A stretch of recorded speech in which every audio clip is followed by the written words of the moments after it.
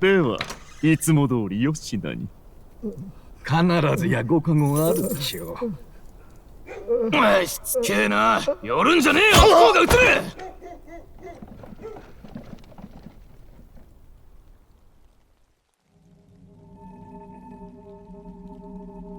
どこまでも醜いな。これが種族が一つかのごとき理想郷か。叶わぬと悟った時に滅ぶべきだったのだ。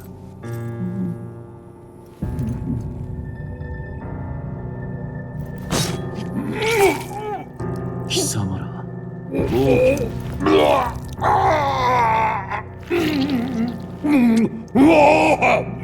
家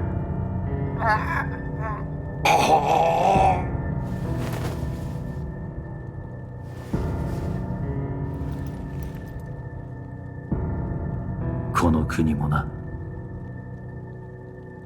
なんということだ。陛下のお命が奪われるなど。王子殿下に続いてこのような。急ぎ世継ぎを決めねば王の魔法の継承が途切れて。そうなれば他国からの侵攻が。それだけではない。我が国は連合王国。悪くすれば内戦もあろう。国難にこそ我らは結束せねば。王殿陛下。誰がこのような。王の寝所に入れるものなど限られています。ですが。いや、陛下は王の魔法を継ぐ希代の魔導士。心臓を一突きなど並大抵のものでは。王子殿下を襲った賊も突然城に現れた。神をも恐れの王族殺し。できる者がいるとすれば。ルイ。さて困りましたな。王子殿下はすでに創生。他に王位継承権のある方々には王の魔法をなす王爵を告げるほど素養ある御人はおられないようだ。こうなると果たして誰が次の王か。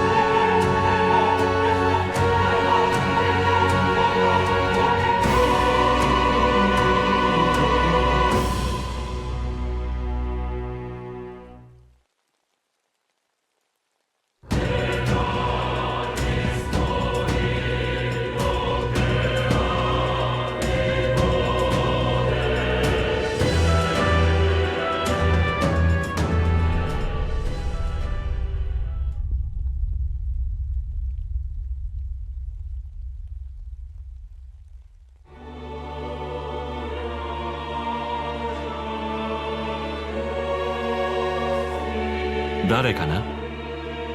どこからか私を覗き見ているのは。Oh, hi, scheming man. And who's there? It's me. And I guess everyone that are here to watch this video of a cozy and relaxing long play of Metaphor ReFantazio.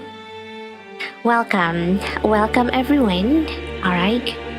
And I can feel you watching me from a place beyond my sight. That's also exactly my dialogue. I can feel you guys watching me from a place beyond my sight. Alright.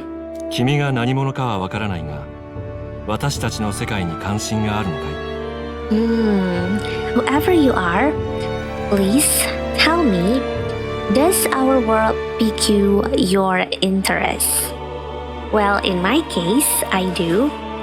This game has been, well, quite the talk of the internet, quite the talk of the public, I guess, ever since the demo has been released. The demo version of this game has been released, and everyone has been very hyped in talking about it. And now that this game is fully released, and of course, congratulations to ReFantazio for such a successful release, everyone has been going non-stop about ReFantazio. I have to actually swipe quickly through my social media like Twitter X, Instagram, Blue Sky, TikTok. I had to swipe really quickly because I'm not the type that prefers to be spoiled.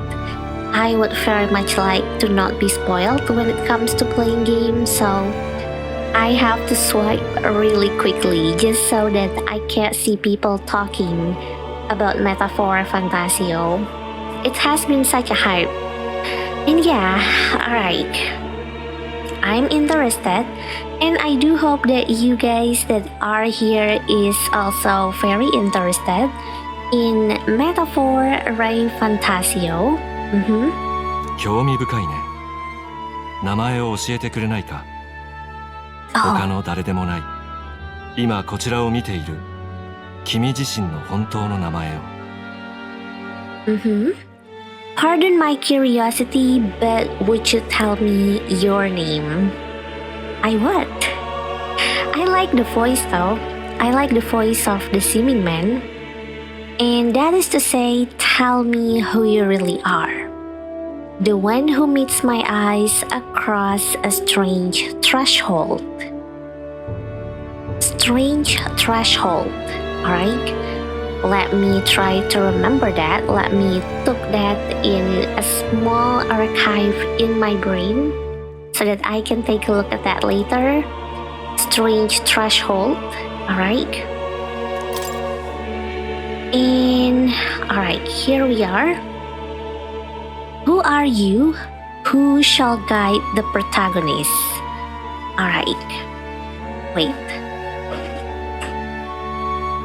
So, alright. This is one of the things that I might have mistaken before. Oh, and I do try to be transparent as much as I can when it comes to playing game and uploading them here in my channel. So I actually have the experience to play the demo version of this game. Well, basically the prologue chapter of this game. I played the demo version on my Twitch stream, and well, basically I have been through several parts already. Although I did not finish the demo at that time because I already have a plan to turn this game into a video and upload it here in the channel. But basically, well, this is embarrassing to say, but if it's not because of the kind people who have guided me through my ReFantazio stream, I would be under the impression that this is the part where I will have to name the protagonist.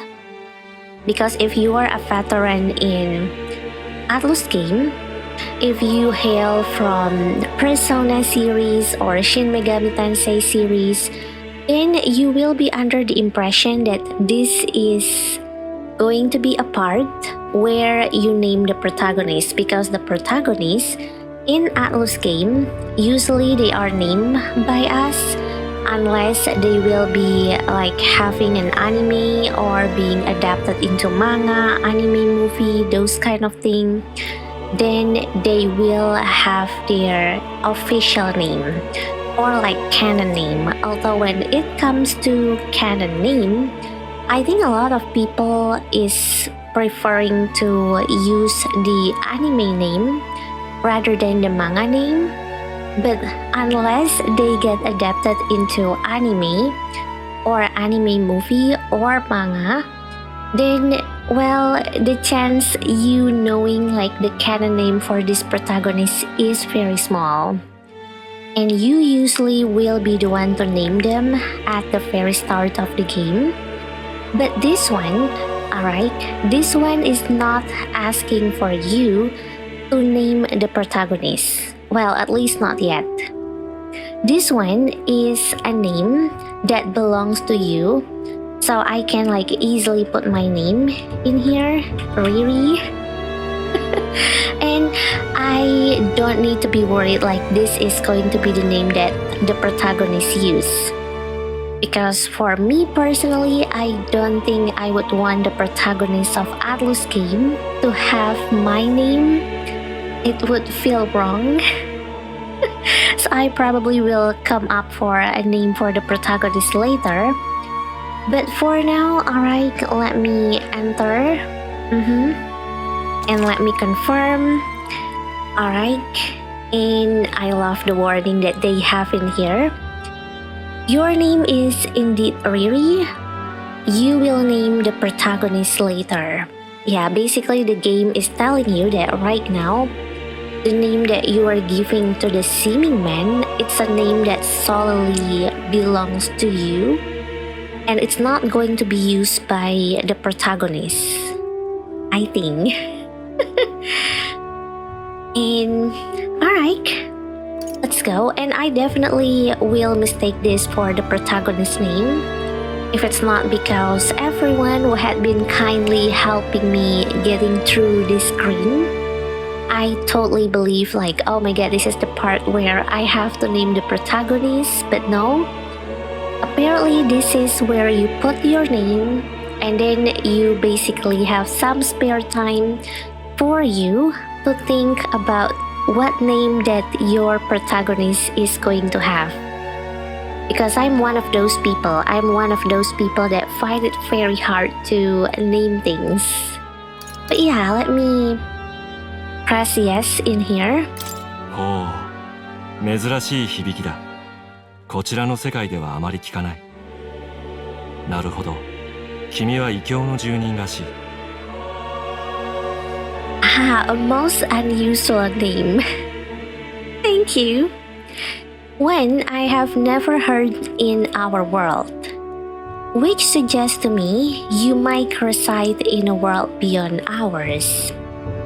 I mean, if Atlus suddenly make a game and then they have the name Riri in there, I'm pretty sure I would be either one, having a heart attack, two, having a panic attack, or three, having both of them at the same time.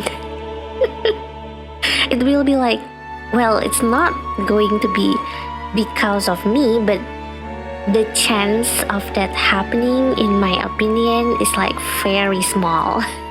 So if that actually happens, it would feel like I just waste up all my life's worth of luck. Yep. And 私のいる世界の出来事は君にとっては絵空事、別の地平の物語。It is a curious thing that in your eyes, my entire world is but the dawn of a story yet untold. Oh yeah, and I actually talk about this as well on my stream, about how I love that it feels like the game is made aware of our existence as players. But at the same time, right now, because again, I have mentioned this before during my Visions of Mana playthrough, but when you are playing a game, when you are playing them for like a second time, for like a third time, sometimes you will notice things that you haven't noticed during your first playthrough. And one of them is, well, I'm experiencing it right now. Right now, I am actually wondering Like, if you pay close attention to the scene that we have behind us, it is a scene of our world, I guess, because those tall buildings, those skyscraper, I think that is definitely ours. It belongs to our world.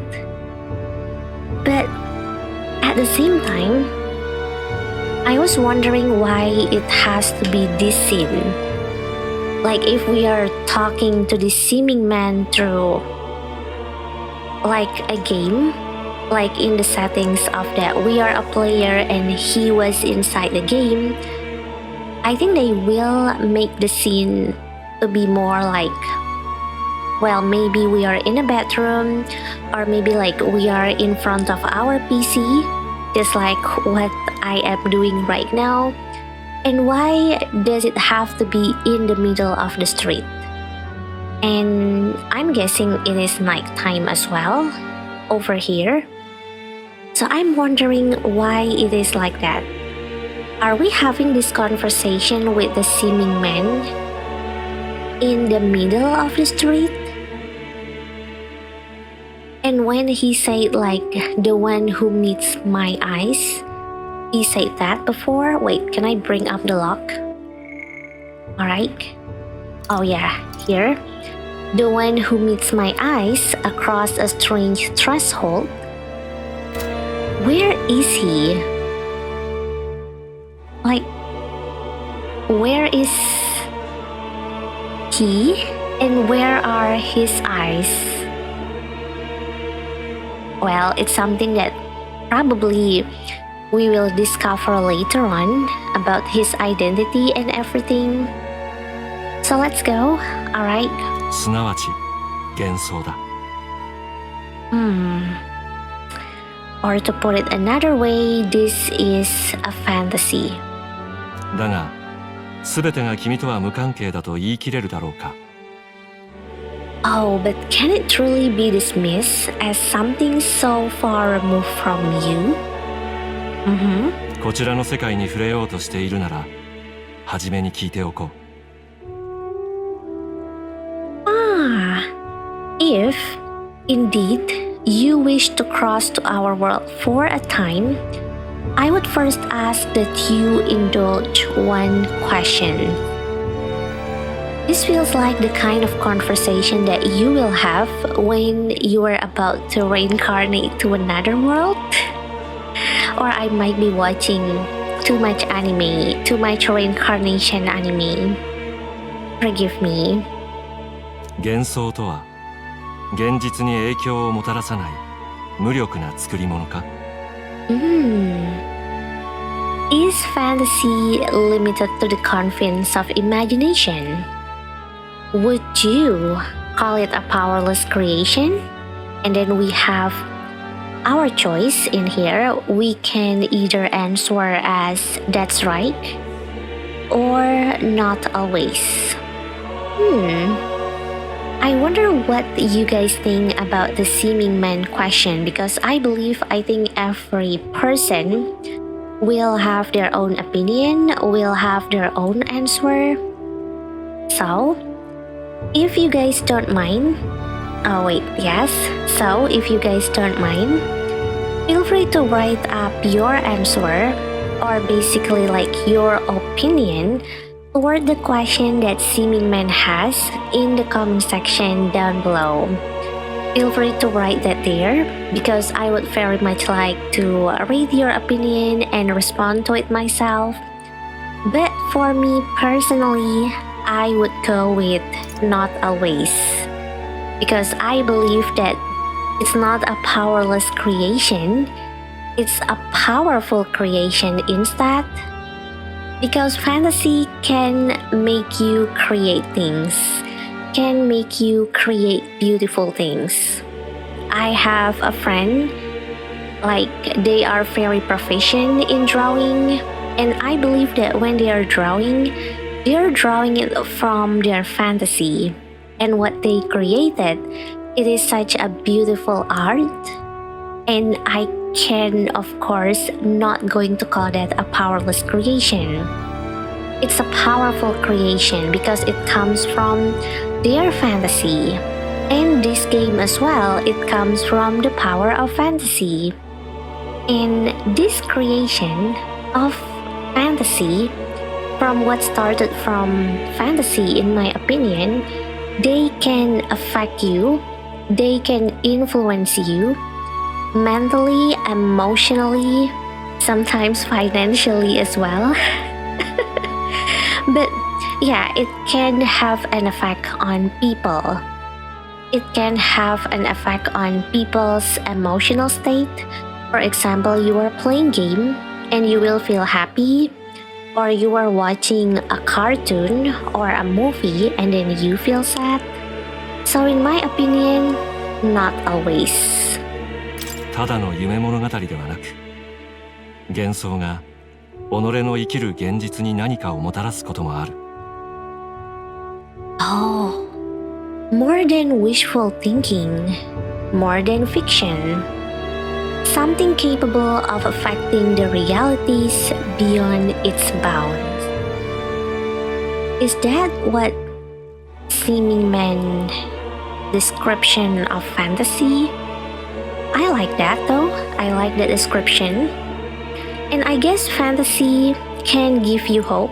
It comes from someone's hope, and then they can give others hope as well. That's what I think. 君はそう信じているわけか。This must be what you believe. Yep, this is what I believe. Fantasy is not a powerless creation. Instead, it's a powerful one. 私には未だ答えがわからない。Oh, I confess my own answer still eludes me. Alright. I guess some people will have readily answered that question, like me, or like you guys that are writing your opinion in the comment section. But maybe there are people that also are unsure about what effect that fantasy can have. Like, is fantasy a powerless creation or a powerful creation? And it's fine. I'm not going to force you guys to make a choice, unlike this game, because unfortunately in this game you have to make a choice. But let's continue. And I do hope that Seeming Man also can finally make a decision later about whether or not fantasy is a powerless creation or a powerful one. だがもしも幻想とは世界がこのままである必要はないという願いなのだとすれば。Oh yeah, that's what I believe too. But consider, if fantasy is born from hope, that's what I believe as well. A desire to make the world better than it is. 幻想こそが世界をも作り変える新たな現実となるかもしれない。Then that hope can be made manifest. Thus, does change come? And thus, is fantasy forged into a new reality? That's very beautiful way of describing how a fantasy can affect reality. I like that. それを確かめるため、君が体験しようとする物語を見守ってみることにしよう。Perhaps the story about to unfold before you will tell us. I am thoroughly invested now myself. Okay, sit down, Seeming Man. Time to join everyone. We are going to dive into the world of metaphor ReFantazio. Alright. それでは始まりだ。それでは始まりだ。Oh, here we are. Alright. So, I guess you guys are going to be spoiled already, because I will definitely name the title about what difficulty that I'm choosing when it comes to playing Metaphor ReFantazio. But, alright, let me give everyone who might be new to this kind of game, alright, a slow explanation about the difficulty that this game has. And what difficulty that sometimes can be exclusive to a new game plus, because I see one right here, Regicide, a high risk, high reward bolt for only battle hardened players. And if I choose this, yep, you cannot select this mode yet. Yeah, I can't select this mode yet. And I think that's because probably just like, well, other JRPG games that I have played before, like, they will have a difficulty, like an extremely difficulty. What am I talking about? Alright, wait. Let me sort out my thoughts first. So, alright. There is 5 difficulty that this game had. From Storyteller, this is for players who want to focus purely on the story, and the battle also pose no threat of death. To Regicide, we already read the description of Regicide. And there is also easy, normal, and hard. But this one, as you can see, we can't choose this mode just yet.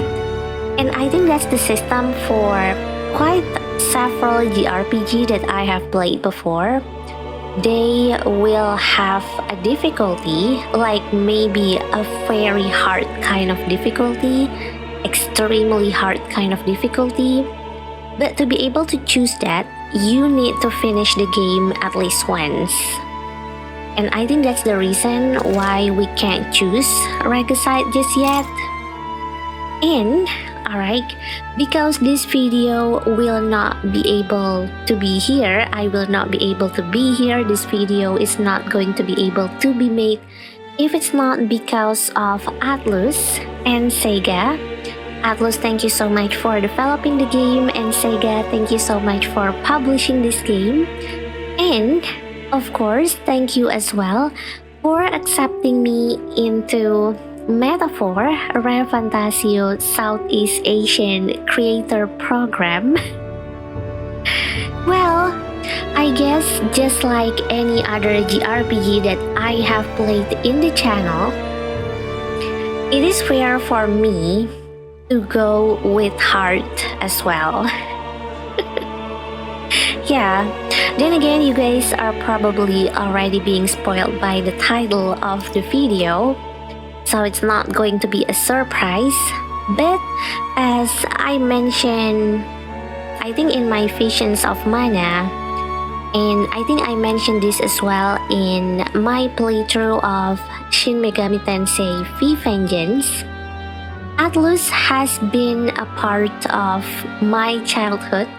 They are the one who introduces me to the world of game. So right now it feels like, well, it feels like that I have to say my thank you for bringing me into this wonderful world of game, especially the wonderful world of JRPG. So I will go with the hard difficulty. Alright. For players who want intense battles, and this difficulty can be changed later on. Oh yeah, and this is also, I don't know since when that games start to put this kind of thing, start to have this kind of features, but basically, you can change difficulty of games midways while you are playing the game. So for example, you are choosing easy, alright, and then later on you feel like maybe I want some more challenges in life, and that means that you need to change your difficulty. And you can do that. You can do that in the middle of a game. You can go to the settings and change the difficulty to either normal or hard. And that's it. The game will change difficulty. And then if you feel like the game is too hard, maybe you are playing on hard, like me, a few seconds after this, alright? And you feel like that the game is too hard, you can definitely lower the difficulty as well by going to the settings and changing it to normal or easy. Because I don't think we can change the difficulty when you choose a storyteller. There is no text that's saying that this difficulty can be changed later on. So, in my opinion, for storyteller and for regicide, you can't change the difficulty. So once you choose that, you are stuck with that until the end of the game, or you make another playthrough, you make another save.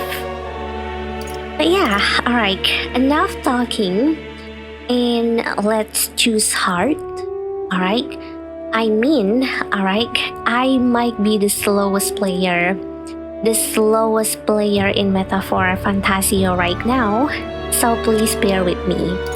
If you are new to this kind of video, or if you just found out about my channel, feel free to look at my channel description or the description that this video has to learn more about what kind of video this is.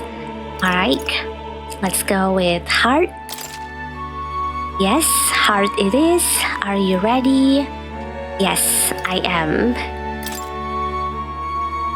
Are we ready? Alright.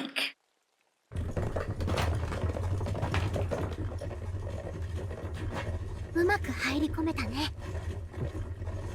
ここを抜ければもうすぐ王都よ。本当なのか、王様が死んだって。軍は葬式の支度に兵を取られて治安は最悪。ただでさえ妙な怪物が出るとかで兵隊が足りんの。怪物か。確かに近頃噂を聞くな。おまけに王には世継ぎがいない。後釜争いで揉めるだろう。思いやられるぜ。何対戦者。諸君、我々は義勇団である。王家も正教ももはや救いにならぬ。分身ルイ様の世が来るぞ。資金と忠誠を捧げよう。従う者は守る。だが逆らえば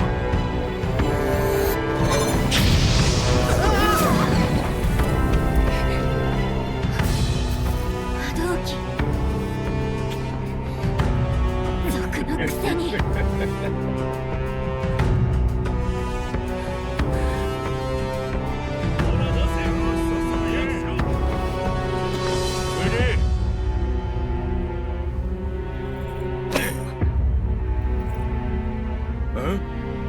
前、こりゃ珍しいエルダ族か。本当だ。角も長い耳もね。汚れた種族王都になんのよ。おっと、なんだ生意気にこんなもん持ちやがって。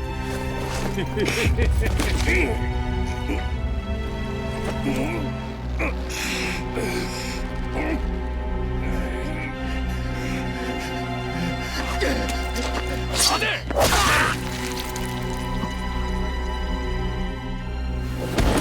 逆らうのだろ。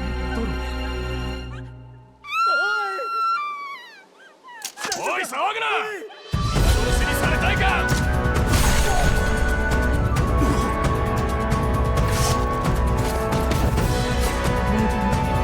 死ぬこともあるという。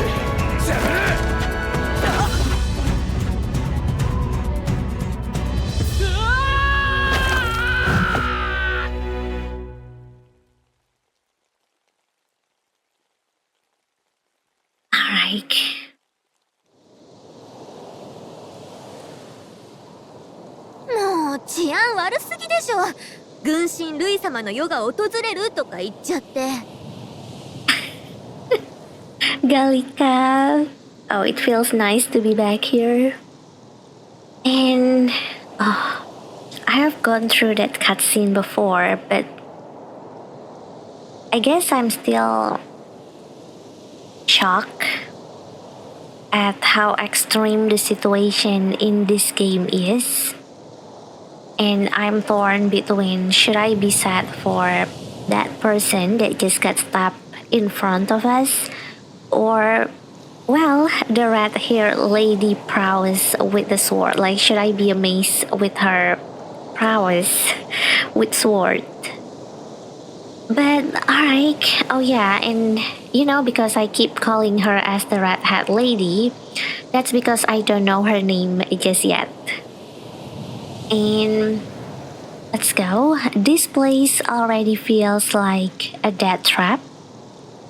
You hear all that stuff about Lord Louis saving us? ちょっと大丈夫？まあ首がつながってるだけマシね。You still got all your limbs attached? I think we do, yep. 匿名のことはバレずに済んだし、幸運だったと思いましょう。Oh, yeah.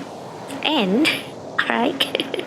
This is one of the most important moments from my Twitch stream as well, from my demo playthrough, that I'm very sure I am not going to forget this in 10 years top. I think 10 years from now, this memory is still going to be fresh in my mind, alright? Because this is such an exciting moment. This is such a shocking and exciting moment. I scream so loud at this at this revelation, and the chat is also going crazy, especially I guess because not a lot of people have played the demo just yet at that time. But alright, before I show you what it is that making us go wild, I want to appreciate the silhouette. Wait, here, the silhouette of our protagonist in black and white.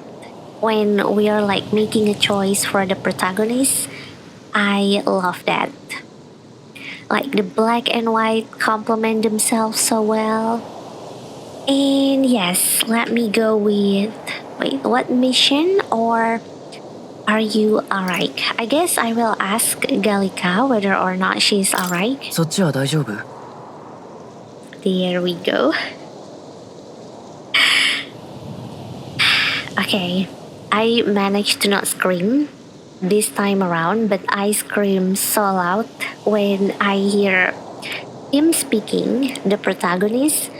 And just to give you a bit of a context for those that might not understand what is happening right now, well, actually, in a lot, I can't say every Atlus game, but in Persona series, in Shin Megami Tensei series, all the protagonists, they do not have a voice.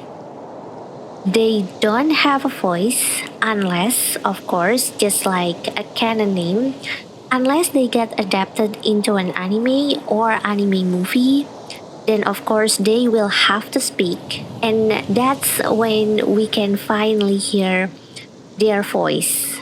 But if they're not being adapted into anime or anime movie like Persona 3, well, your chance of hearing your beloved protagonist from Atlus games speaking is very close to zero. Most of the time, they're not going to speak. And now, suddenly, we have a protagonist that can speak, alright? I am fangirling so bad. I am a girl, and there is a word girl in fangirl, so you have to forgive me, alright? This is a cozy and relaxing long play of fangirling. But yeah, Are you alright? Well, Gallica is alright, but me, not so alright after hearing him speak. 私の心配できるなら大丈夫そうね。Bit worse. Gallica. I love Gallica's personality. Well, so far, I really like her. わかってると思うけど、私たちの正体が誰かにバレたら終わりだからね。You do know that if anyone finds out who we really are, it's all over, right? 命より重い任務よ。失敗したらもう行き場なんてないんだから。Alright, so we are in a mission. And it's a very highly dangerous mission. A very risky one at that.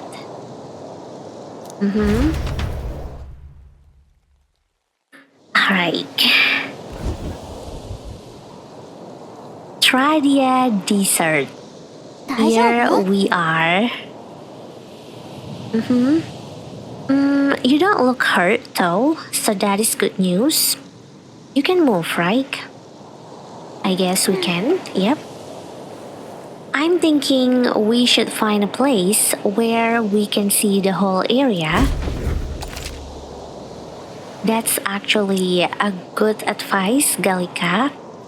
And here we are, alright, in Tutorials Dungeon, basic controls. Alright, use the movement keys to move. Hold RT while moving to dash. Press B to dodge enemy attacks. Okay, movement keys, RT, okay, RT and B to dodge enemy attacks. Some actions you can perform and their corresponding controls are displayed at the bottom of the screen. You can also use the minimap to see which way to go. Alright, fair enough.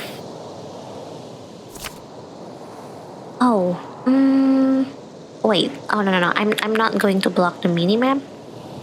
Alright, you can view tutorials you have seen before in the main menu. Alright. 行くわよ。 Okay, here we are. Finally, we are gaining control. And wait, let me go through the tutorial again. RT. Wait, let me move the camera around. Yep, this is... is it too fast for you guys? The camera movement? I was thinking that maybe I should slow the camera speed. But is there a way to do that? Wait, let me try to slow the camera speed. Wait. Settings. Alright. Maybe display? No? Not this one. Graphic settings. Nope, not this one as well. System. Do we need confirmation? Vertical camera. Oh, nice. There is a camera speed. Alright, let me lower this maybe to a half for now. Yep. Okay, let's try. Is it much easier to look around? Or maybe slow it just a little bit more, I guess. Okay, let me slow this a little bit more. Okay. And yes. Alright. Oh yeah, I think I like this speed.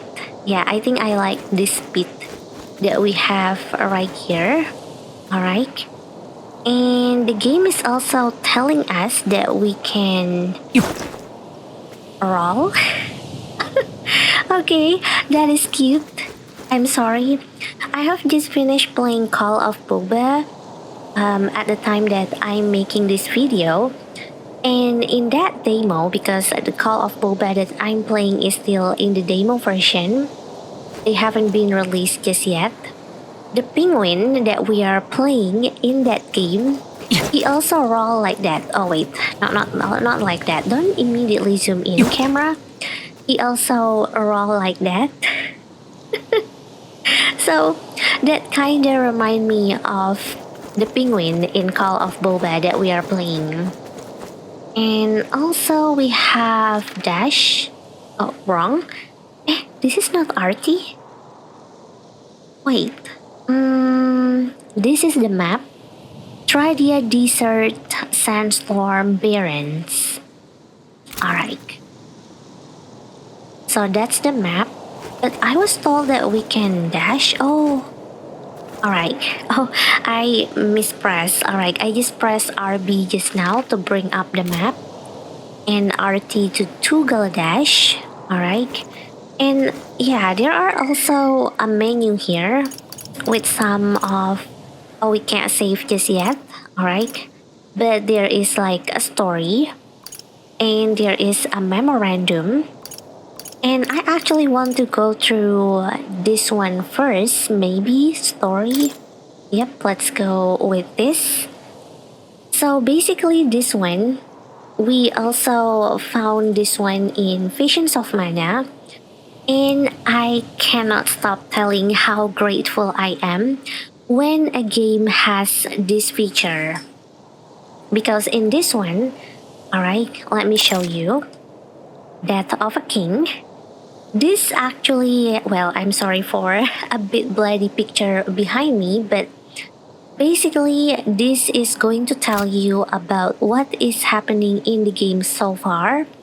So for example, if maybe you are currently playing this game, but then you get busy with life and maybe you can't play this game for 1 or 2 weeks, and then you start forgetting about the story so far that this game has, well, you can always go here to catch up with what you have been doing in the game before.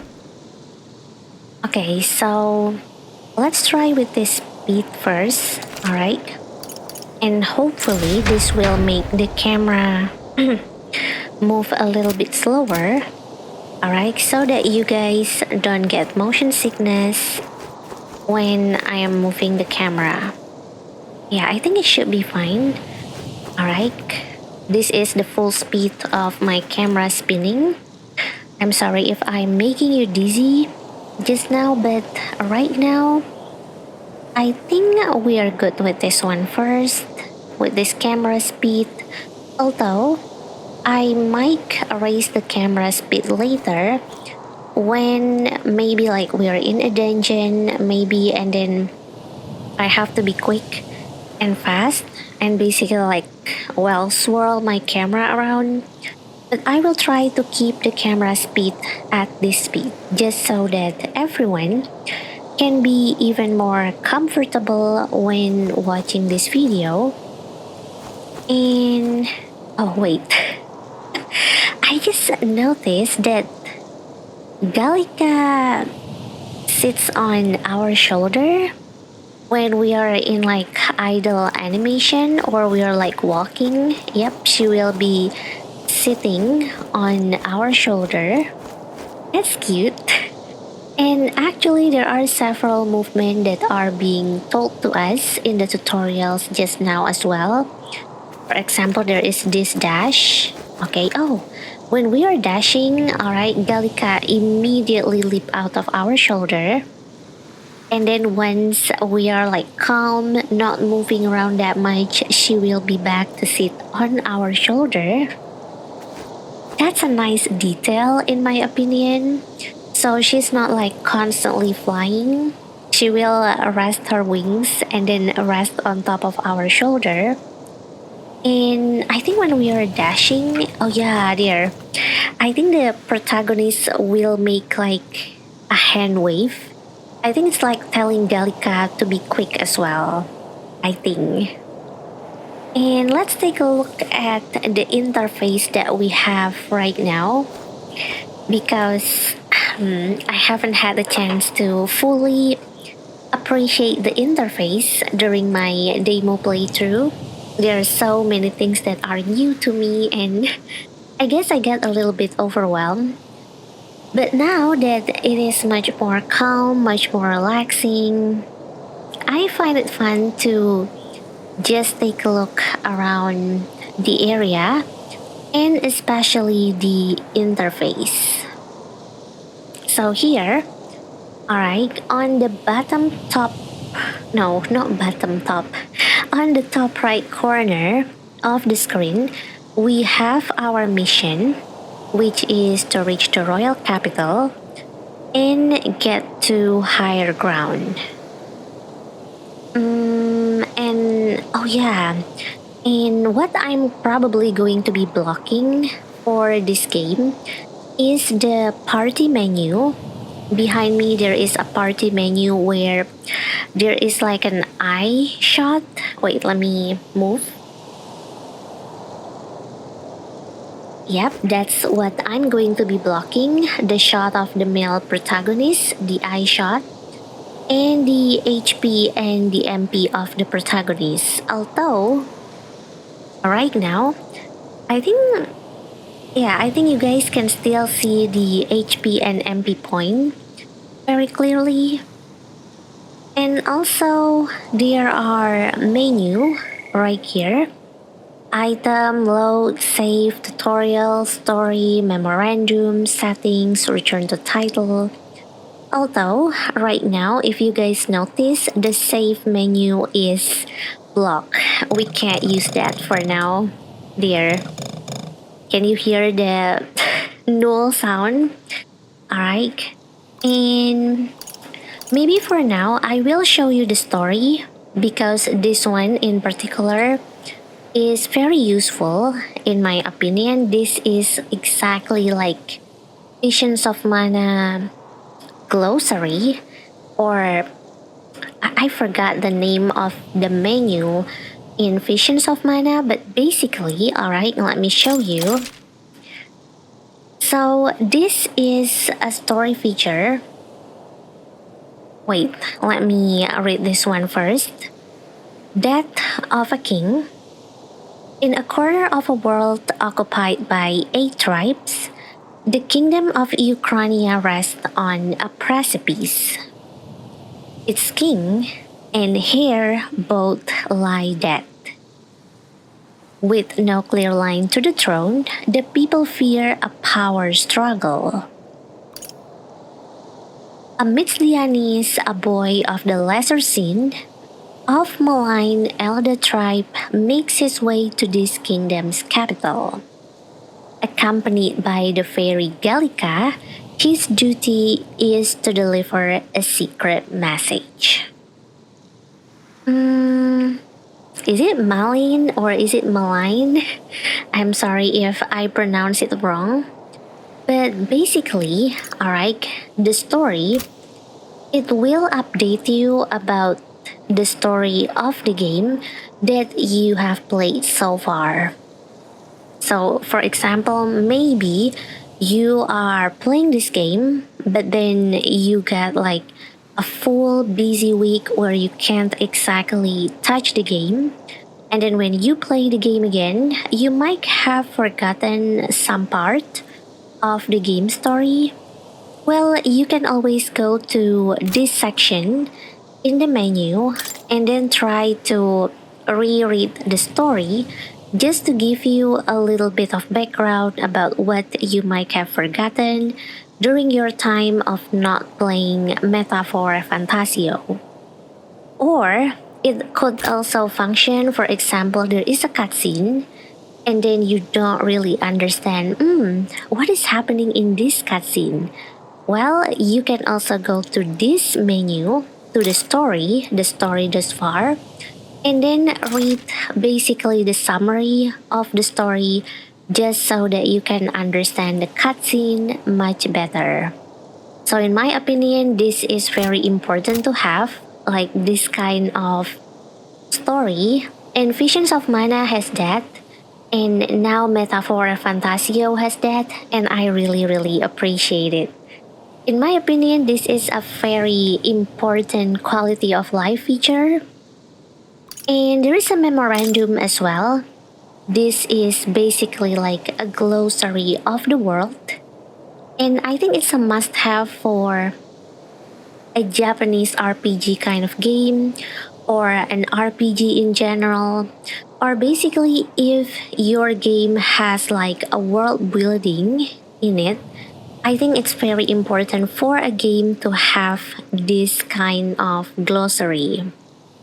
And right now, alright, there are several sections that we can read up on, but maybe we'll just read the Gallica one, and then we will read the other, like culture, sanctism, and then magic. We will just read them later, alright? Because right now, I think the focus is to get to a place where we can save. This is hard after all. And yeah, let's read Gallica's description first. Alright, she's so cute. A fairy who accompanies traveling boy on his journey, doubling as his chaperone for his special mission. Her diminutive... Diminutive? Why do they have to use such a word to describe her physique? Excuse me, game? Her diminutive size excludes her from participating physically in battles, but her special fairy traits allow her more proficiency than Traveling Boy when it comes to sensing magla and knowing magic. What is magla? I think I heard that before as well during my demo playthrough, and I still haven't figured out what is magla. Though she can become heated when her personal values are tested. Personal values? Is it her height? Is it her size that is like being mocked at? She's a reassuring travel companion. I mean, even the game is trying to roast her. That's what I'm feeling right now. Like they use a word diminutive. I feel bad for Gallica. But yeah, I think that's a bit of information about the world that we are in, and about our companion Gallica as well. There will be more entry to the memorandum later, and of course to the story as we progress with the game. And I really recommend you guys to read this part of the game, the memorandum, because in my opinion, reading this can give you an insight about the world as it is, the law of the world, the setting of the world, the history of the world. I like reading these kind of things. So if you are going to be following my playthrough of Metaphor Fantasio, then I will have to warn you, I read this kind of text. I'm the type of player that if the game gave me text, I will read them, and I'm not going to be allergic toward them. If they gave me a long text, I will read them all. And it's not going to be cut from the video. I will be forcing you guys to read the text together with me. I will be reading it, you guys can just listen to it, but then I will also share my opinion about what I'm reading. And alright, I think that's all. Although, there is a tutorial as well, right? That is telling us that we can... Wait, roll? Yep. Wait, hey. You know, a few days ago, I was playing a demo for a game called Call of Boba. And in that game, there is a penguin that we have to play as. We are playing as a penguin, and the penguin can roll. And honestly, looking at the protagonist's way of rolling, It does remind me of that penguin from Call of Boba. Oh, that is so cute. Not to mention that I think they have the same shade. Like the shades of the penguin is very similar to the shades of the hair that our protagonist has. But then again, I'm blind when it comes to differentiating shade. So if you play both game, if you play Call of Boba, the demo version, and if you are playing this game as well and you think it's very much different, I am sorry. Oh yeah, and there is dashing, yep. We already learned that. So, let's go. Wait, let me open the map. There we go. Our destination is the blinking red icon over there. Alright. Oh, and we are in Tradia Desert Sandstorm Barrens. Although there is a number above the map, 1 per 1, I don't know what that means for now. But yeah, let's go. Oh, wait, I'm sensing something close. Don't move. Alright, oh. I forgot those things. Unknown, yep, level unknown. It's a sandworm palmo. Alright. And yeah, those look especially dangerous, so watch out. I don't think they have noticed us yet though. Alright. Oh, another tutorials, another dungeon tutorials. Press Alt D. Alright, to use face hike. This ability lets you see what Gallica senses in the environment. When you see an enemy you have never confronted before, it will show up as unknown. Prepare as best as you can. Can I bike actually? Avoid the enemies and head for high ground. Just follow that cliff on your right. Okay. But wait, let me try. Face hike. Everything's pretty standard. But there are so many monsters. Yeah, there are monsters as well, right? Oh, and wait, I'm blocking this. Wait. Here. Can you guys see that? I just noticed that there is a date. Wait, is it like 6 February? Like 6/2? Yeah, 6/2, or is it 2/6? I think it's 6/2, and the day is, oh, it's a different day from our normal day term. It's a Waters Day, and right now it's afternoon, and it's 31 Celsius. Wait.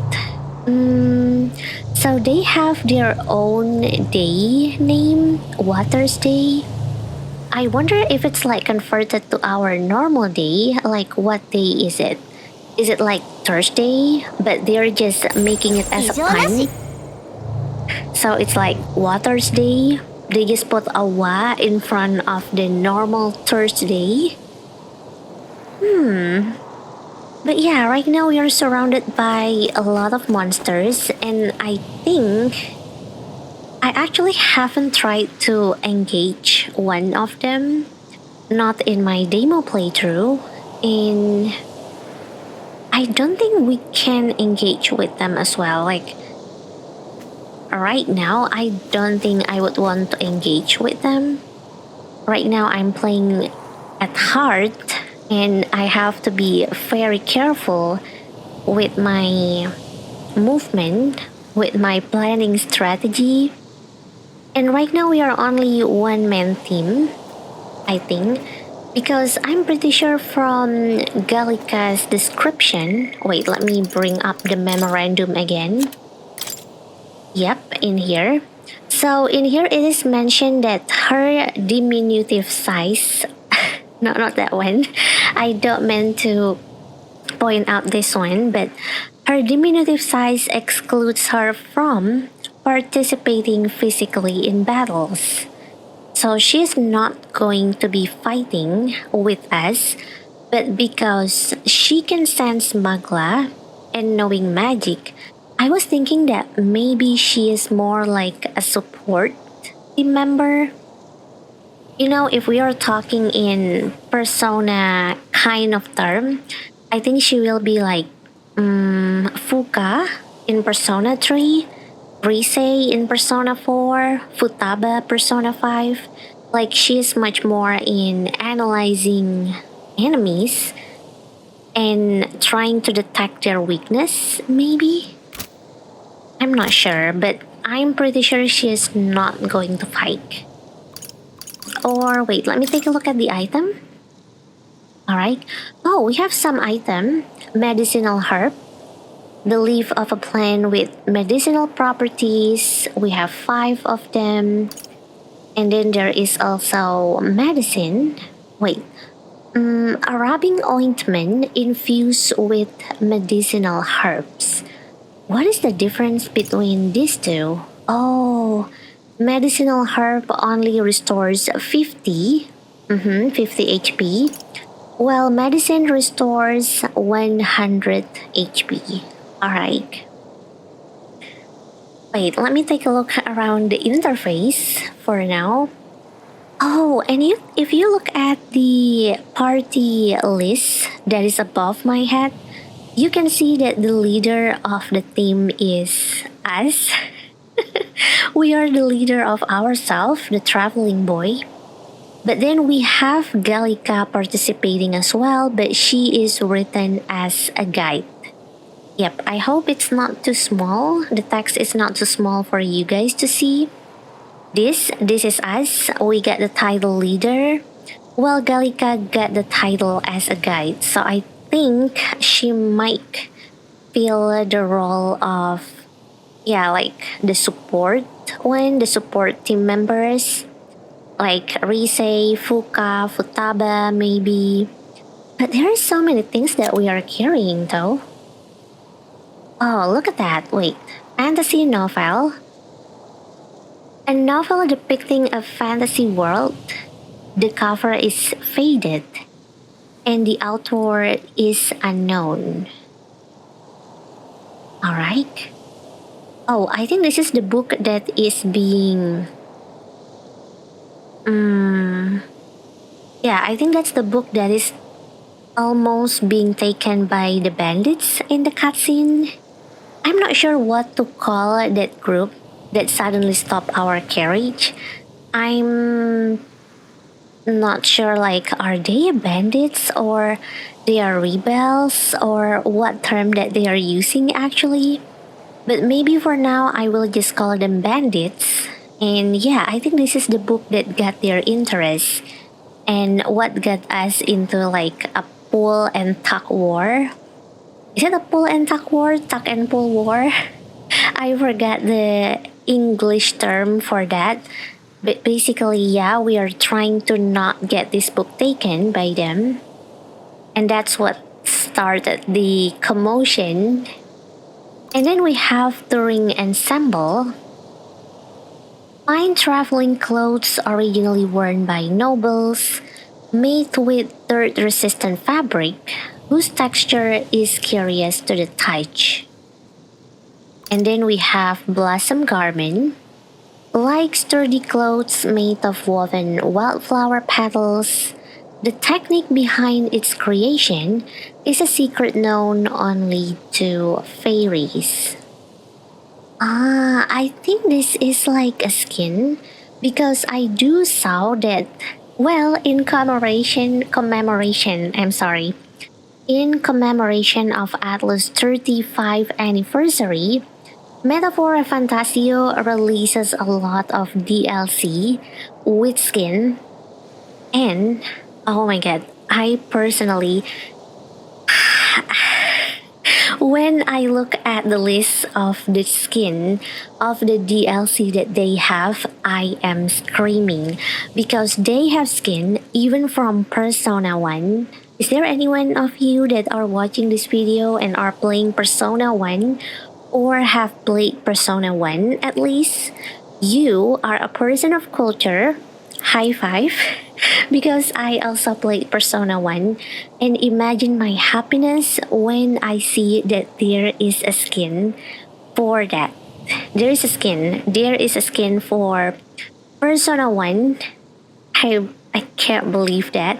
And there is also a skin for Atrian Odyssey. And if you guys don't know what is Atrian Odyssey, it's another game made by Atlus. It's basically like a dungeon crawler RPG, but you are making the party yourself. So you make your character, you name your character, and then you travel with that character into a dungeon. I played that before, and I really love the game as well. So seeing all of that DLC, it's just very much like making me happy and excited, and making my wallet goes empty as well, but it's all worth it. And I think my tracking stopped a little bit just now. I think I might gotten too excited in talking about the DLC. But alright, so if you look at this, if you hover over the touring ensemble, you can see there is an E icon on the protagonist. That's mean they're equipping the skin right now. And Blossom Garment, Gallica is equipping that. And I think the rest of that is basically, yes, their equipment. And yeah, let's see. Let me take a look at this because I think there is like a specific attack type as well. I mean, look at that, Legacy Sword. A plain looking but well-made sword given to you on the day you left home. And then there is like a mention that it has a slash type of attack and protagonist only. So I think the character in this game, well, the character in your party, they are going to have a specific weapon type. I think they are following the persona type of attack, that there is like a specific weapon for each character. Let's see, yeah, Legacy Sword, yeah, slash, protagonist only. Oh, but Gallica has a weapon though. Fairy Saber, yeah. A sword used by fairies for self-defense. It is too small for anyone else to wield. Gallica only. Yeah, she has her own weapon too? I thought she's not going to fight though. But then she got a sword? Well, not exactly a sword, maybe like a small sword. And no, I'm not going to use the word tiny sword, alright? I respect her. And there is an armor, yep, traveler's clothes, attire favored by travelers, allow for easy movement and is simple to clean. And then there is fairy's clothes. Oh, but when it comes to armor, yep, there is no protagonist only word in here. Meanwhile, for Gallica, it is still Gallica only. Special protective gear for fairies. Too small. Too small for others to wear. Wait, is it already twice? The word too small is being used in this? Yeah. Look, Fairy Saber. It is too small. And then we go to Fairy's clothes. Too small for others to wear. I feel bad. I didn't know this. I haven't had the chance to go around item and then reading out their description during my demo playthrough, so this is also a new discovery for me. But I feel bad. I feel bad for Gallica. And what is this? Gear? Alright. Traveler's shoes, plain leather shoes, like and easy to walk in. If this fairy's hairpin has a word too small again, I will totally feel bad for Galika. Alright, here we go. 3, 2, 1. I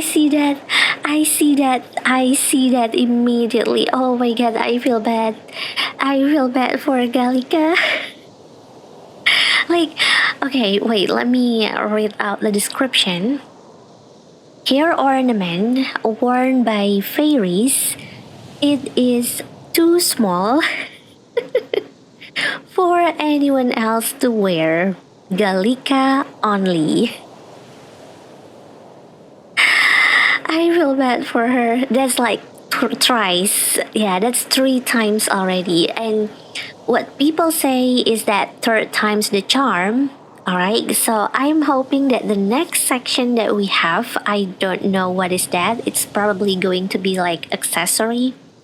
I do hope the last slot that we have, the last type of inventory or item that we have, is not going to have a too small word or any kind of word that is like pointing at Galika's lack of size. Alright?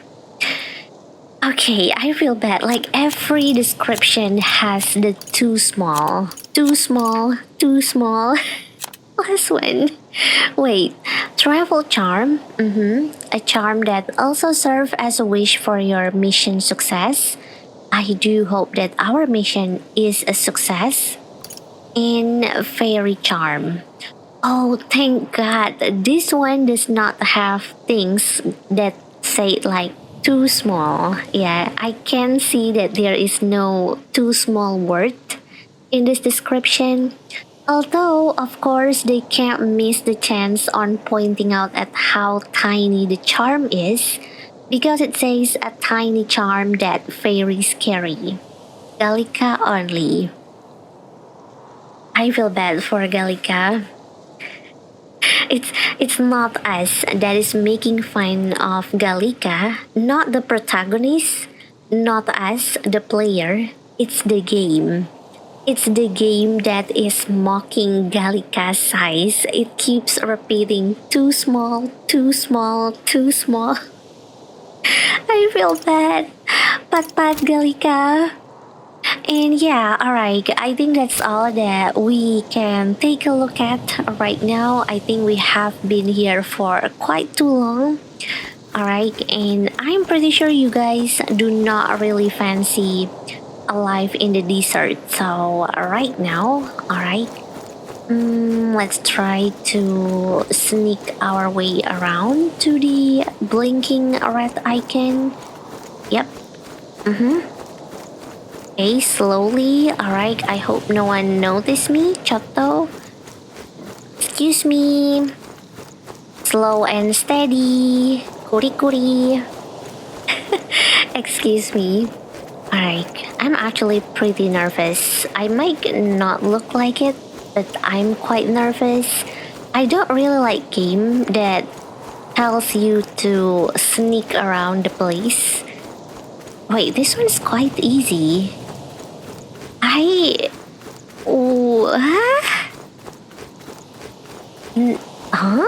I'm safe? No one's chasing me? Guys? Hello? You guys did not see me? You guys not going to chase me? Okay. Alright. See you later then. Have a nice day, everyone. Thank you. Alright.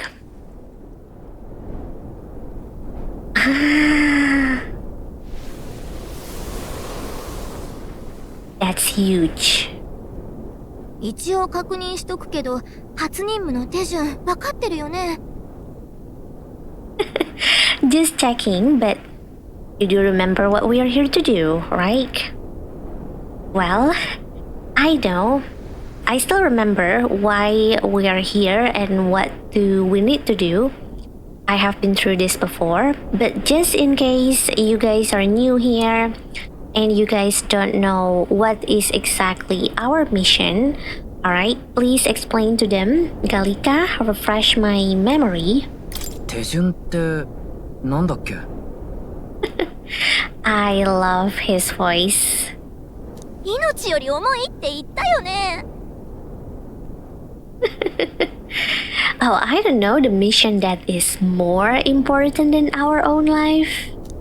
まずはオートに入って護兵者で新兵として採用されるよう動いて。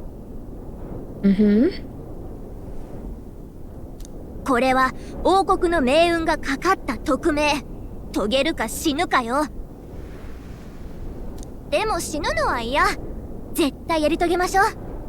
Yes, so that's actually our mission. We have to sneak into the royal capital and become a soldier. We need to enlist as a soldier, and we cannot be found out. And that's why, like, we have to be very careful with this mission. And of course, I like Galika's personality. She's like, nope, I don't want to die. I want to stay alive. So we have to do this right. We have to do this mission right. 日が暮れる前に抜けないと危険ね。めげずに急がなきゃ。Alright, come on, we don't want the sun to go down on us in the waste. Oh, that is definitely true. I don't want to be here when it's nighttime. So yeah, let's pull ourselves together and get back on the road. 不安は現実に恐るべき怪物を生み出す。これ、私たち妖精に伝わる言葉よ。Oh, anxiety breeds the world's cruelest monsters. You know, that actually, I think it's true. I think I can agree with that saying, with what the fairy are saying. Really agree with what the fairy are saying, yes. But jokes aside, I believe that it's true. If you are anxious, you might be pushed to do things that is like not the things that you usually do, or you might be pushed to do extreme things as well. So the word anxiety breeds the world's cruelest monsters. I agree with that. Although I was wondering if someone in our world, in real life, I mean, like, is actually having a code for that. Like, this code is actually comes from someone in our life. I was wondering. But yeah, alright, let's go. いつもの魔法をかけてあげる。気休めくらいにはなるでしょ。Oh, this one. Alright. This one is definitely going to mess with my concentration. So, you know what? I'm not going to explain anything. I will just let you experience what I mean. Alright, a magic that is going to make me hard to focus or hard to talk. Alright?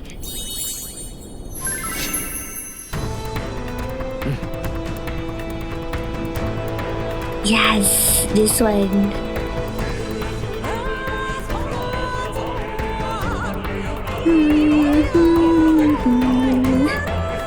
I like this one. Oh, I love this music so bad. And yeah, it is a stuff music is playing directly in my mind. The effect of Galika's magic is inspiring. It's very... Oh my god, I can't even describe this music. It's very much made me feel motivated and inspired. And I don't even want to speak, to be honest. I just want to listen to their voice right now. この世に初めて生まれた魔法は音楽なのよ。どう？乗ってきたでしょう。 Oh, she looks so happy. She's like floating and swishing to left and right. And music was the first magic this world ever knew after all. I agree. I agree that music has a magic inside it. It can make you feel happy, it can make you feel sad. That's music.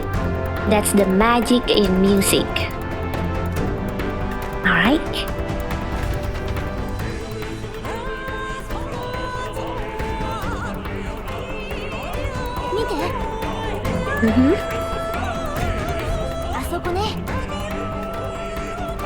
That's a road, isn't it? Alright, what a relief, Grand Thread is already in sight.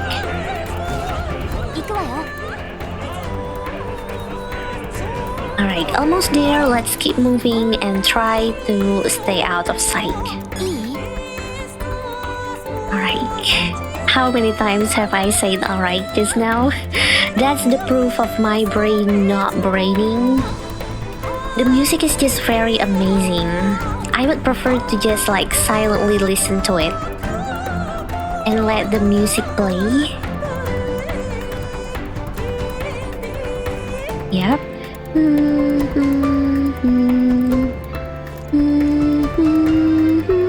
Oh my god, I love that song. And alright, so here we are in Tradia Desert Main Road. Yep, you can see it here. Tradia Desert Main Road. Oh, but it changes the number on top of the map. It changes to 2/2. I wonder what that means. But for now, alright, we safely managed to... Oh, I'm sorry for turning the camera a little bit too fast, alright? But here, alright, I want to see if we can go back here. Oh, alright, that's not the way to Grand Thread. Galika looks angry. I'm sorry, Galika. Alright, I just want to try. I just want to see if I can go back. I tried that before in the demo and I can't. And then I'm actually curious and want to try that again in here. But can we save in here? Oh, we can't just yet? Alright, that's fine. Let me see. Oh, there are still a lot of animals in here. I guess it's much more fitting to call them monsters by now. And our destination is that way, I'm guessing. Yep, the big building. And yeah, if you guys look at that building from here, what do you guys think the building reminded you of? Because in my opinion, it reminded me of a Darth Vader headquarters. I don't know. And I don't even know what to call that huge building. Like, what is the shape? It's like a triangle. It's like a flip triangle shape, I guess. Or maybe like a wings shape as well. But I'm not sure what to call that building. But alright, so let's go this way, I guess. Although if you look at that, there are some glowing items and I want to get that. I want to get the glowing items. Can I get that?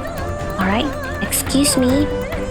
I'm afraid of that lion that has like a Scorpio tail on it. Wait, Galika?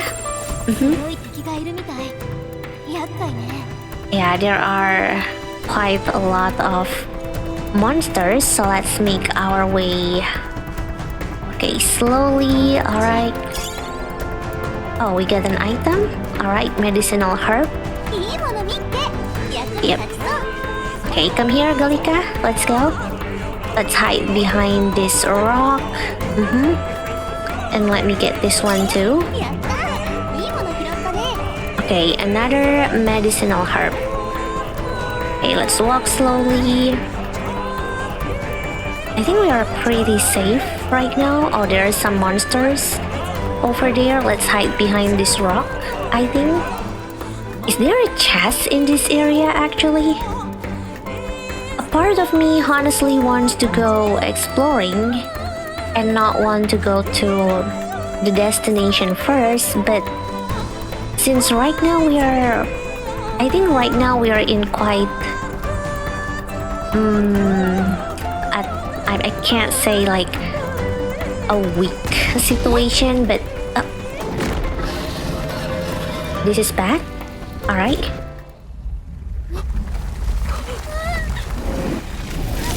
Oh.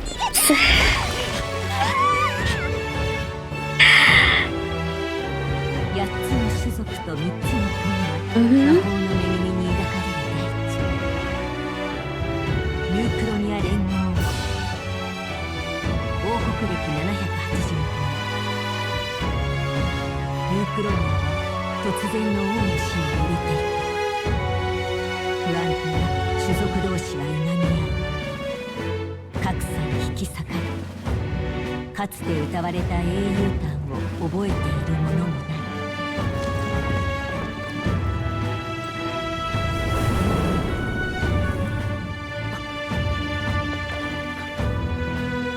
これはそんな世界を塗り替える幻想の物語。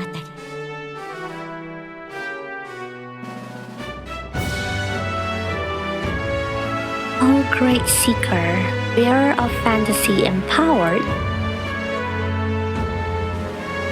hear my wish and come forth from thy epoch of glory to grant me thy guidance. Okay. うわ、でっか。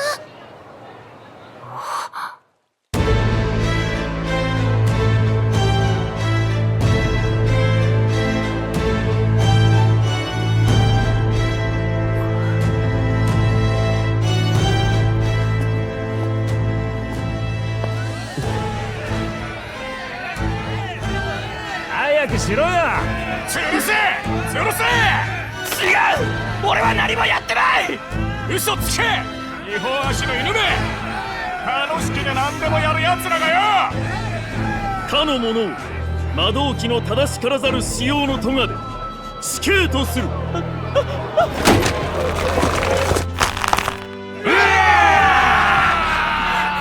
カリパスってだけで言い分すら聞いてもらえないのね。ひどいだろ。あんた何か恵んでくれよ。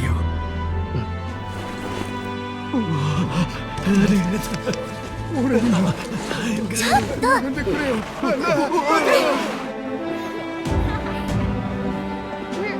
田舎とは違うのよ。まった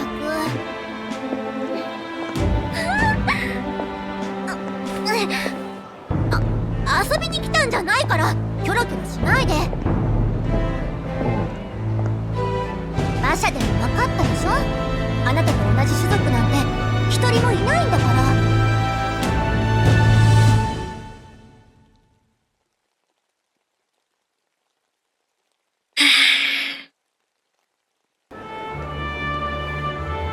にしてもさすが王都ね。いろんな種族が行き交って田舎じゃありえない。I love this view, but at the same time, I have watched that cutscene before, and to watch that again, it's just sad. I did not expect that they will have that kind of scene in the game, so it's kind of sad to see that, and then I have to see that again. So yeah, it's quite sad to see the hanging cutscene. But yeah, here we are in the capital. Oh, I love the view. It looks so beautiful in here. I love the palette that they use. Maybe the filter, the palette, I'm not sure, but the scene that I'm looking, like the ambience that I'm seeing, I love this. I love this color scheme that they are using. And でも決まった種族が幅を利かせてるらしいよ。クレマール族とかルサント族とか。oh yeah, and Clemars and Rusantes are the name of the tribe, are the name of tribes, and we will learn about that later. Well, soon actually, yes. ただでさえエルダ族なんて珍しいから絡まれないよう気をつけて。ねえ聞いた？陛下の話。Oh, 病気じゃなくて本当は殺されたとか。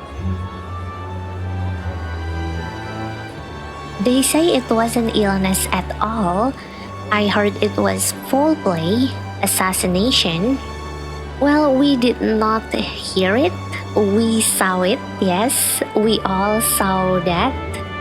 It was, well, a stab kind of attack, I guess. シリ、めったなこと言っちゃダメよ。Oh, and I think that lady is carrying the flag of the country. Or, no, kingdom, yeah. Because this is United Kingdom of Ukraine. 確か王子様の時もそうじゃなかった？襲われたとかって。嫌だわ、これ跡目争いよね。A war of succession is coming. Alright? 辺境で怪物が出たってよ。今度も兵隊を送るらしい。Monsters. Alright, there's so many information just now. And I'm trying to take all of that in. Monsters have been prowling the countryside. Alright. ここんとこ軍はふぬける一方だな。ルイ様が中央にいた頃はもっとビシッとしてたもんね。The army's really gone to hell. It's a far cry from when we had Count Louis at the helm. I will tell you that much. この国どうなっちまうんだろうな。Oh yeah, and this is a fact that I noticed during my demo playthrough. The fact that these two people, they are talking while also like inhaling and exhaling something, right? So looking at them, I noticed that they're actually inhaling vape. Yeah, like they're vaping, I guess. It's like they're inhaling something and then a smoke come out from that. Oh, but that guy, it's not very noticeable. I think you have to wait until this guy is doing it, because when he is doing it, you can see the smoke coming out from his mouth. Although I think right now it's just this person that is going to be inhaling his vape. せめて後継ぎの王子が死んじまってなけりゃな。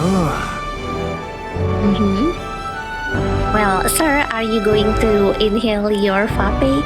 I don't know if that's like a real vape, if it like still has the same name as the vape in our world, but it does look like vape. And I don't know, there's something hilarious seeing, well, something that is very familiar to see in the real world, and then you are seeing it in a video game for the first time. It's making me giddy and excited, and seeing this again, it's making me excited again. And yeah, so basically they're talking about how right now there is an empty seat of power. No one is able to take the throne. So that's why, like the lady before said, there might be a war of succession coming, because everyone that wants the throne, they will fight each other. They will start fighting each other to see who gets the throne and basically gets to be the king of this United Kingdom of Ukraine. And alright, I will explain more. Well, the game will also explain more as we go further. So let's go. Alright, let's proceed. Oh, I love that transition. It's a flashback transition. やはり王子殿下の身に変わりはないか。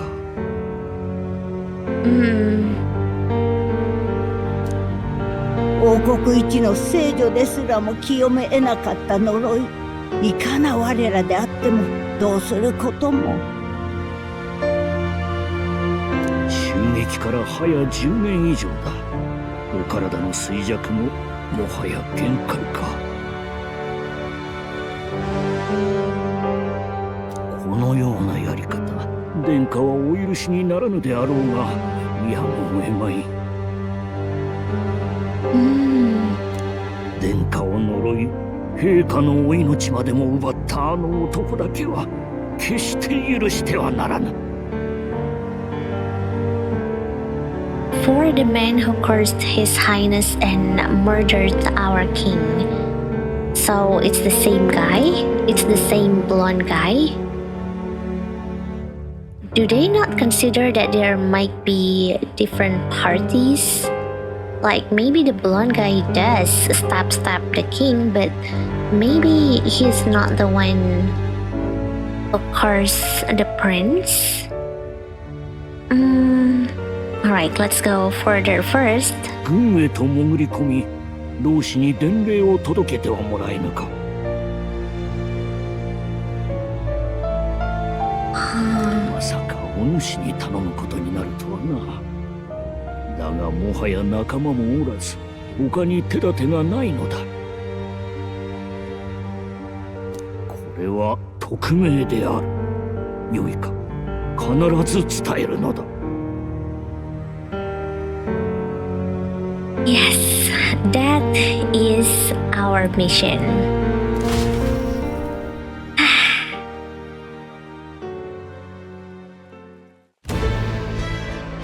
ねえ、聞いてる？まあ、いろいろ思い出しちゃうのも無理ないか。王子様、あんたとは特別仲が良かったしね。さ、ボートには入れたけど、こっからが本番よ。伝令のために同志が潜ってる国軍に入隊しないと。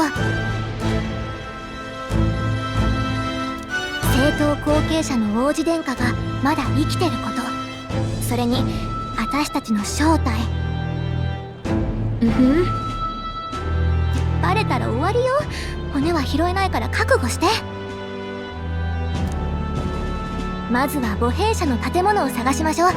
そこで新兵を募集してるはずよ。Alright.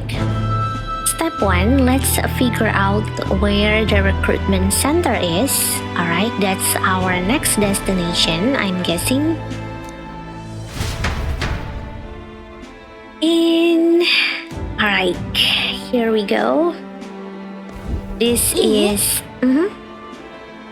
Alright, do you know excuse me, do you know where we are going? Feel free to admit that you were lost and ask me for advice. Alright, this is the part that I'm guessing everyone has been looking forward. The walk around part. Yes, walking around, sightseeing, exploring, basically trying to run away from the main objective and then try to talk to everyone that are in this town. But yeah, this is tutorials, cities, what to know in town. Okay, press RB to open the local map. I'm guessing it's the same button as the one that we use to bring up the map when we are outside of town. And if you are unsure of what to do, try pressing Y. Gallica always has good ideas, or so she thinks. And then, there it is, finally we can save. Tutorial system saving. Alright, press upper D button in safe areas like towns to save your progress. Alright. So, right now, let's save first. Before we are going to talk about the story this far, and actually there are also, there are going to be a lot of things being added to memorandum. such as people, culture, magic, history. There are a lot of this being added, and we will read this, of course. But for now, alright, let me save first and get myself some water, alright? BRB real quick. Alright. Oh, I hear someone wah sound. That actually sounded like me the first time I come here. And yeah, I'm back with water. And hopefully this amount of water is enough to help keep me hydrated, because there are going to be a lot of things to cover here. Especially because right now we are going to cover the memorandum.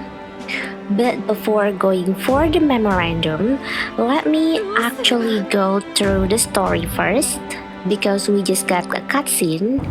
And maybe for some of you, you might not understand what the cutscene is all about, and maybe there are some important facts as well that we might have missed during the cutscene.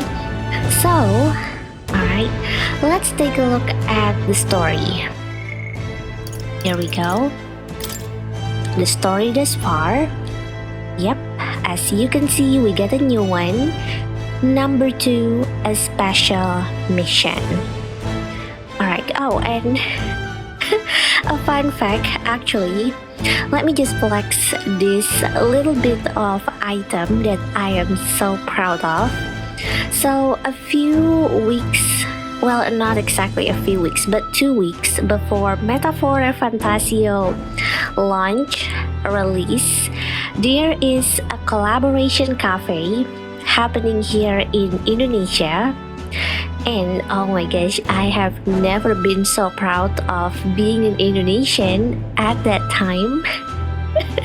And I got to visit the cafe, and they have like a notebook, they have like a free notebook, they have like a toaster that you can get if you purchase their collaboration menu.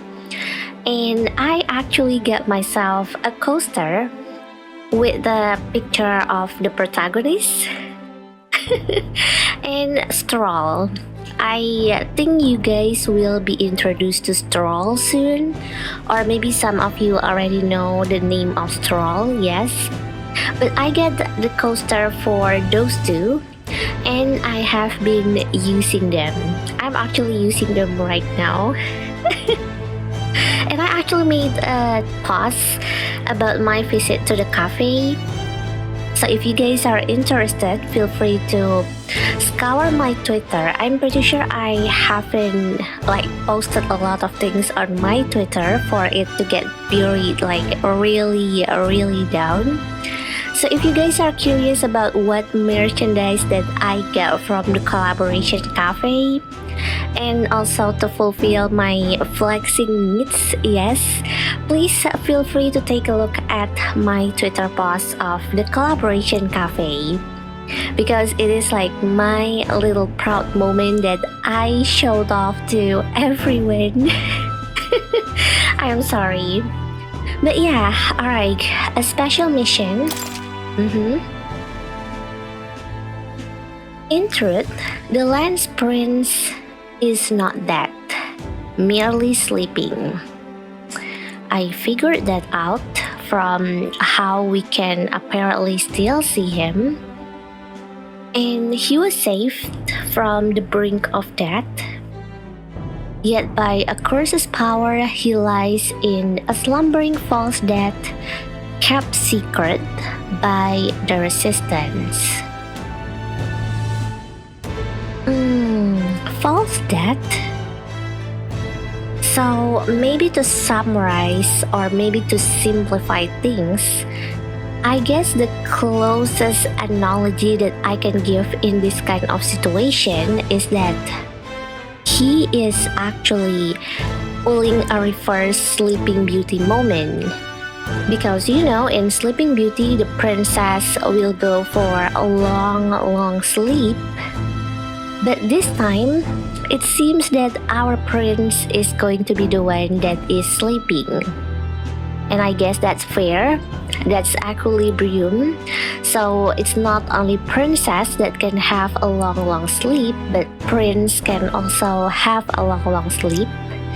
Although in this case, I'm guessing we definitely need him to wake up because there had been a lot of conflict concerning of who is going to take the throne. And if he does wake up, well, I'm guessing the war or like the conflict that is happening right now, I think it's going to subside, it's going to die down. But apparently right now he is still in his long sleep. Yeah. And he was kept secret by the resistance. Alright. There is a next page to this. The resistance exists to safeguard the prince and carry on his will. You know, before I was already wondering, okay, we got a name in here, an organization name, the Resistance, and what does they do? And apparently the game immediately tell us who is the Resistance and what are they. Alright, so it's like a secret service? I don't know. The thing that just come up to my mind is Kingsman, the Secret Service, when I read the description of the Resistance. But let's continue. It is they who took in this solitary boy and raised him to be a spy. Now, he infiltrates the army to deliver their orders. I see. I have been wondering before, like, what role that we are playing amidst all of this totally political conflict.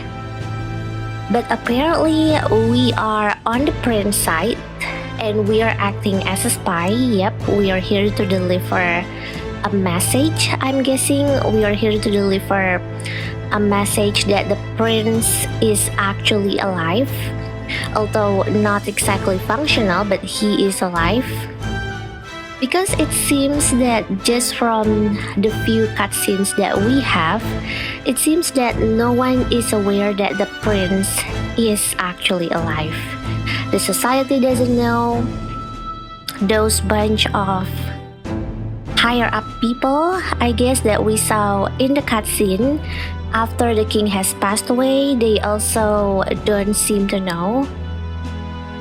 So I'm actually curious, like, who are we going to deliver the message to? And I haven't reached that part in the demo. If they have that part in the demo, I don't know anything.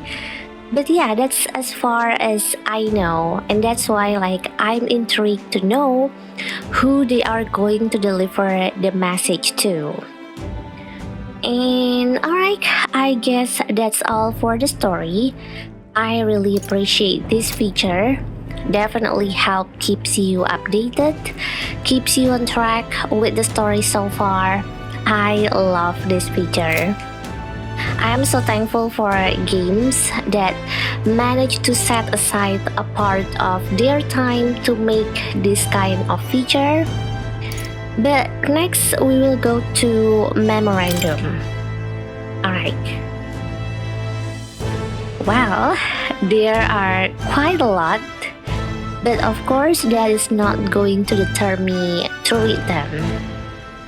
Because in my opinion, I know all of us are excited to practically explore the city, explore the town. But I feel that you guys need to understand this before we are doing any exploration, before we are doing any walk around. And of course, if you already read through this or you don't want to read through this, it's fine. You can skip to the next part of the video. But right now, we are going to read through this one by one. But of course, thankfully, because I have actually been reading this on stream as well, so I think right now I have found a perfect approach to reading this memorandum. Because even though like I'm going to read all of this in one go, I'm afraid that there is going to be like an information overload when it comes to taking in those information into our brain.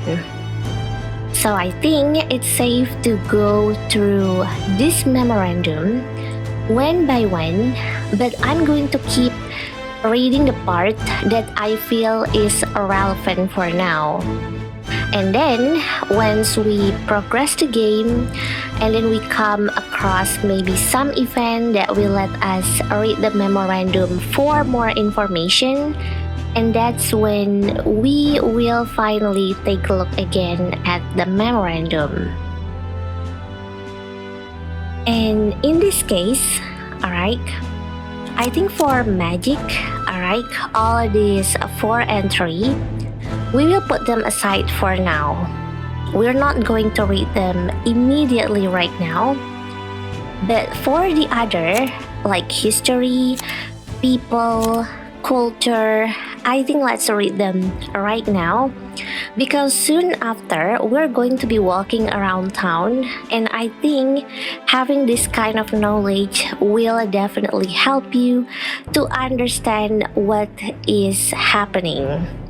There are going to be things that we will be seeing as we are exploring the town, and having this kind of knowledge, I think, will definitely help us a lot more. And right now, alright, let's start with maybe Prince of Ukrania first. I actually forgot what all of this entry is as well. So this is actually will be me going through this entry again with you guys. Alright. And oh, he's pretty. He's so good looking. And I kinda like low-key envying him, because it seems like he has been sleeping for years, but his hair still seems like it's shiny, shimmering, splendid. Yeah, like Aladdin lyrics, I guess. But here, alright, Prince of Ukrania, the son and heir to the throne of King Hytlodius V. I hope I say the king's name right. I haven't had the time to go to Google Translate and listen to what Google Translate, or like how Google Translate is going to pronounce it. So please forgive me if my pronunciation is wrong. But more than 10 years ago, a mysterious attack in the royal palace left him afflicted with a deadly curse. The curse took its toll on his body, and though he bravely endured treatment, his recovery was interrupted several years later when he and his closest aides suddenly vanished from the castle without a trace.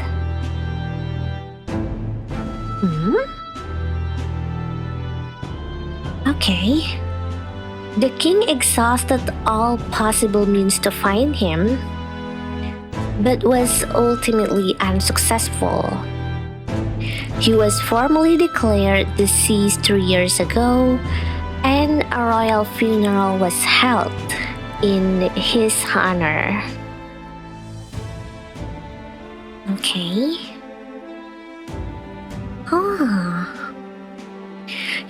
Going through this entry right now in a much slower pace, in me being in a more relaxed state, I feel like there are some points that we need to highlight in here just from this story alone.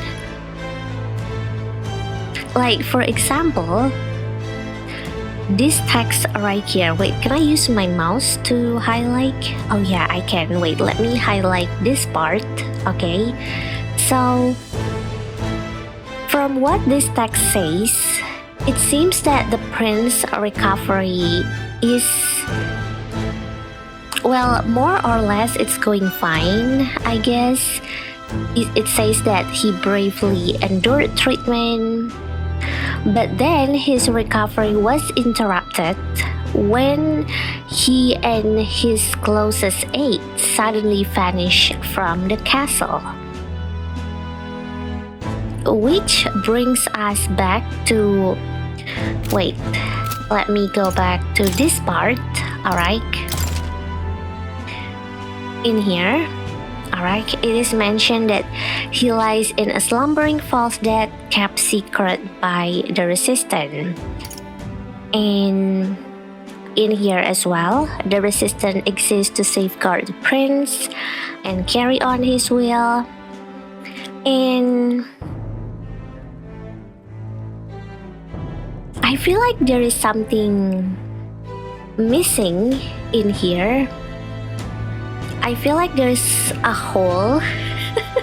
yeah, like an information. I feel like we are missing an important part of the information in here, because the prince, alright, if he disappeared from the palace without a trace, let's assume that he is being kidnapped. And does that mean that it's the Resistance who kidnapped him? Because it says that here, alright, I will try to put my thoughts as best as I can, but in here, alright, it says that he and his closest aides, I'm not sure if this closest aides actually referring to the Resistance or not, but basically he vanished from the castle without a trace. But seeing that the Resistance is there with the prince, they are keeping the prince's body safe while he is in his long slumbering sleep. So that means that the Resistance knows where he is, alright? And does that mean that it is the Resistance who took him away from the palace? And, alright, you need to remember that the text also mentioned that the Resistance is working. They have a responsibility to keep the prince safe. And it seems that they are working for the prince as well.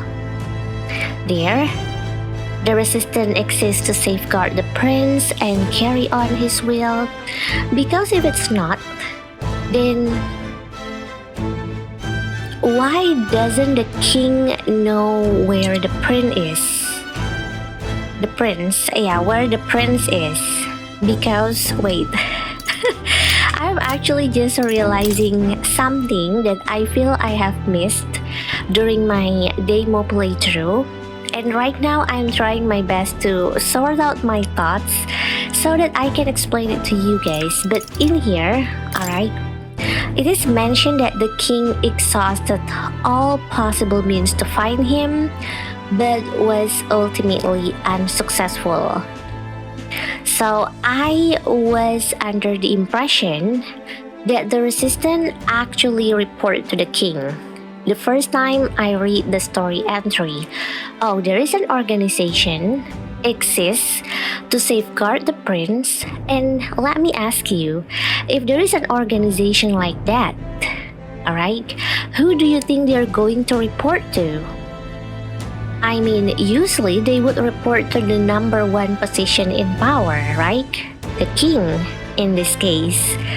But then, because the king cannot even find him, I feel there is a little bit of lost information here. Like, we don't know for who the Resistance is working for. Like, is he working under the prince command, or is there someone else that the Resistance report to And of course, it's definitely not the king. And if it does, who? Alright, so there are two questions here. And if we're going with the first question, that the resistance actually follow through with the prince, basically they're following through the prince order, that means the prince actually organized the whole plan to leave the castle and to make sure that the king doesn't know about his location. And if that is true, that the prince is the one who organized the whole thing, he is hiding from the palace, he is hiding from his father, then why? Because he is the king's son, so why should he be hiding? There are so many questions, and I might be thinking this maybe a little bit too far, but I guess there is a little bit of information that is missing here. I mean, okay, we got information about the resistance, we get information about how come that there are no one that knows about the prince's existence, but so far, it's still not clear yet, like who the resistance is working for, and does the resistance is the one who took the prince away from the castle, and if that is so, then why the need to keep the king out of the loop as well? So many questions, but alright, I do hope we will figure that out later as we go with the game. I just feel that I need to point out this quite, well, a little bit of missing information that I feel both the memorandum and the story has, and they haven't given us explanation for that. But alright, that's enough, or else I will be like keep thinking about this and not finding any answer, because I think the answer lies as we progress the game later.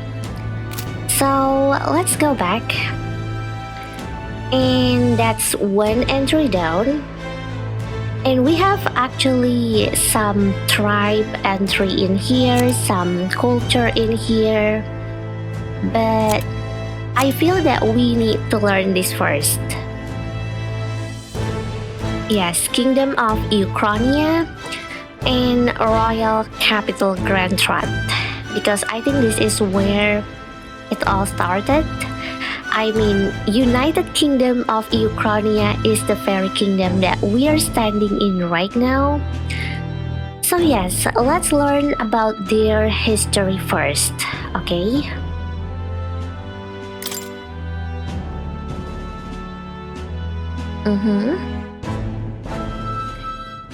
Oh, they have three entry. They have 3 pages for this. Kingdom of Ukrainia. A union of allied kingdoms spans the Kingdom of Ukrainia, the Principality of Oceania, and the Principality of Montario. Ukrainia being the suzerain with its king holding authority over all 3 kingdoms. 3 kingdoms, it reminded me of a certain period in China. I was a huge fan of Dynasty Warrior and Romance of 3 Kingdoms, so that's why it suddenly brings me back to those games and those times. But the original King Hytlodius was this United Nations' first ruler and is often referred to as the founder king. Alright. I mean, if there is anything that Attack on Titan taught us, is that anything with the name founder, it usually does not bode well. I do hope it's not the case in this game. And let's check the next one first. Alright. The continent is surrounded by fast-running currents, and ships can only set anchor from the southern inland sea, where the otherwise swift currents are less violent. As a result, there have been few invasions from overseas, and the three countries have achieved long histories. I see. I don't know if you guys remember, but in the cutscene, we have actually been given the layout of the kingdom. It's like a huge big land, and right now we are in the center of this continent. We are in the middle, in the center of the continent, and from what it says, it seems that there is only one way of going in and out of the kingdom of Ukraine, which is by the south. So, having like one point of going in and out basically means that you have a very strategic point of allocating your army. So I'm guessing that at the south part of this land, of this continent, there is going to be a lot of army situated there, and less defense on the other area, because basically they already have the currents. Like, the currents is definitely not a strategic place for people to land, so they're forced to land on the south part. And that's why, like, it says there have been few invasions, because when you put it like that, like it only has one in and out of the country, it's very risky for other countries, for other nations to invade. Although I'm actually intrigued, I would like to see how the southern part of this nation looks like, and if we will have the option to go to the other nation, but I'm guessing it's not, maybe. Alright, and the capital of the kingdom is Grand Rat. That's where we are right now. The largest city in the kingdom, located in north-central Ukraine. Oh, so it's a bit up. Okay, north-central. The most widespread religion is Sanctism, established as the state religion under the reign of the most recent monarch, King Hytlodius V. Okay. Alright, I would like to talk more about this, especially about the most widespread religion, but we will set it aside for now because we have another entry for this religion, for Sanctism, and we will take a look at that later. But for now, let's take a look at the royal capital, Grand Rat, the very city that we are standing in right now. Alright, here we are. The nation's largest city, capital of both the Kingdom of Ukraine and the United Kingdoms at large. Also referred to as the royal capital, being the home of the palace and seat of the royal bloodline. Known for its solid ramparts. I'm not sure what a rampart is, but I think I know what it is shaped like. A site which has long been emblematic of the city itself. However, when the massive regolith Grand Cathedral was built, the building's grandeur became the new symbol of Grand Rat. Okay. This is Grand Rat, yes, the capital of Kingdoms of Ukraine. And As for the ramparts, I'm pretty sure there is going to be a time for me where I can show you guys where is the ramparts, and if anything, it definitely remind me so much of Attack on Titan. And there is another one. This one is quite have a significant importance, alright? Remember when I say there is like a Darth Vader headquarters?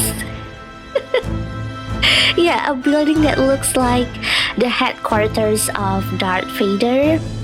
Well, the massive regolith Grand Cathedral, it is that building, alright? And you can actually see it here in the picture. This is the Grand Cathedral. Alright, it's just one half of it. The other half is being covered by the building. But this tall, huge, and totally not creepy building is the Grand Cathedral.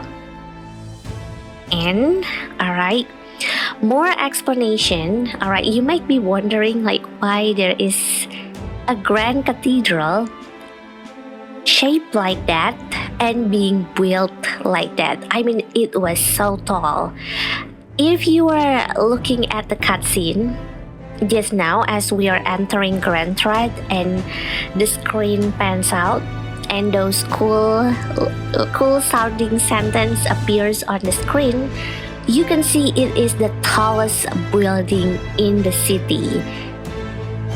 And why there is such a tall and huge building, and it serves as a cathedral as well. Alright, this is where we are going to take a look at Sanctism. Alright, I have read through this and I'm not sure, but for me especially, it does smells a bit like a suspicious kind of smell.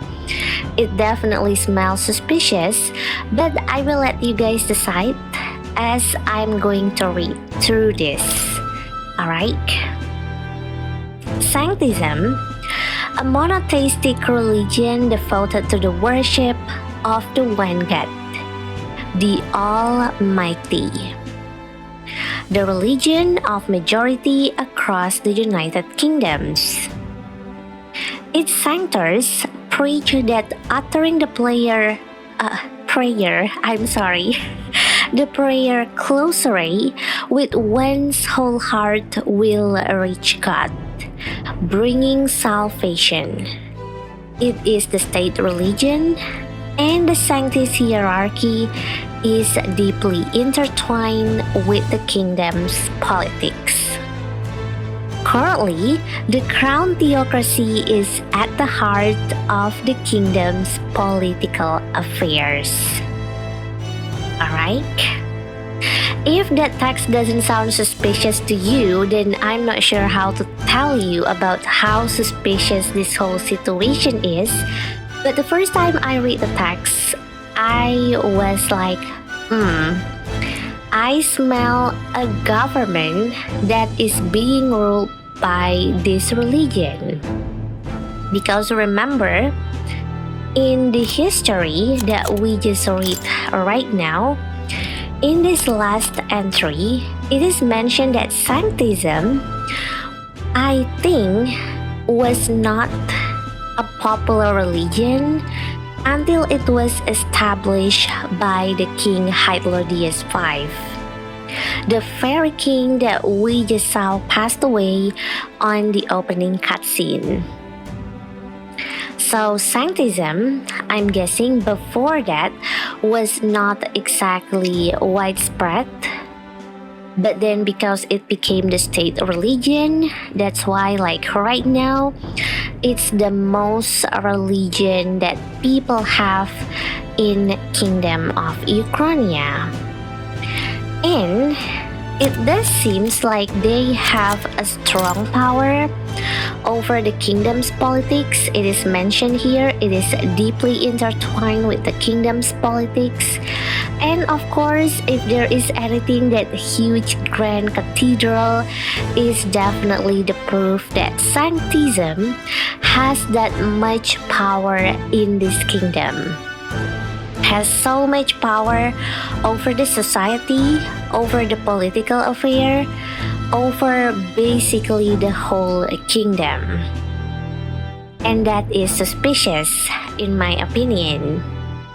But alright, there is one more thing that I don't like from this religion, from sanctism, and you will soon learn why.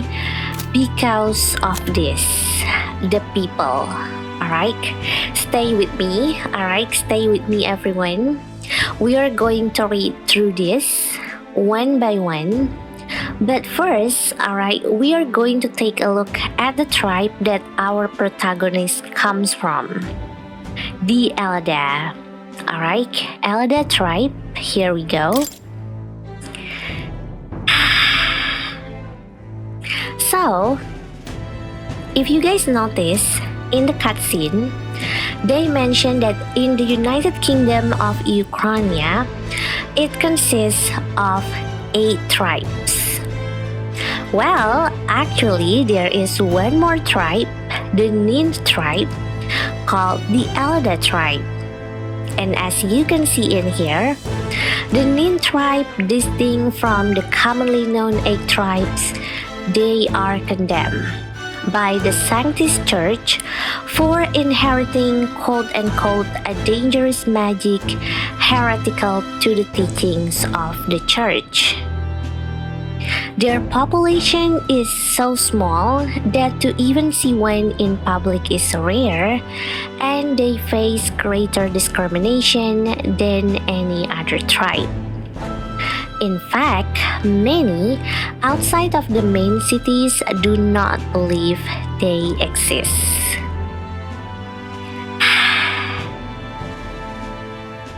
Alright, so the majority theme of this game, as far as I have understand, is there is a clear gap between tribe.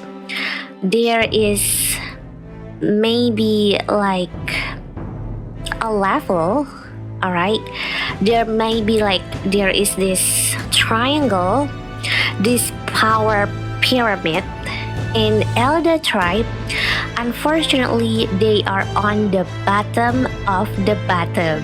They are on the depth of the abyss. Because the sanctism, the religion sanctism, say so. Because of the Sanctist Church say so. And yes, there is that allegation as well, because it is mentioned that Elder tribe has a dangerous magic. But other things, alright, that we need to be taken into factor why this tribe is like being very looked down. It lies here. Yeah, it lies in here in the second page of this entry, of this memorandum entry. Each of the 8 tribes, yes, possess unique physical traits, making them recognizable at a glance, such as the clamor's horns or the Rusante's long ears. The Elder tribe, however, bears no such distinguishing feature, and thus are regarded as inferior beings.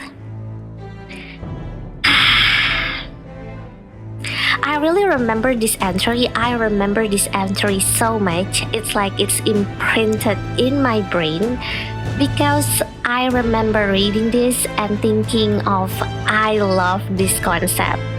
Like, I pitied the tribe, of course. I pitied the protagonist. It managed to strike empathy in me, because I know I'm going to be playing a character that is going to suffer so much discrimination. I mean, alright, just to refresh your memory, in the beginning of this game, when the bandit comes and basically like hijack the carriage that we are riding on, the bandit loved seeing him. And they were like, why there is an Elder here? Why are you here? And everything. And at that time, it doesn't make sense to me the first time I played. Like, why are they treating the protagonist like that? But then, after I read this entry, everything makes sense. And I guess in a way, it's kind of tragic how that the tribe with the feature that is most closest to human, I mean, look at him, he looks very human. Despite the heterochromia, I loved his heterochromia eyes, although but it's such a tragedy that the tribe with the feature that is the most closest to human is the one that is being put under so many discrimination, that to the point that they are not even being acknowledged as an existing tribe. Because remember, United Kingdom of Ukraine, it is consisted of 8 tribes. There is no mention of the Nin tribes, but apparently, well, it has Nin tribe. So, alright, I guess I'm getting a little bit excited in here. I love the setting of this world so much, to the point that I remember this part. I remember this like at the back of my hand. I only just read this one time, but I remember it so well. It is imprinted in my mind that I feel that I need to point this out to you guys first, so that later on, when we are walking down the street and then we will see some people talk, you guys will understand like why are they talking like that. And hopefully it makes things better, or maybe it doesn't, but that's one of the explanation that I think you guys should understand. The position that we have in our society right now is at the lowest of the lowest. And alright, since we are here, let's take a look at the other tribe. Right now, we only have 4 tribes out of 9, which left us with 5 more tribes. And I'm not sure when we will get more information for the other tribes, but let's take a look at these 3 other tribes, alright, before we are going to walk around the town, so you guys can see, you guys can experience what it feels to be an elder in a town full of people with so much judgment, I guess, so much stereotype running through their mind. Alright, Clamor tribe. The Clamor tribe composes the largest population in all the allied kingdoms. Their most distinctive features are the horns, which grow on both sides of their head. I like to think of them as a Taurus, centaur, I guess. Clamors have a broad diversity of facial and body types, which has essentially made them average. Wait, huh? The Ukrainian royal family are a Clamor? And members of this tribe hold a majority of important positions within the government, leading many Clamors to internalize the belief that they are the kingdom's most preeminent tribe. Wait, huh? I didn't notice this the first time I was reading through this. The Ukrainian royal family are Clamor? They have horns? Wait, let me take a look at the prince, Choto. Oh, I can't see. I'm not sure where is his horns. I mean, wait, let's go to the story maybe. Alright. Oh, I really can't see. I can't see his horn. It might be because of his shining, simmering, splendid hair is covering the horn, but wait, wrong. Alright. Oh, is it this part? Is it this? Is this a horn? Huh. I can't say for sure, but maybe it's a horn? I didn't know that the Clamor, like the royal family, are Clamors, but oh wait, it might be going to be a bit bloody, but let me check. Alright, we have the king's. Oh yeah. I didn't notice this the first time. I was more focused on the fact that he has so many blood coming out of his mouth. But right now, yeah, I can see his horns. Yeah, I can see his horns right now. Oh, so they are Clamor. I see. And I guess the blonde guy who also prefers to stab more than talk, I think he also has a horn, I think. Yeah, I think he also has a horns. Alright. Oh, that is something that I definitely did not notice. Yeah, the Ukrainian royal family are Clamor. Oh, I see. But alright, let's go with the next one, to the next page. Clamors value freedom and dislike illogical restraint. They enjoy cultivating discussion, but do not always consider the situation or appropriateness of doing so, which occasionally leads to conflict. However, some studies suggest this disposition is what drives them to seek governmental positions and other important office. Alright. So they like to be in a position of power, I'm guessing. They like to have a discussion. They like freedom. But at the same time, they don't want to be restrained. And I think if you like freedom, if you like discussion, and if you don't want to lose against, say, discussion, being in the seat of power definitely will help you with all of those tendencies.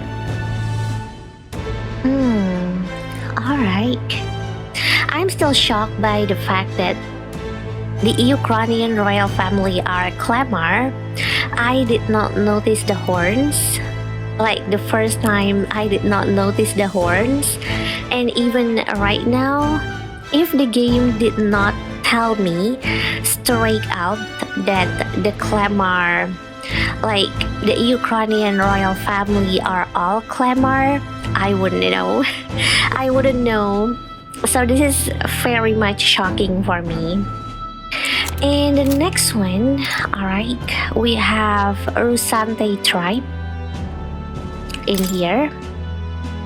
One of the most populous tribes of the United Kingdoms, second only to the Clamor.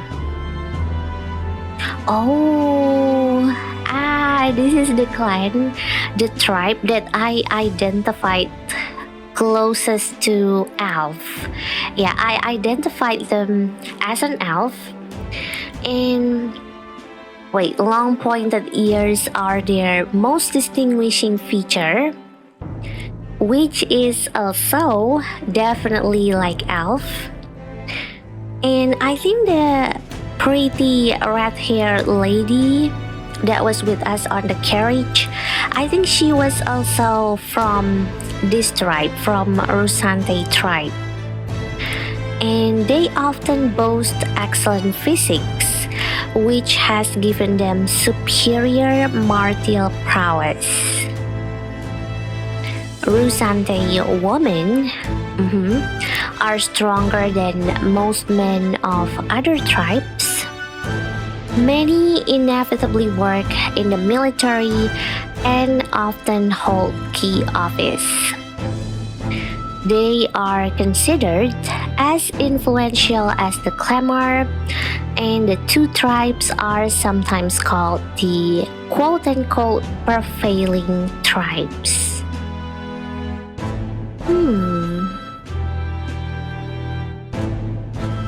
So, the first thought that comes to my mind when I'm reading this part is that yes, definitely I think the red-haired lady, because I don't know her name just yet, I think the red-haired lady is coming from this tribe. I think she's good with her sword.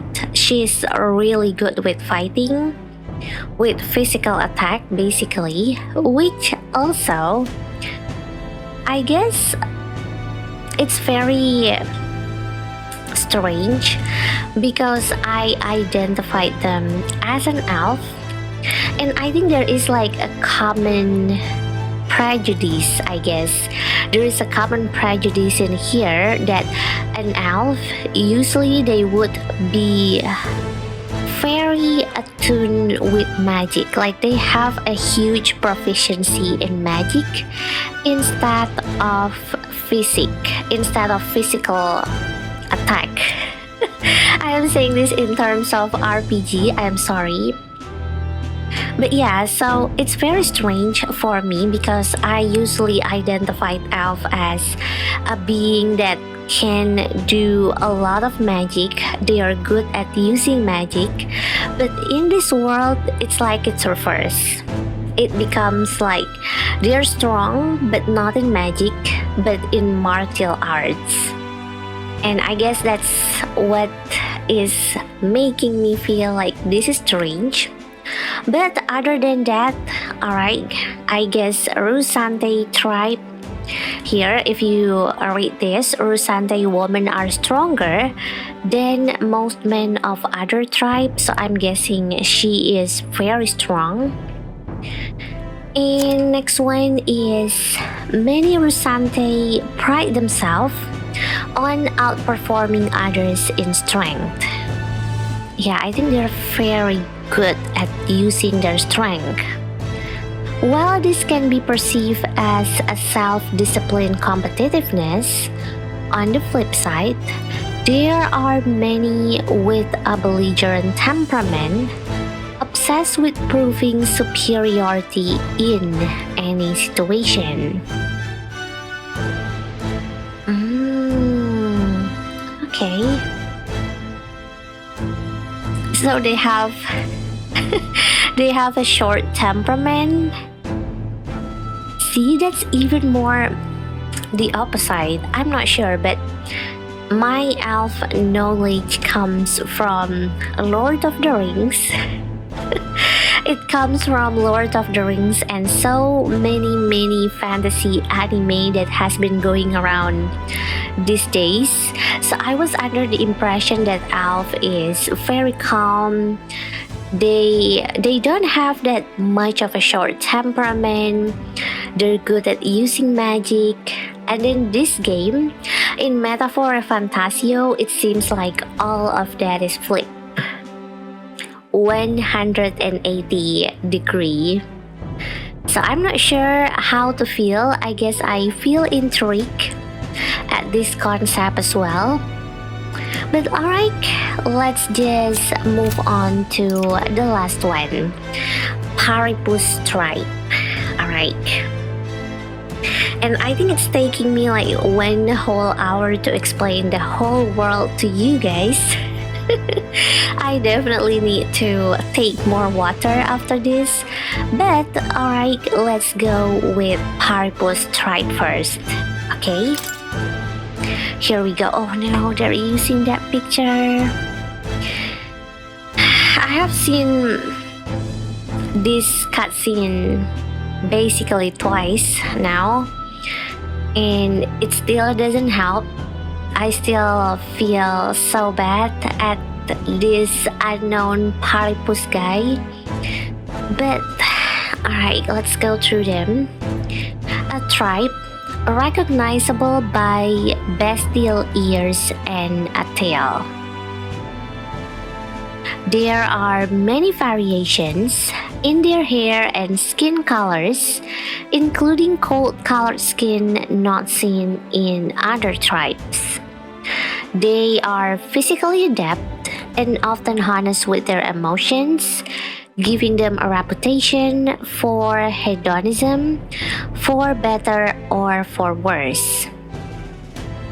They are drawn to parties and festivities, and while this happy-go-lucky charm is often to their credit, it can also be seen as recklessness. Okay. Bestial ears and a tail. So they have like an animal ears. They don't have horns. They don't have long pointed ears, but they have animal ears and they have a tail. That's cute actually. I'm weak against tail, just so you guys know. And next one. Due to this stereotype, they are looked down upon by other tribes, which prevents them from securing a foothold in politics. Despite being nearly as populous as the Rusantes and Clamor tribes, the discrimination against them is especially obvious in large cities. Okay. So, I guess looking at this one, looking at the tribe entry that we have right now, the game decided to give us the top two and the bottom two when it comes to tribe status. I think the top two tribe status, the tribe power, is Clamor, obviously with the royal family being a part of the Clamor tribe, and Rusante. And then we also have the bottom two with Paripus. I guess you can see how they treat the Paripus in here already from that cutscene. And of course with Elder tribe, with us not being included in the tribes that is being mentioned by the Sanctism, with us being excluded by the Sanctism because we have a dangerous magic. So yes, I think the entry that we have right now for tribe, we have two top of the tribe and we have two bottom of the tribe. And alright, in here, I'm guessing that the most populous tribe from this part, alright, it is being mentioned that they are nearly as populous as Rusante and Clamor. So I'm guessing the top three of the most populated tribes would be Rusante, Clamor, and Paripus. Although I'm not sure how the order goes. I just know like, okay, I think they have the majority of the population. Although who's the top one, who's the top two, top three, I'm not sure. And you know, I think this game gives you a very good example at how much this mission is a danger to us. Because imagine you already have seen what the people in this town thinks and does against Paripus. This guy is the example of that. And now imagine if they have an Elder. in this position, I'm guessing the treatment is going to be even worse because even in the elder tribe description, it's already mentioned that they face greater discrimination than any other tribe.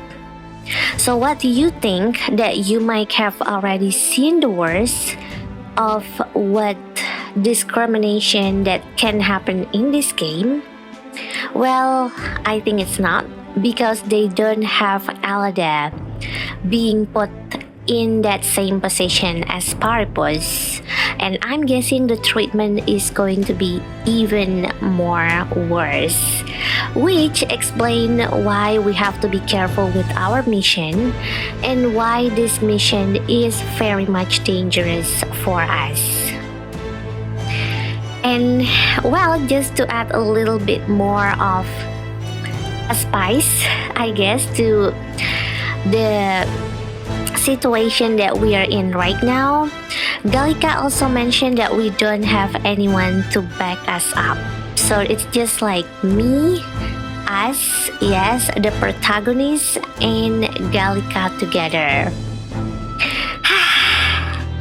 Alright, that was quite a long explanation, but I do hope that actually gave you a little bit of insight about what kind of world that metaphor ReFantazio is and what kind of society that we are going to face here in Grand Trad in the United Kingdoms of Ukraine.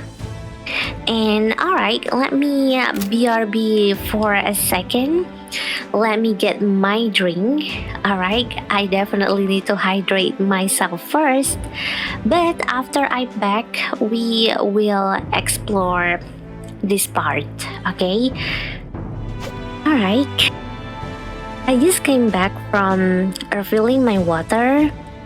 And actually, I noticed something that I would not exactly call it as an Easter egg, but I think I would call it as a small, subtle, tiny little discovery that I just found out. And I'm not sure if a lot of people actually notice this, but for me, it's such a little fun discovery, and I actually want to show this to you guys, and that's why in here I actually reload the game as well, just for me to be able to show this to you, because I don't think I can show you again if I am doing this without reloading. So here we are in a point where I last save after we got through all of those memorandum, and right now I want you to pay attention to that guy. I think you can see there's a guy that is walking toward us. He's wearing a purple white shirt with a yellow tie, and I think he's also a clamor, so he has horns on his hat. I want you to focus on that guy right there. And actually, if you are one of the people who noticed this already, well, feel free to say so in the comment section down below, just so that I know if there is anyone else that is a sucker for attention to details kind of thing. Because I am one of those people that when it comes to details, that when it comes to like small hidden little things that people are finding in the game, I will be frothing at that perspective. I love looking at details, and this is, in my opinion, one of the things that you can only find, you can only notice if you took your time to look at all of the details in a game. Alright, let me just show you. Right? Keep watch, okay? Keep watch as the guy, alright, is going to disappear from our screen right there, alright? And you can see immediately that behind me, there is the same guy that we just saw, but he's walking on the opposite direction. But actually, it's not the same guy. Wait, let me scroll my camera. It's not the same guy. Look, that guy is over there. So, in my opinion, alright, I think the game purposefully put those two NPC in this street with them going on the opposite direction to each other, just to give you an illusion of that guy, alright, just to give you an illusion that there is one clamor guy is walking toward us, but then behind us he's making a turn and then goes toward the same direction that he just comes from, when actually it's not, and there are two NPCs with two different routes. And it might seem small, it might seem minuscule. Now I'm going to use a lot of small kind of synonym words, just like this game when they describe Gallica. But yes, in my opinion, it is such a nice thing to discover. Oh, that guy is back again. Hello! Yeah. It's such a fun little thing to discover. And wait, let me maybe move to the side because I keep hearing Dosureba, Dosureba. Wait, who's talking actually? The Dosureba, Dosureba. Who's talking? Is it you, ma'am? Are you the one saying Dosureba, Dosureba? No? Okay, I don't think she is, or maybe she is, but I mean, I don't mind the sound effect. I don't mind the occasional sound effect that comes from the environmental sound, like basically things that you can hear, like people talking, everything. But when you have someone repeatedly in the interval of 5 seconds can say twice Dosurebe, I think it's no longer going to be a cozy and relaxing long play. It's going to be an anger management class, right? So, alright, I think the Dosureba has stopped, and I did manage to catch a glimpse of what the voice is saying. It's basically saying that now that the king has passed, what is going to happen to us, or something along those lines. And right now, let's get into the real deal. I already showed what I want to show you guys. So let me open the map. Oh, he's talking, right? Is it the protagonist talking just now? Let me try again. Oh yeah, he's talking. Sate. So this is, of course, the capital city of United Kingdom of Ukraine, Rantrat. And of course, we already have our history lessons about the capital city, about the United Kingdom of Ukraine. And right now, we are in San Lumio Street. And actually, I feel like I might not have paid that much attention to the map before, because right now I'm seeing all of these symbols.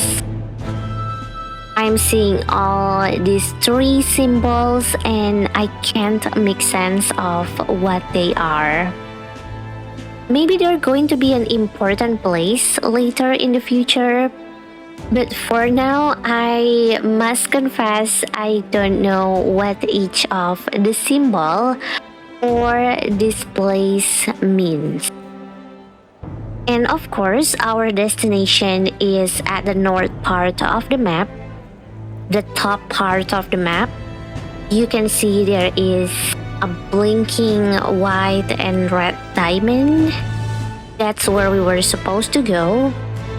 But of course, it's not going to be a long play if we are not going to be exploring anything, exploring everything, and basically exhaust every dialogue that we have in the game. So let's go to the south part of the map first. Let's go to the bottom part of the map and see what we can find in here. Right? Let's go. But oh wait, let me take a closer look to the town right now. I really love this town. I really love the design of the building. Although, in my opinion, I feel like the color scheme that they are using, the color palette, the color scheme that they are using, it gives you like maybe a gloomy and melancholic kind of feels, I think. And maybe they are a bit low on the saturation part as well. But, alright, I am not in the position to talk when it comes to brightness, contrast, saturation, because I once I had a friendly kind of talk with one of my close friends, and she's also one of my Twitch moderator, and she's also a very talented artist. And we had this kind of talk while I was customizing character in a game. And at that time, I was asking about what is saturation. Like, we are having this kind of conversation where you say that to achieve the color that I want, because I was aiming at a specific color at that time for, I think it's for my hairstyle, because I was customizing my character. And she mentioned that I think it needs to be increased a little bit on the saturation side. And I was like, what is saturation? And I think she was this close to smack me in the head and also resign from being my Twitch moderator. So that shows that I am not exactly in the position to bring up those terms.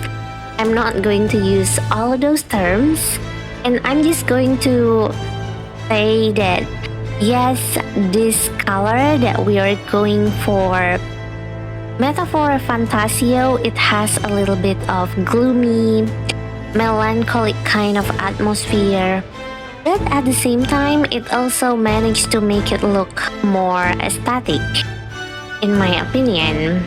And maybe it's also part because of the sky. I think you can see that the sky is looking very gray. It's not exactly sunny. Although, if you look at the weather forecast behind me... Wait. There, you can see that the sign on the weather forecast, there, it is sunny. So if this is how it looks when it is sunny, I can't imagine how it's going to look when it's rain. But of course, I still definitely love how the town looks. I love the building style as well. It has a little bit of maybe like old vintage feel to it. So I really love this kind of settings. Oh, and actually you can take a look at the Grand Trad. I'm pretty sure, no, not Grand Trad, Grand Cathedral there. You can see it right there. It's just a little half of it. because it's quite tall, and I think the building in front of us is blocking them. But I'm pretty sure you can see the Grand Cathedral, even just a part of it from everywhere in the city. Because I mean, you saw how it looks, right, in the cutscene? The building is so tall, so big, so huge. It's like the very extreme form of asserting dominance, I think, asserting power. But alright, let's go and check out this part. Oh, there is a building. Wait, let me talk to... Oh, luxurious inn. Alright. They sure got a fancy inn here. I think we would stick out too much if we stayed. Wait, huh? Galika is saying that we would stick out too much if we stayed. I mean, she does not exactly outright say that we are too poor to be in this place. Like, oh yeah, they sure got a fancy inn here, but I don't think we can afford it. If she said something along those lines, I mean, I can understand. I don't think we have that much money, but because she does not exactly say it like that, and she's just, well, if we stay here, people will stay here and they will pay more attention to us. So does that mean that we can actually afford staying in this inn? Oh.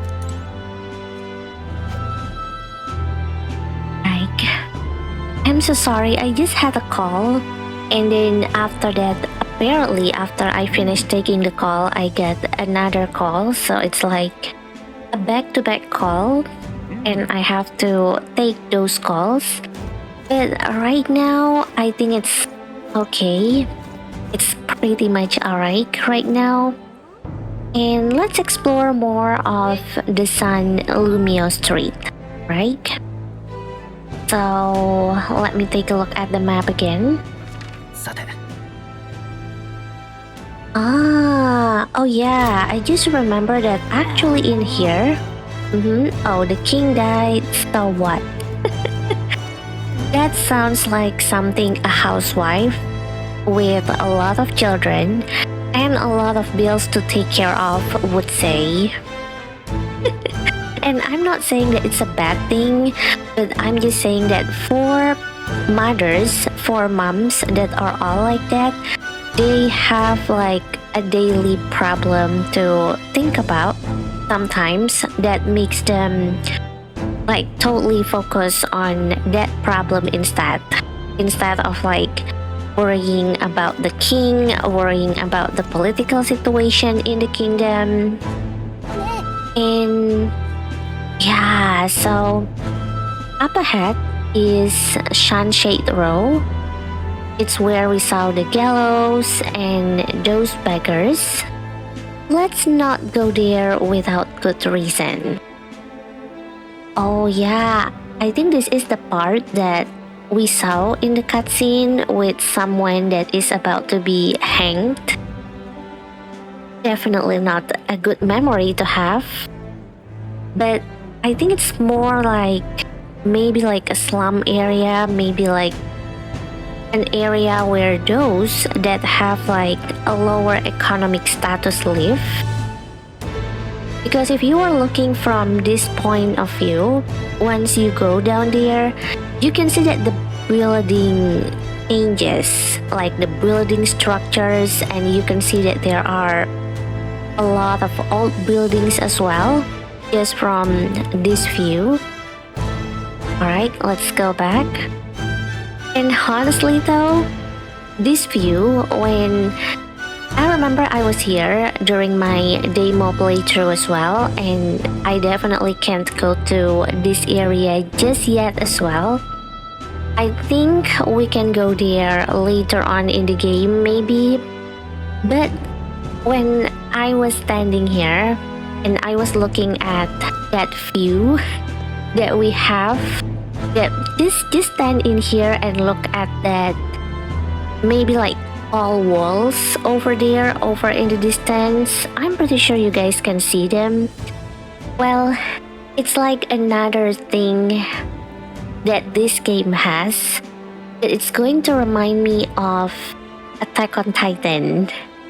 Because you know, I remember in Attack on Titan you have like 3 walls. I think Walls of Rose, Wall of Maria. I forgot the last one. But honestly, looking at those tall walls in the distance, it definitely reminded me of Attack on Titan. And the building as well definitely doesn't help. Those buildings that we saw from here definitely reminded me of Aaron's childhood town.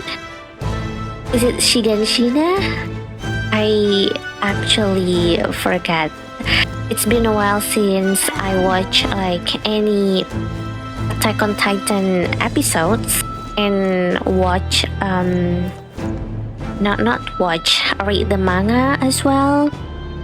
But alright, let's go back in here and wait, huh? The Magla what? Excuse me, sir? Can you please repeat it for us? Wait, I'm pretty sure he was the one talking. I'm pretty sure he was talking to, yeah, the Magla accumulator. We really are in the capital now. Okay, sure. Magla accumulator. I don't know what he means, but for now, I think let's just make, yes, a U-turn. Let's make a U-turn.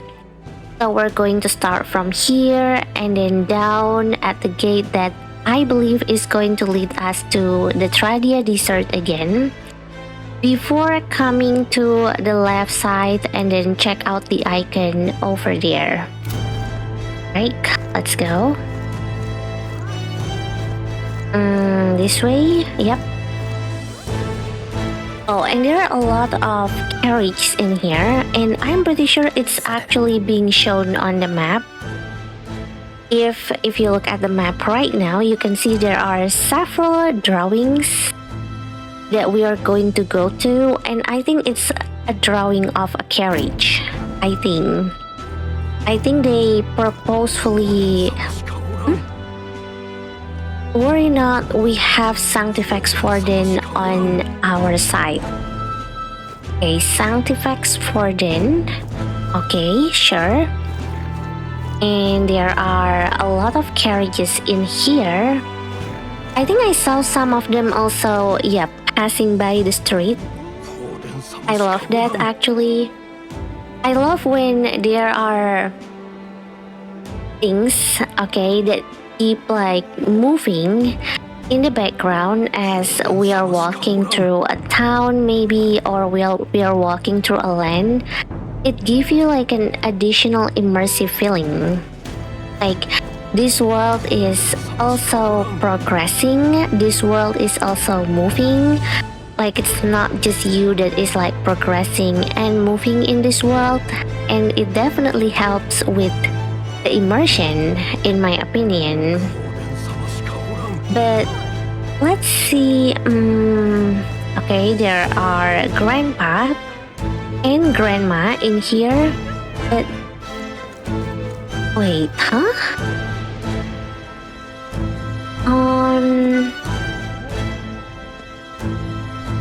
Wait.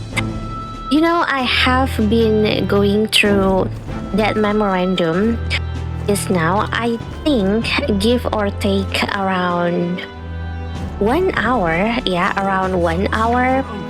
So I'm pretty sure I have it on me to, for example, to distinguish tribes. Alright, to distinguish people, look at them and see like what kind of tribe that they come from.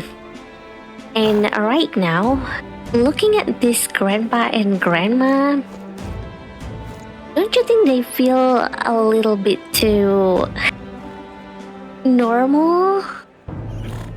I mean, being normal is alright, okay? But in this world, being normal is bad. It makes you becoming an elder. But then again, I can't say for sure that what is normal in our world is going to be normal in this world as well. It feels like it's the opposite. But they look very much like a human. I mean, look at them. No horns check. No pointed ears check. No animal ears or tails check as well. And I'm pretty sure I saw some that are also having wings.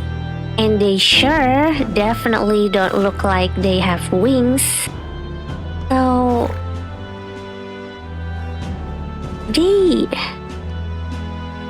Elder? They're also coming from an Elder tribe? I mean, don't get me wrong, I'm happy if there are other Elder in the town, but for a few moments when Galika said like, be careful, you are the only Elder probably that are in the city, I was proud. I was very happy and proud, like, I'm the only one, I'm a rarity, even though that rarity of course is a bad thing for me to have because now people are going to look at me and are judging me, they're going to put their prejudice on me, but it feels like I'm the exclusive one.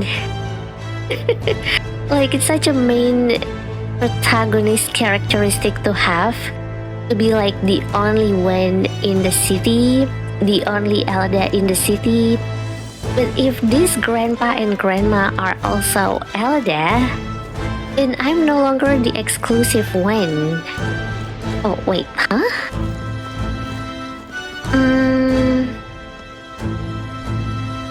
Is it the marking, maybe? I mean, look at the grandpa face. There seems to be like a marking, a tattoo maybe, or a drawing over his face. Is it like a tribe symbol? I know I'm probably sounding like I'm looking for any kind of sign that is going to make them not an elder. I know. But I just have to try, alright? And wait, do you have that marking? Otto, let me check. Can I check my protagonist face? I don't think he has one. I don't think he has any kind of marking on his face. So maybe, yeah, maybe it's another tribe sign. Maybe to have your face with marking, lining, or drawing. I can't say for sure. I need the memorandum entry for me to be able to put word to what I'm seeing. But yeah, I don't think they're elder. I don't think they're elder. It's just my my effort. Yeah, it's just my effort for trying to be the only elder in town. But I'm pretty sure they're not elder. I'm the only elder that the Grand Threat has right now, okay? And let me talk to... Wait, huh? Who says that? Why is... Who says that? I'm pretty sure I hear someone saying, why is there an elder in this sacred town, place? Oh, sacred capital. Who says that? Is it them? Gossipy Noble? Wait. That was no ordinary animal. There were traces of something gargantuan crawling about, after all.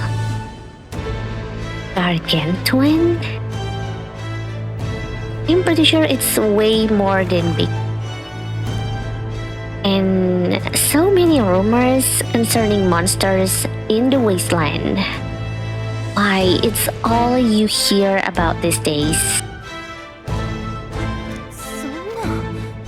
True, but I read about them in Julian's book. It claims there aren't any near the royal capital yet.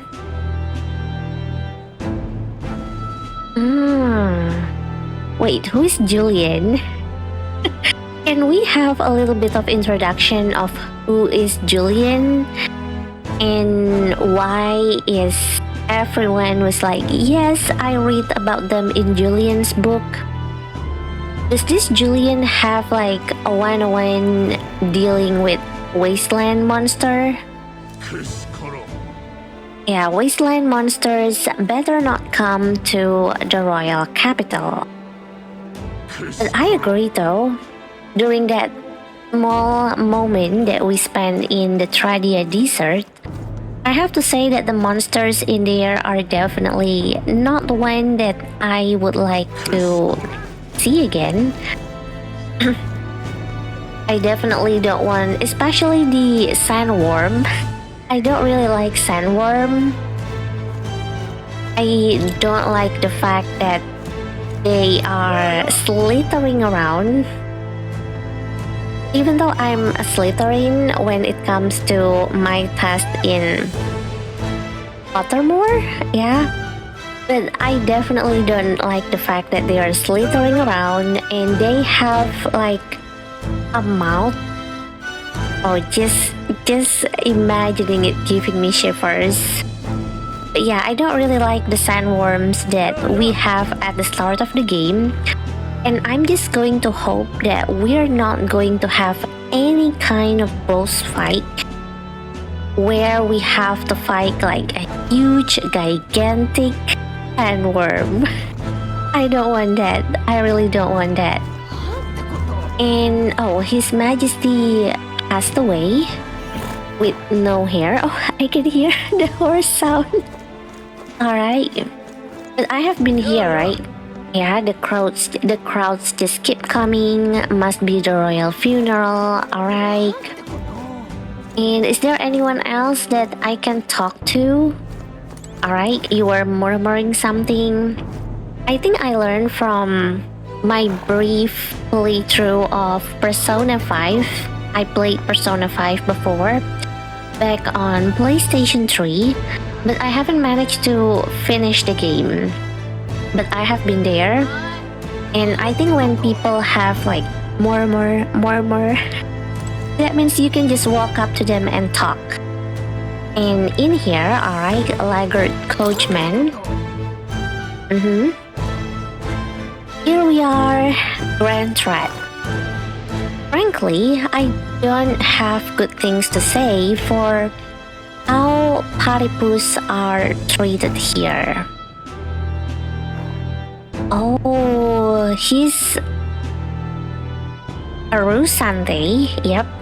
I was confused for a second. I was trying to look for something that can identify him with his tribe, because I just had an identity crisis with those grandpa and grandma, and I don't want that to repeat this time again. Like, I don't want to have like another one that suspiciously might be an Eldev.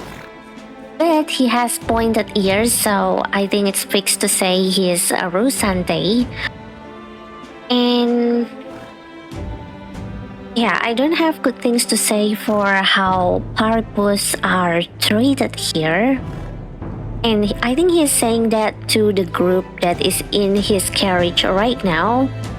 I'm pretty sure almost all of them are platypus from what I'm seeing right now. Alright.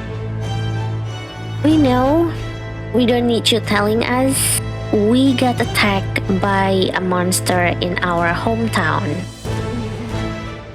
We had no choice but to come here. Regardless of how we are treated here, we got to make it work. Oh, that's sad.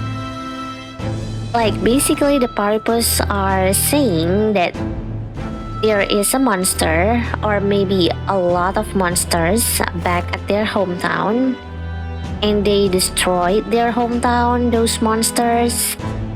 And because they don't have like places to go, nowhere to go, that's why they come here to the capital. But it's such a risky thing, because I think you guys have also seen how the Paripus are treated here. The coachman was right, and he was actually very kind in warning them about this city. But yeah, sometimes you just have to face it, I guess, with things in life, because I'm pretty sure there might be those kind of event where you don't want to go, or where like you don't want to do something, but you know that you don't really have a choice other than to go there or do it, because it's a part of your effort to continue living, to continue surviving. I mean, it might be like a small thing, like you are working and then you have like a sudden job, like your workplace is telling you to maybe go to a certain area for some days, do maybe like some observation over there, and you don't want to go there, but you know that you don't have no choice but to go there, because it's a part of your job and your workplace tells you to do. Even though in this case, it's more because of life tells you to do. And of course, there might be other choice. For example, like if you don't want to go to that area that your workplace told you to go to, you can always resign. There is always another choice. But sometimes, yeah, for this kind of situation, there are also choices that we just have to stuck with it. We just have to do it. But I do hope that life turns out better for them though, for the Paripus. And... wait, huh?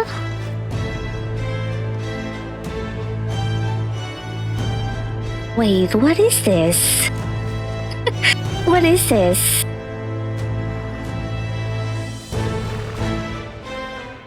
Huh?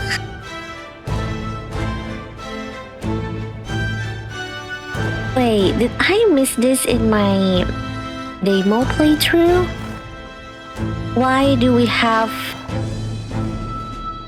like maybe a phone handle?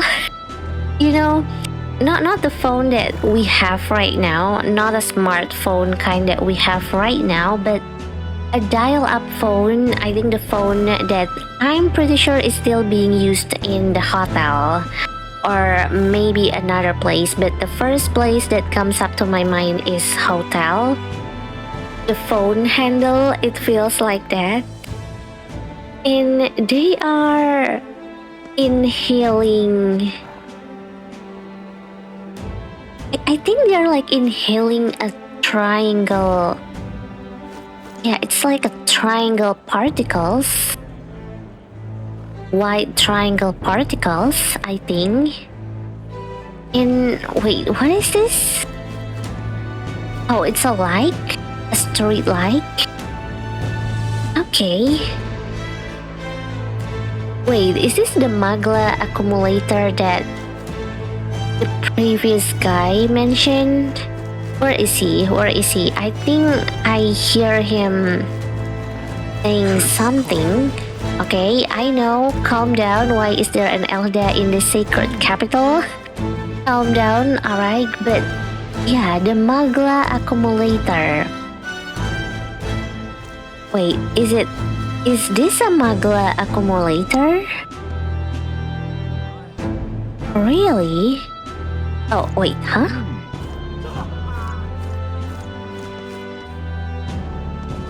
Oh, wait. Wait, huh?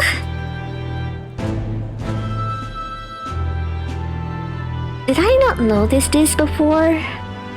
during my demo playthrough that we have this kind of machine, I guess, with a gramophone on its head. Or maybe omnidirectional gramophone works as well, but yeah, what is this? Oh, it's the accumulator. Okay. Is this a magic igniter as well? Wonder how it's used. Wait, so Gallica doesn't even know what this is? So this is a thing that only exists exclusively on the capital, maybe? Like... Wait. Okay, I'm totally intrigued right now. I did not see this before. I know I should definitely have rotate my camera, not even to left and right, like not just only to left and right, but also to up and down, and of course risk getting motion sickness in the process as well. But this machine though, the accumulator, yeah, it's a Magla accumulator, so I'm just going to take a jump in here. I'm just going to take a guess in here that you guys can see the particles that are being inhaled in, right? I mean, I'm not sure how much I can preserve the quality of what I am seeing right now in my screen all the way to YouTube. But I do hope that you guys can also see that there are a lot of particles right now being inhaled, being sucked into this machine. And it's actually quite different from the street light beside it, because in the street light, with the street light, you can see that the handle, the phone handle, I don't know what to say, alright? I don't know how to address this thing. I'm just going to call it the phone handle. It's inhaling the white particles, the white magla, I'm guessing. While the magla accumulator instead, well, it feels like it's inhaling black magla. Like I can see some black magla and white magla being inhaled, being sucked in, but I think if I were to put a percentage on this, it will be like 70% dark magla and 30% light magla. So, what does it do? I'm going to have the same question as Gallica, because if it's like maybe this street lamp, maybe they're taking the light magla, maybe to light up the lamp, alright? Like maybe the magla is some kind of energy that can power up things. But for this magla accumulator, why are they also sucking up the black one? And the black one even, like, it's so much more than the white magla. Oh, and actually, we were talking about how the game feels a little bit too gloomy, a little bit on the darker side, maybe low on saturation side. But after looking at this street light and looking at this magla accumulator, I think it was purposefully done. They purposefully color the game this way so that we can notice that there are actually so many magla around us. Because right now, I can look at here and I can see some of those triangle particles floating around. And the same can also be said if I scroll. If I rotate my camera in here and just looking at this area, that I first started in, I can still see there are some magla floating around. And I think that might be one of the reasons why they have it colored this way, just so that we can see that there are so many magla floating in the air. And I'm not sure, it feels like magla in here is almost like oxygen. It feels like it's everywhere. But yeah, I don't think we have any entry about magla just yet. So for now we have to refrain. But I am really curious about what is this and what does it do. Oh, and we can talk to him. Wait, let me talk to him. Menacing soldier. Oh no. I do hope that... Well, I was about to say I do hope he is not menacing toward us, but apparently that hope just falls short immediately. Because he already says, "May I ask you to step away from the accumulator that goes double for one of your tribe?" That is cruel. Like, just because I'm an elder, then I do have to take like double backstep from this machine. Yeah, accumulator. Oh, he doesn't even give me explanation. He just mocked me now. He's just pure insulting us right now. Looks like you don't know anything. How pathetic. What did I do? I mean, all I'm asking is just a question and... Wow, he's very, very rude. If you have no business here, then be gone. You are getting in the way of my work. What is he doing anyway? I mean, sir, I'm trying to have a cozy and relaxing long play video in here. And let me tell you what you are doing right now.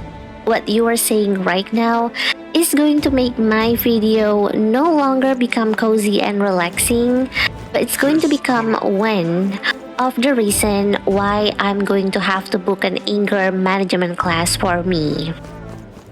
And I'm sure you don't want that. It's a cozy and relaxing... Oh, I feel like it's him that is saying that. I can hear you, you know? You are very loud. Oh, and Galika, come here. Yep, let's go. Galika.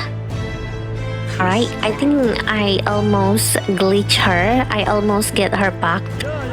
Alright, Galika, come here. We're not going closer to that guy again.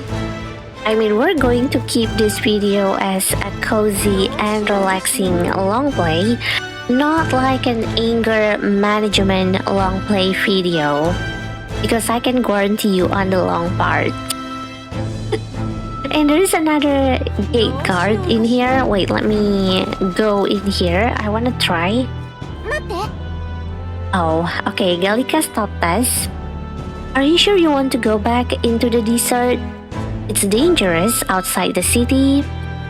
And it's away from the recruitment center, where we are supposed to be going. Well, it's not even far. It's definitely like on the opposite side. And wait, the royal funeral is drawing... Who says that? Excuse me? Can you repeat that again? Wait, what is this? What is this? Oh, it's another cool detail that I haven't noticed. Like, I know it's part of the ramparts. I use part and ramparts in the same sentence, yes, but what does it do? Can it give like a wind? Like a wind is going to come out of it? Or what does it do actually? But alright, I was looking for who is saying that dialogue because I want to hear it again. Oh, there it is. Please say it again. Who says that? Hello? Please repeat that before I go talk to this gate guard right here. No one? Okay, let me just talk to the gate guard. Oh, there it is. The royal funeral is drawing crowds. No strange folk, I hope. No one, no strange folk. I'm not strange. The only thing that is strange is why someone can be so hostile towards someone who they just met, like a stranger, just because of their tribe, just because of their physical features. I don't like that. And let's talk to the gate guard. Yep. Oh no. Hilda? It feels so wrong to be called with the name of your tribe. Wait, let me drink.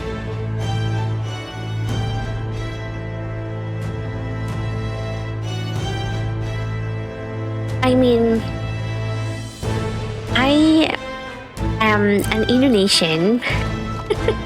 I am an Indonesian, and in Indonesia, there are so many group of people, so many tribes, so many islands, and it never crossed my mind to be calling someone that I just met with their tribe feature. Even though, of course, the feature is not that different. We are all human. We don't have like horns, pointed ears, wings, or anything, but it just never crossed my mind to call someone with their tribe. Yeah, like maybe I just know this person, maybe I just got to know this person this morning. Maybe I was trying to ride a train and I get to know like maybe this ma'am. It never crossed my mind to call them as like their origin, yeah, with their origin, because I think suku in Indonesia also means tribe. But it's hard to explain because tribe also very much sounds very traditional, and yeah, basically it just feels wrong for someone who comes from a country, a nation with so many tribes, with so many culture and people and backgrounds. To call others based on your tribe is definitely a wild thing for me. And yeah, Elda, you walk all the way here? Don't tell me you ran into some trouble, huh? Well, he wasn't exactly wrong. We do run into some trouble, and there are a lot of blood being spilled as well. Oh, hold on. Probably kick out the carriage, were you? My sympathies? That's being Elda for you, I suppose.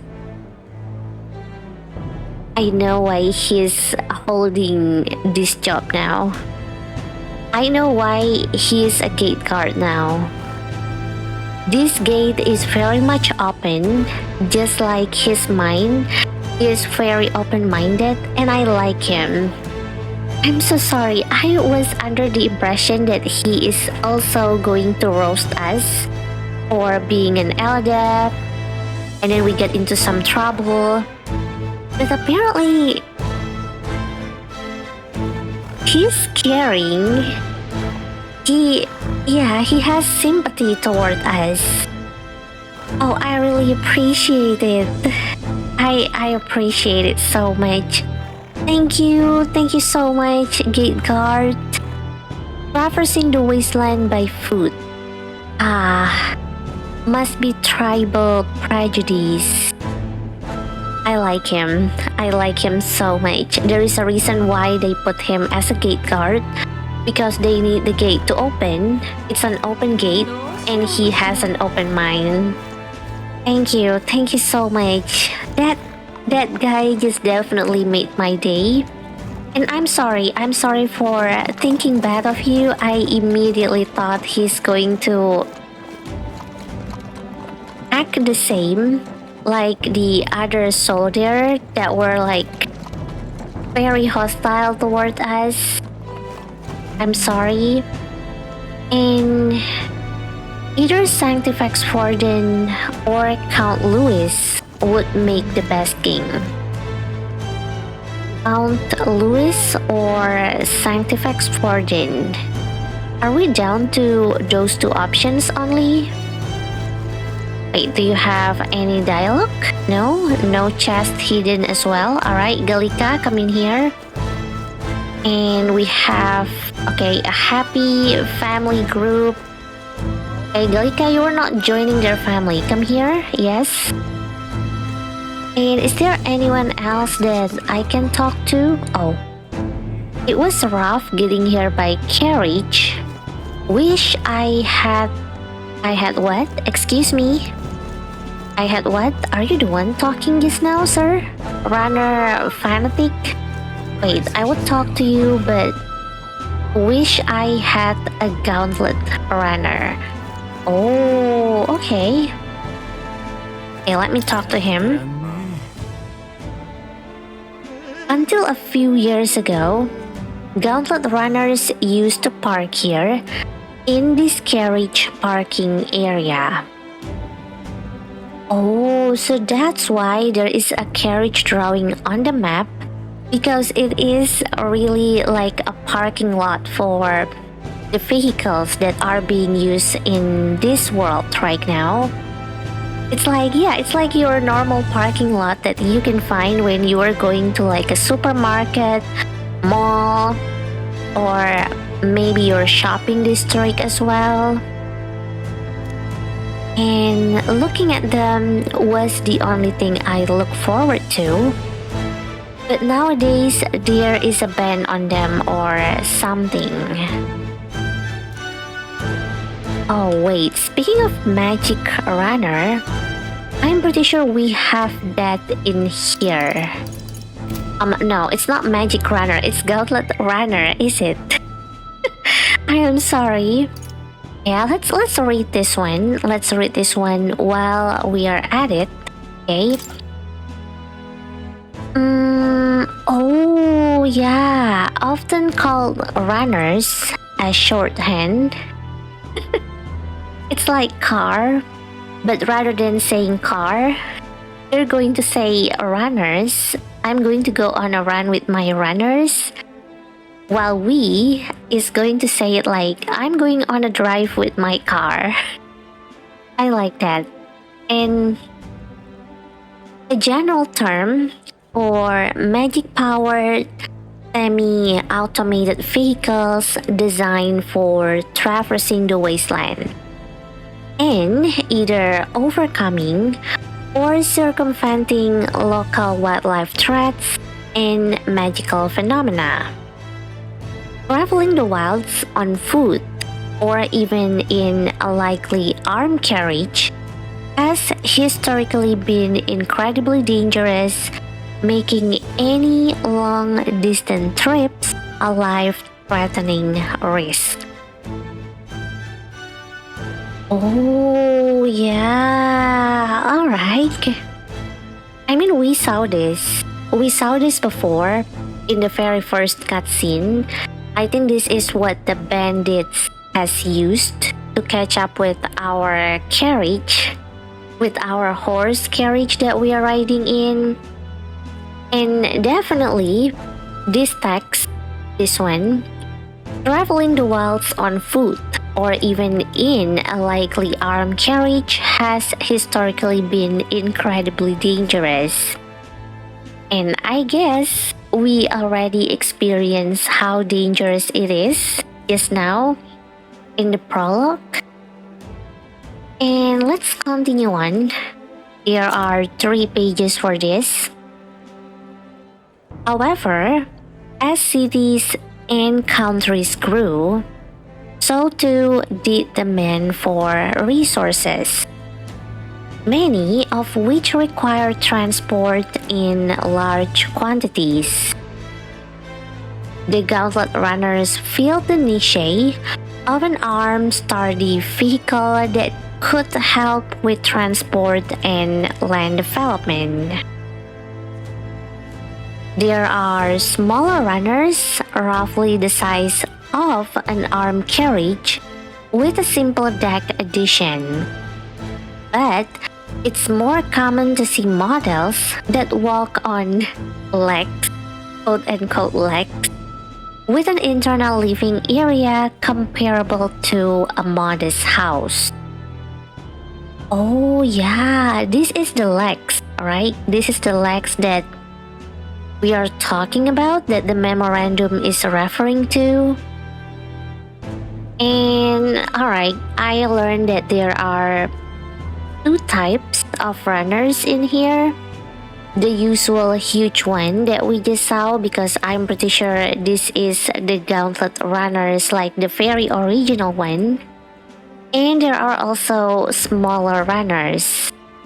But so far we don't see any smaller runners. Then again, it's also banned in the city from what the guy that we just talked to mentioned. But internal living area comparable to a modest house. So does that mean that we can live in here? We can live inside here? You were telling me we can live in here? Oh, okay. And the next one. Legs are more common in their design than wheels, partly because of their versatility on all manner of difficult terrain, but more so because adopting the remains and skeletons of large monsters as it is more cost-effective and stronger than artificially creating all the components necessary. Oh yeah, so you're using a monster's legs for this, a monster's bones to be exact, I think. But of course, to be able to do that, they need to find a skeleton of large monsters, or maybe, well, just fight one, I guess. So maybe if it's like in our world, when you know that there is going to be like, oh yeah, we're going to need to replace the tire, and then we need to go to what is like some kind of garage, I guess. I forgot the English name of bengkel. Yeah, it's an Indonesian place where you go to basically get your car fixed or get your tires changed. But in here, they're not going to go anywhere. They're going to go straight at monsters to be able to get a replacement part. And yeah, I do agree that legs other than wheels is going to be so much more better, especially because it seems like there are a lot of deserts surrounding us. I'm not sure if maybe later on we will move to maybe a slightly Greenland without having so much desert around us. But right now, with so much desert around us, so many wastelands, so many difficult terrain, I agree. I agree with this. Alright. Thank you for talking with me, sir. Runner Fanatic, right? Oh, I can't look at your name again. But it feels like, yeah, it feels just like a normal world where you will have like people gushing over cars. They know like price tag for, I think, and such an expensive car, a supercar, things like that. And in here we have a runner fence as well. I like that. I like the settings. Okay. And oh, there is another road in here. Unfortunately, I think... yeah, we can't go there. Let's not stray too far. If you were lost or something, check the map. Oh, and I don't like how they have like a gray people standing in the middle of the street just like that. Like, I know it's not accessible. Yep, you can take a look at the map right now and see that we can't even go there, I'm guessing, in the future. But just looking at those grayish colored people, it gives me shivers. And wait, let's go back this way. I really want to walk like this for the whole... oh, wait, hi, hello? Excuse me, oh.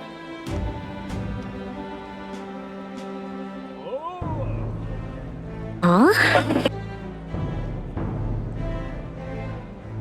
Wait. Huh.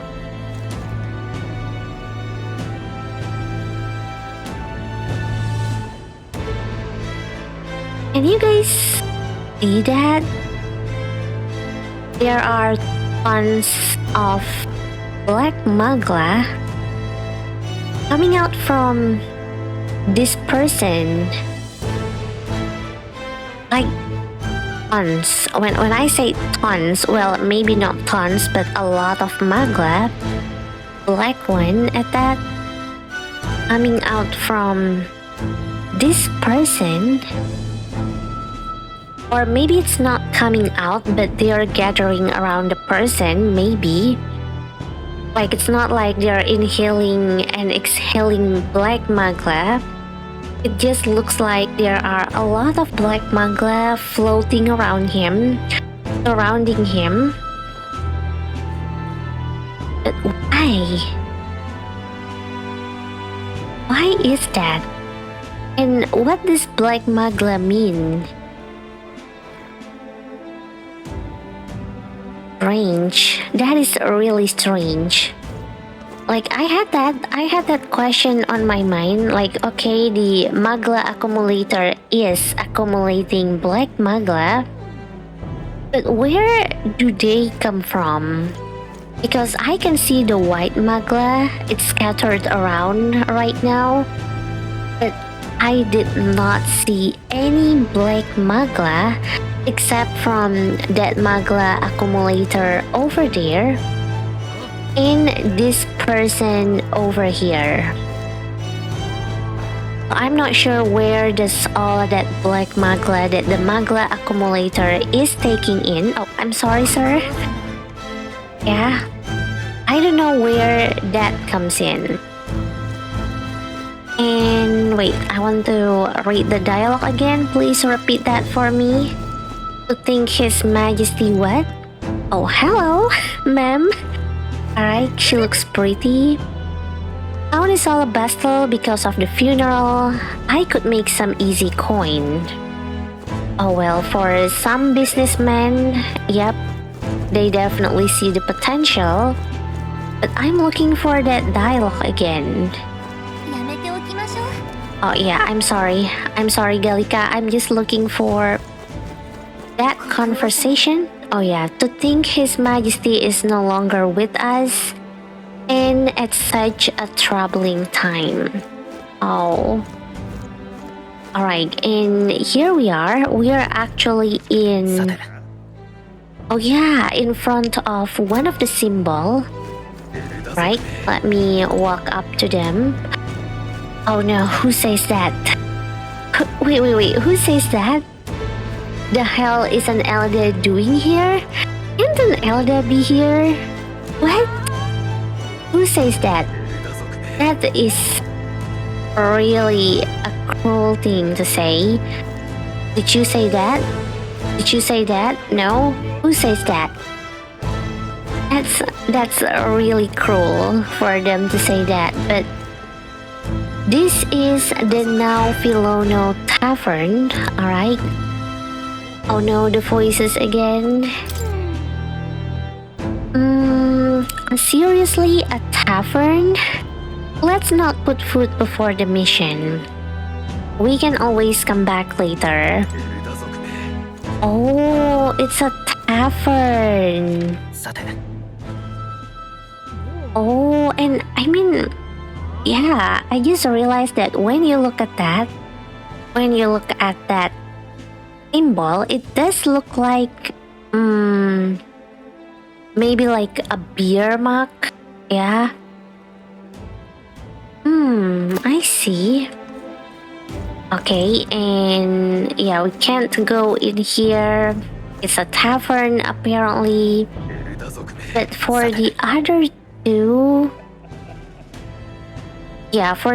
two, unfortunately, I still can't make sense of what they are. Like, maybe I can definitely see the connection with the tavern symbol, but for the other two, I'm not sure. And who says that? Who says such a cruel thing to me out loud? Oh, is it you? You are ruining my bus?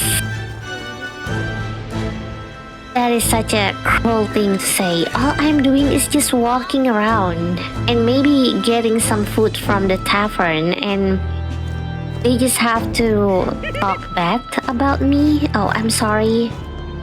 Alright. Oh, and I think Galika has some magla?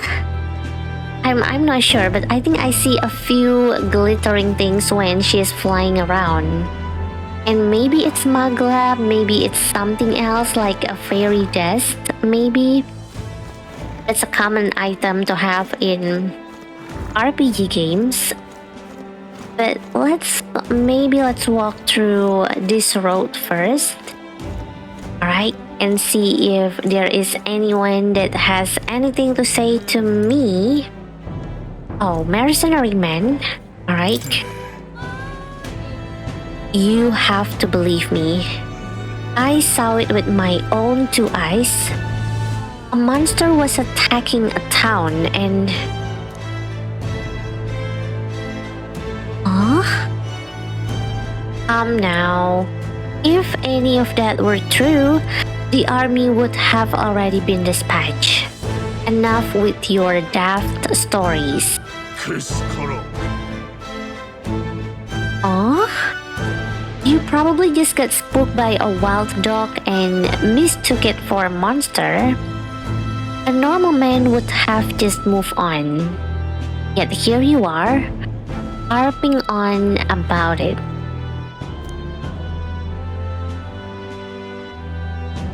What? I mean, a wild dog, as far as I know, is going to be normal size no matter how wild they are. And from what I have heard from the words that are going around, the monster is gargantuan size. There is no wild dog with gargantuan size, I'm guessing. And I'm not sure, maybe it's because the other merchant that is telling the story, this guy right here, I think because he is a paripus, maybe the glamour guy just...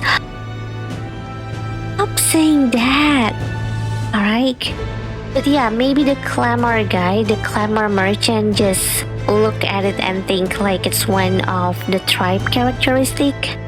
Because we have read the memorandum, and in here, it says that they're often honest with their emotions. So maybe they're just thinking that, oh yeah, the paripus is probably being taken by their emotions. Things like that. And who says that? The filthy tribe? Excuse me? That's really hurt.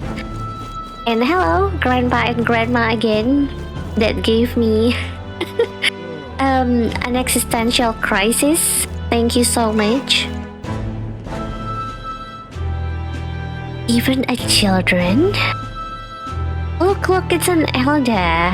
Yeah, I'm an elder, but what can you do about it? I was born as an elder. Thank you. Please don't point at me. Thank you so much. And oh wait, huh? Oh, for a second I thought I could check out this man, but it's actually checking out glass window instead.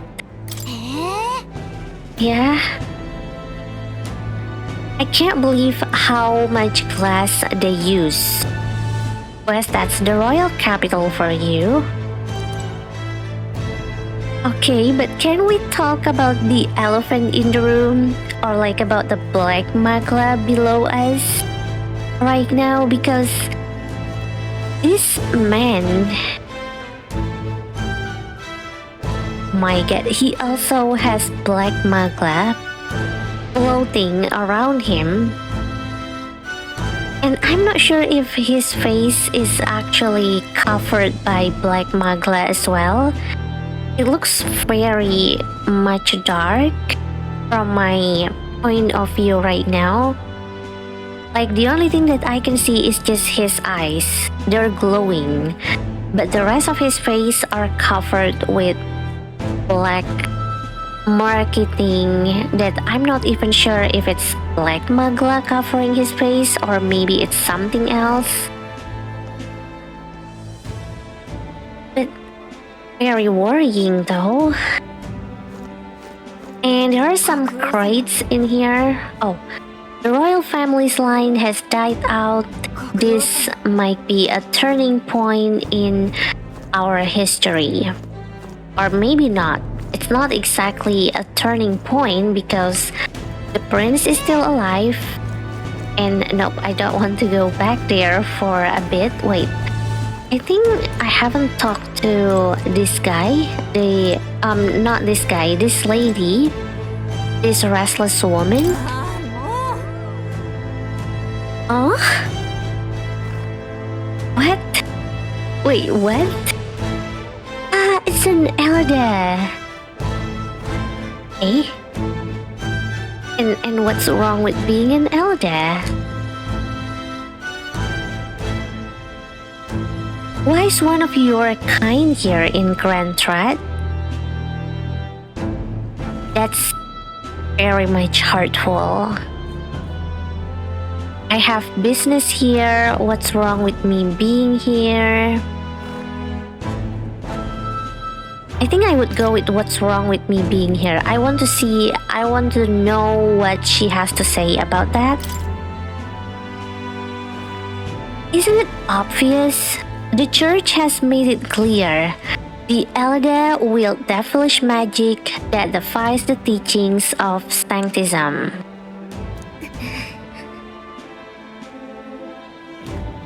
Yeah, oh my gosh, I am actually about to feel mad against all of this madness.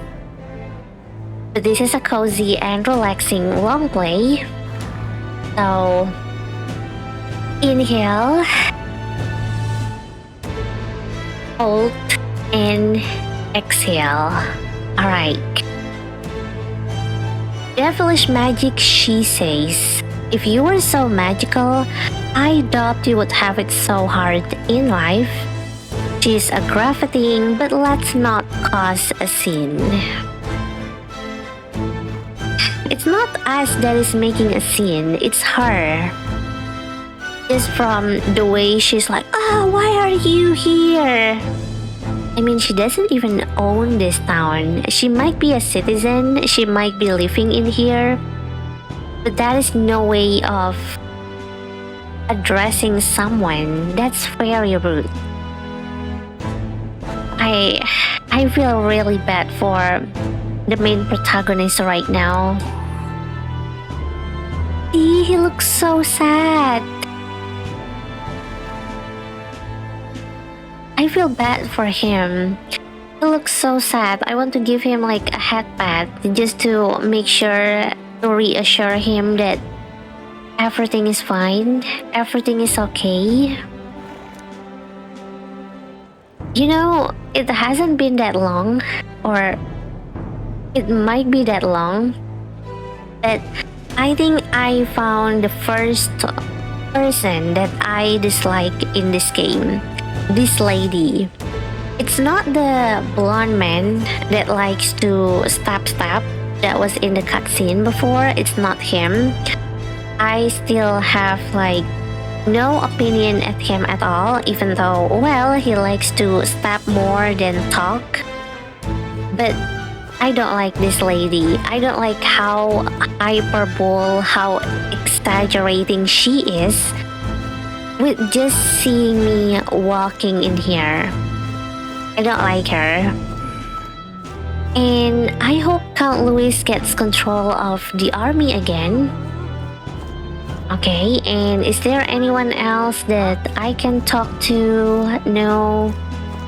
So many people though in the capital city.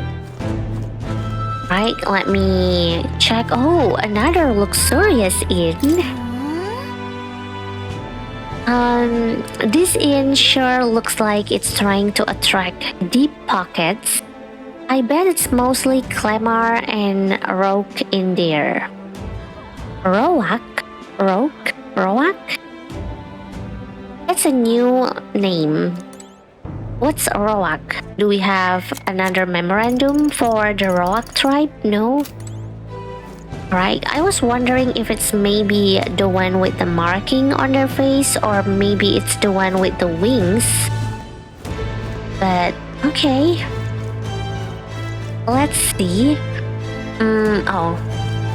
Oh yeah, wait, can we go down from... Oh, another one. Oh no. Yeah, another one with black magla floating all around them. And okay, let me check.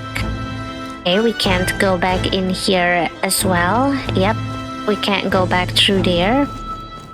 But oh my gosh, look at that view. Yeah, I actually forgot that we can actually stand in here. Oh wait, huh? As long as Sanctifex Warden what? Is alive and well, there should not be any problem. Alright. And let me listen in to you guys. Look. Over there, you can see the royal palace. No, wait. That's not right. That's where the Grand Cathedral is. At least, I assume so, since it's off the main street. Nani? Seems to me, sanctism is the really privileged thing around here, even more so than the monarchy.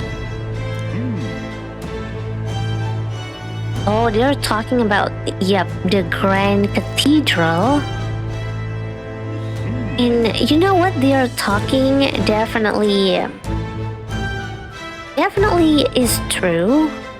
It actually make me even more suspicious because, well, logically, if you were going to maybe like a country, maybe like a nation, you would have a palace, right? And I'm betting that the palace, or basically the government main office that you have in your nation, it's going to be big, it's going to be looking really amazing, but they're not like...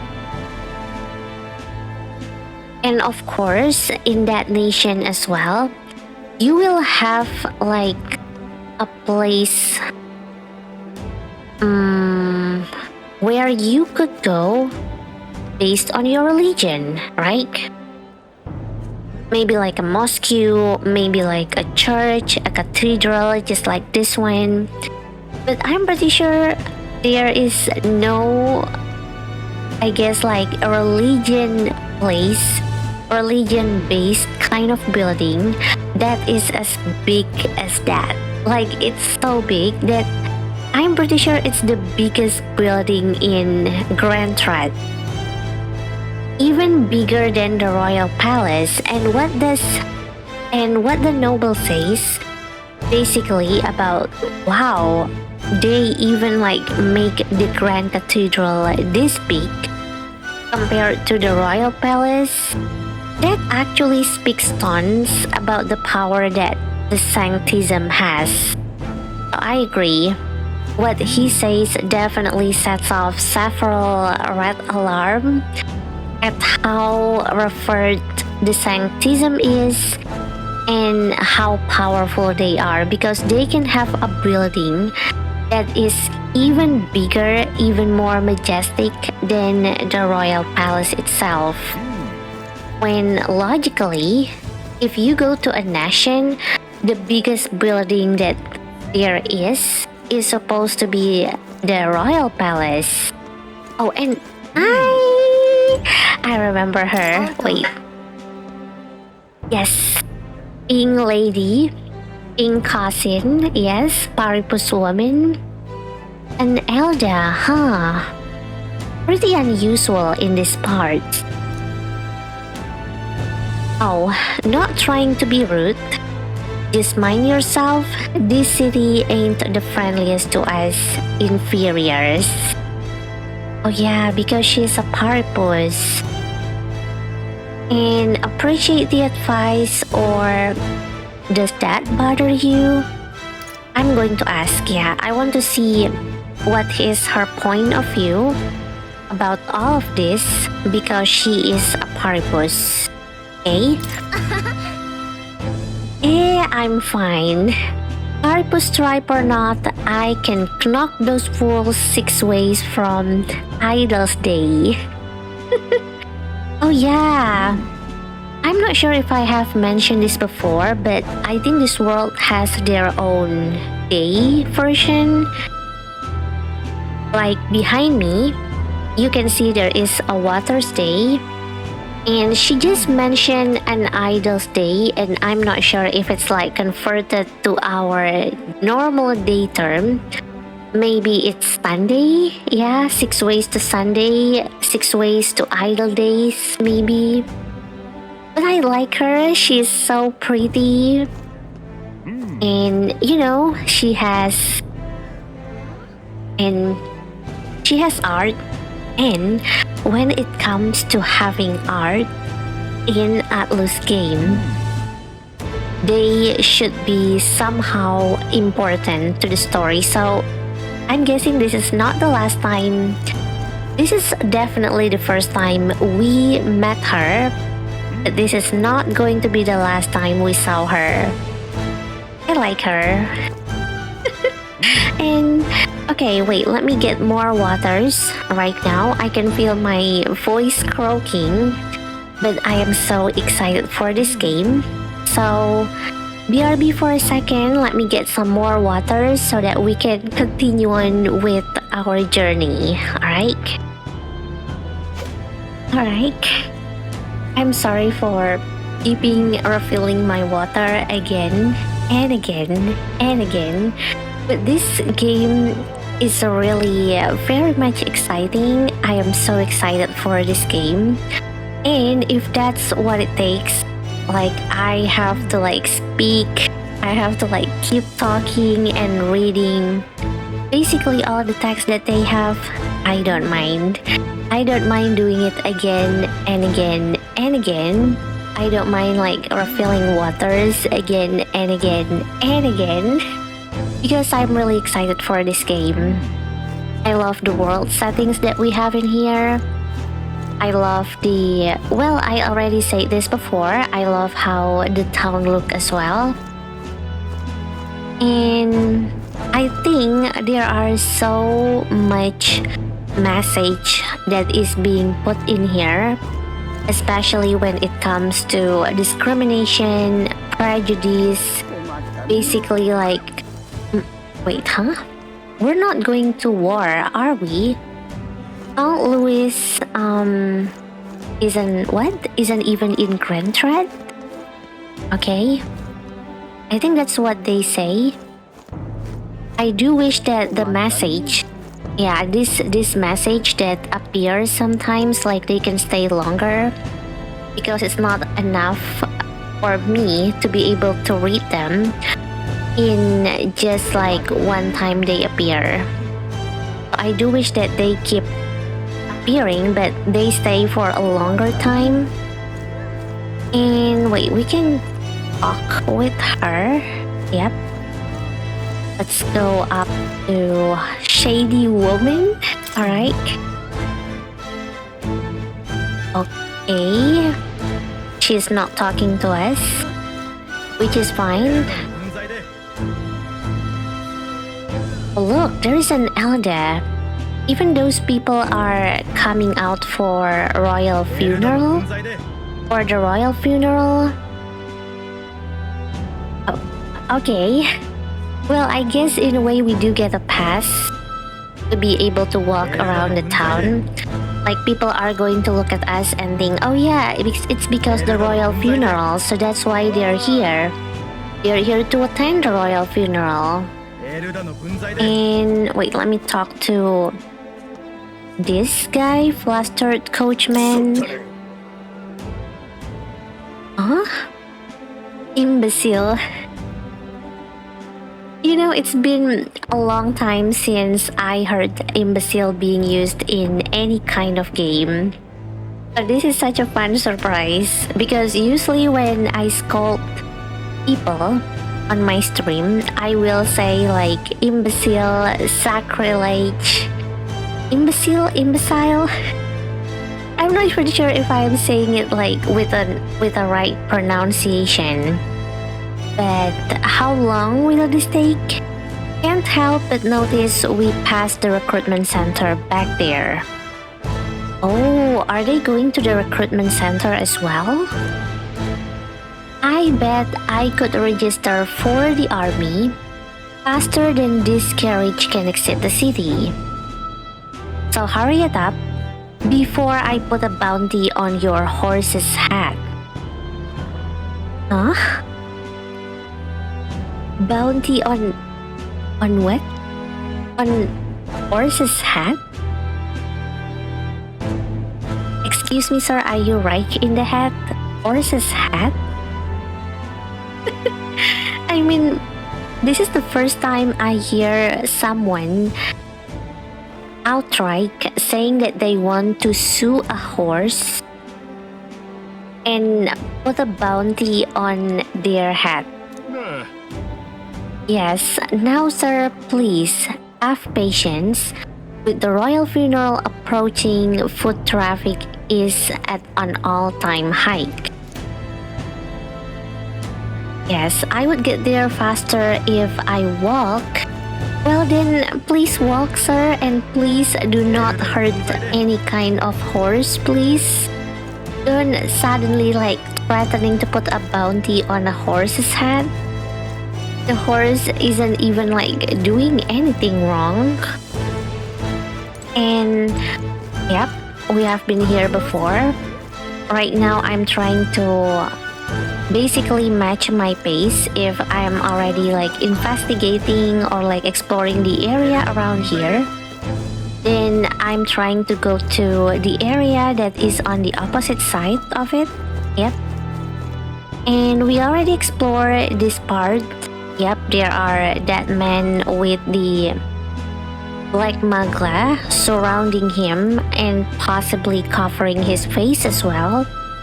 But I'm pretty sure we haven't... Oh, we have nothing to fear. All we must do is have faith in God and pray to Him. Church prayer, alright? I do hope they're not going to get hysterical on us because I remember the Sanctism Church is the one that says that the Elder tribe is basically the cursed tribe. Right? The royal funeral for His Majesty the King will be held at the Grand Cathedral. Naturally, His Eminence Forden will be in attendance as well. Eminence? Oh my gosh. I just missed out on that one important details. I mean, If you guys remember, the people in this town, they keep talking about the Sanctifex Warden and Count Louis. They're like the two choices that the people in basically United Kingdom of Ukraine has right now. They have like two strong candidates, the Sanctifex Warden and Count Louis, and at that time, I did not think that Sanctifex Warden actually referred to someone from the Sanctism Church. But now, I can finally put two and two together. I mean, it's the Sanctism, Sanctifex, yep, the Sancti connects them together. And yeah, you may gather at the Grand Cathedral on the day of the event. I'm not sure I want to go there. People will definitely looking at us and oh. 警備隊仕様の最新型か。 Window shopper. That's me as well when it comes to online shopping, window shopper. Or like a Steam sale as well, window shopper. Just looking at games that are on sale, but not exactly buying them. これさえありゃ、ちょっとは上位の魔法が使えそうなんだがな。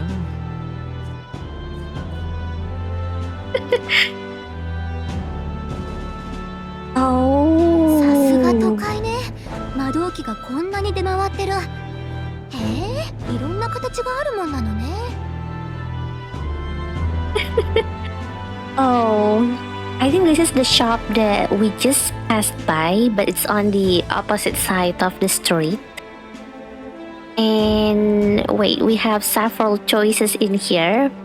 Now I want one, not interested, or what is a magic igniter? I'm going to say now I want one. And it is simply because I want to hear him. I want to hear the Japanese voice actor for this saying that line, because I remember that the protagonist is going to talk based on what the answer we chose. Right? 一つくらい欲しいな。 See? He's so innocent looking. Now I want one for myself. You will. I will buy you one. Don't worry, we will save up. And we will get you one. いや、いくらすると思ってんの。 Yeah, it's very pricey. けど魔法を使うのに道具が必要なんて、あんたたちは不便ね。その点私なんか魔法も使えるし、マグロの流れだって見えちゃうし。まあ、どっちもちょっぴりだけど。 Oh, wait, huh?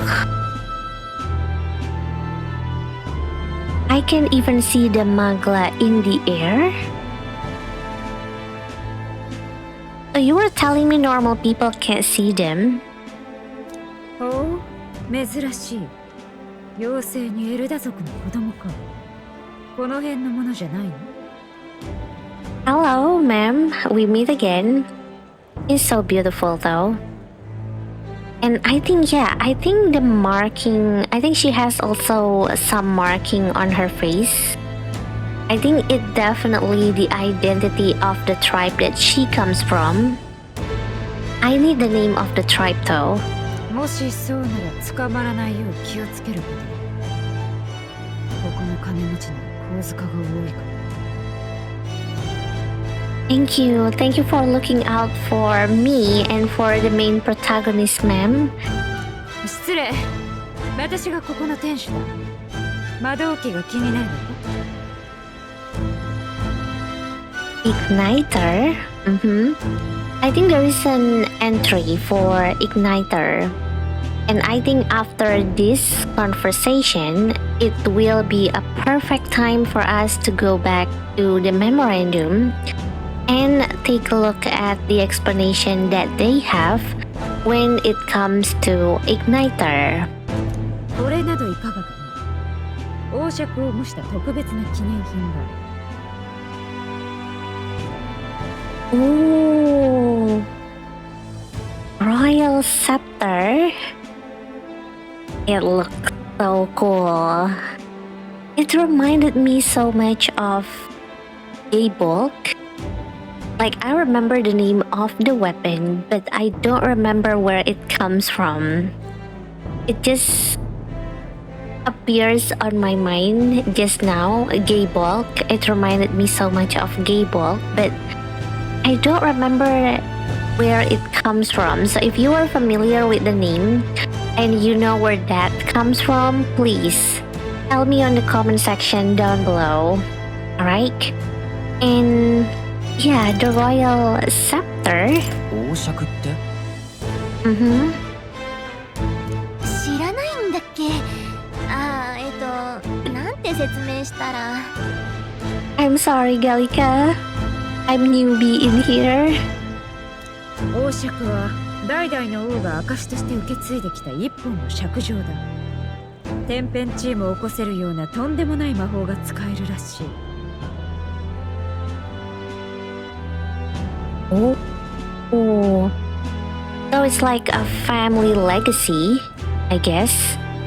Family inheritance. And I love how the game has this subtle blur because they're trying to make us focus on the royal scepter, so they're blurring this beautiful lady a little bit. I love that effect. 要は世界最高の性能を持つ魔導機だな。王はそれを抑止力に国を守ってきたわけだ。Ooh, okay, sure.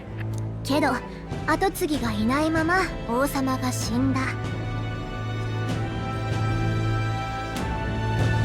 そういうことだ。次期王の魔法の加護は途切れる。何しに来たのかは知らない。ここは近いうちに一払いある。Yeah, I mean, I figured that out already. But thank you for the warning and thank you for looking out for us as well, Igniter Merchantess. I do hope she has a name later on that we can call her, or else I will be calling her as mine. And that is my daily risk. Thank you so much. I'll keep that in mind, yep. 覚えておきます。覚えていきます。Thank you. 自分の身を守れるのは自分だけだ。肝に銘じておく。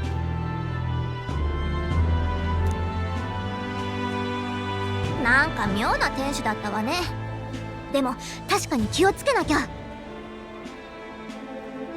ていうか油売ってられないわ。さあ軍の母兵者まで急ぎましょう。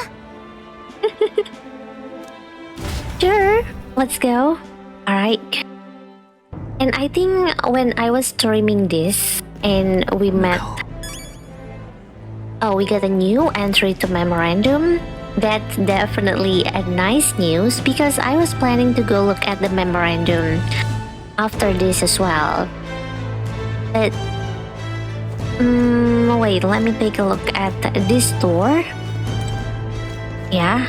Lycaon Magic Association.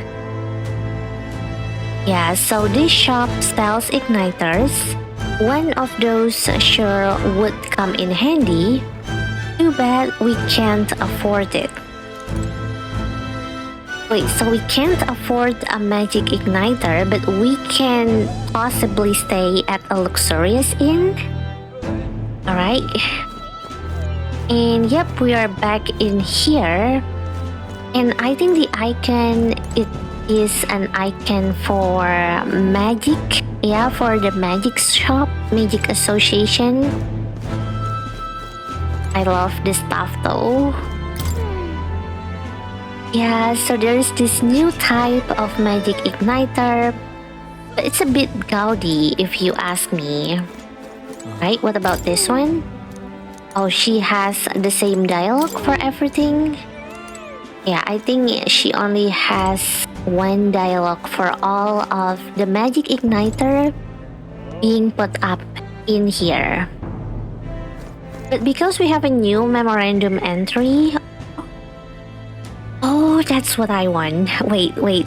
That's what I want. Magla. Alright, we are definitely going through memorandum again. Alright, and if you were groaning... because basically we're going to have a long text to go through again. Well, I'm going to tell you this again as well. Feel free to fast forward or skip this part to the part that maybe you are looking forward to, because I think we are going to be a little bit long in here. But let's see, alright, especially for the magic magla and magic igniters, I really want to read on them. So, magic, a general term for the technique that consumes power to cause phenomena that bends the laws of nature. That's a nice description. I mean, there is like fire magic, ice magic, and it definitely bends the law of nature. Like you can summon a fire without having to crash two stones together or smash two woods together. And you can also like spawn ice without having to freeze water beforehand. It has a wide range of applications, from modest use in daily life to destructive power in war. However, as magic igniters, which require a state permit for ownership and use, are required for people to be able to use magic, many cannot wield magic. Oh, so in short, there is magic in this world, but to be able to use that, I think you need a magic igniters. And getting a magic igniters is basically like how you are trying to get a driver's license in the real world. It's hard to do. So that's why like there is only limited people that can use magic, because to be able to use them, they need the magic igniter. And let's take a look at the magic igniters, I guess, for now. And a tool, right, that acts as a conduit for magic power, without which people cannot perform magic. Yeah, so that's why like we need the permit to be able to have a magic igniters, to be able to use one. And if we don't have that permit, basically we can't use magic igniters. And to own or use them, one must obtain a permit from the kingdom by passing a test, with some exceptions, such as those serving in the state army. Igniters can be costly depending on power and specifications, and purchasing them is akin to buying land or housing. Oh, buying land or housing? That actually explained a lot. Like, I was wondering why we can... Like, Gallica just straight out says we can't buy a magic igniters, we cannot afford one. And I was wondering why, because she was not against the idea of us staying at a luxurious inn. She just said that it might possibly catch more people's attention, so let's not go there. But looking at this pricing, at this range of price that the memorandum told us, yeah, I can see why. I can see why Gallica said we can't afford one. And the expense is so great. Buying more than one igniter would be difficult even with the entire lifetime income of the average commoner. In order to prevent accidents and crime, the crown theocracy and the Magic Association have exclusive production rights of igniters. Unauthorized production is considered a serious offense. Oh, they have license, I guess, or the magic igniters. And yeah, buying more than one igniters almost like equals the entire lifetime income. I can totally see why Gallica said we can't afford one. But again, there are a little bit of a suspicious entry in here, a little bit of suspicious sentence, because they say that the Crown Theocracy and the Magic Association have exclusive production rights of igniters, of a tool that basically can help you make magic. And that is actually a great business venture. Actually, it's a great business action. Yeah, it's a great action to take, especially in the world of business. But, I was wondering if there are more to this story, if there are more to this fact. The next one, the time needed to cast magic depends on the user's skill, but can also be slightly impacted by the capabilities of the igniter itself. While using an igniter while sedentary poses little problem, activating an igniter while moving is difficult, and it is thus advised to use them cautiously. So there is charging time. Basically, there is casting time, charging time. Yes, I spent quite some time in MMORPG. I played Lost Ark before, Final Fantasy XIV just a little bit, so I know what they mean by casting time, RPG style. And yeah, basically they're saying that if you are using a magic igniters and you want to cast, don't even try to activate the igniter while moving because it is very difficult.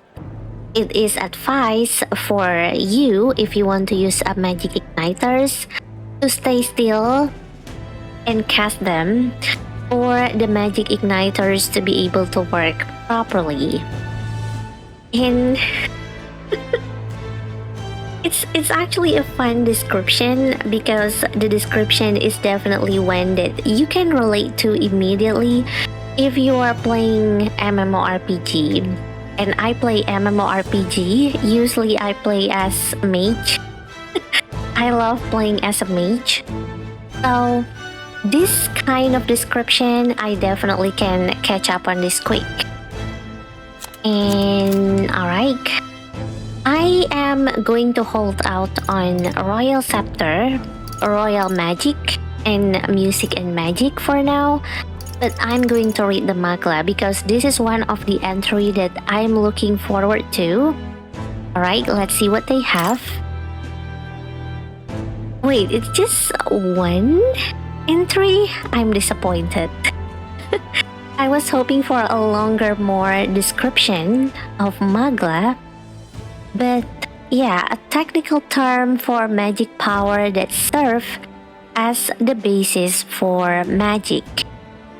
There are varying amounts in all things found in nature, including people, plants, and animals. Because Magla sometimes crystallizes in areas of high concentration, some scholars theorize that Magla may be physical particles too small to be seen with the naked eye.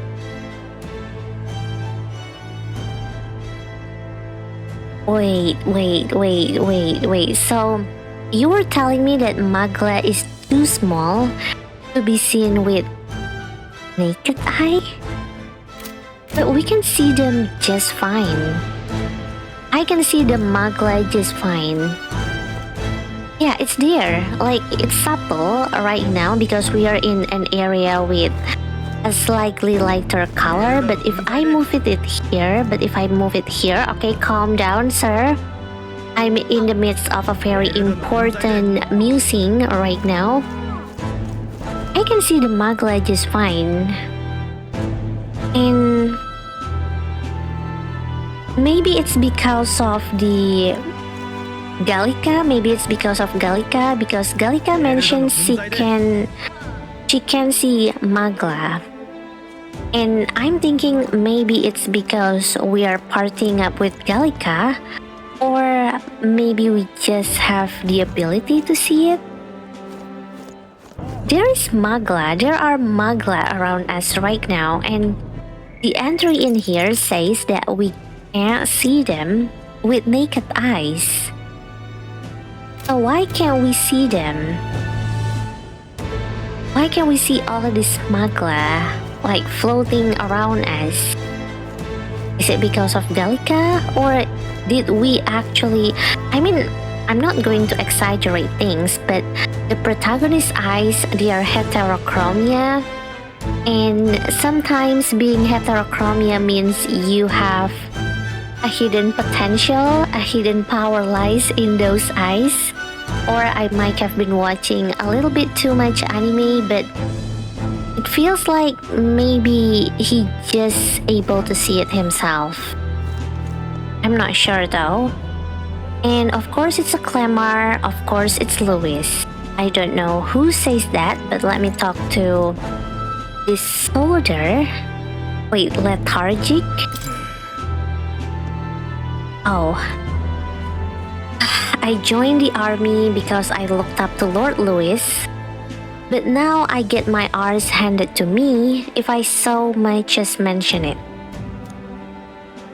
What's the state army gonna do now? You won't find any decent recruits given the messy state of things currently.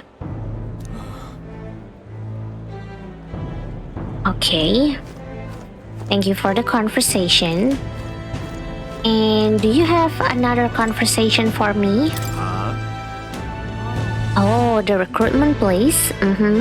Go down the street towards the cathedral, and it will be the building on the left.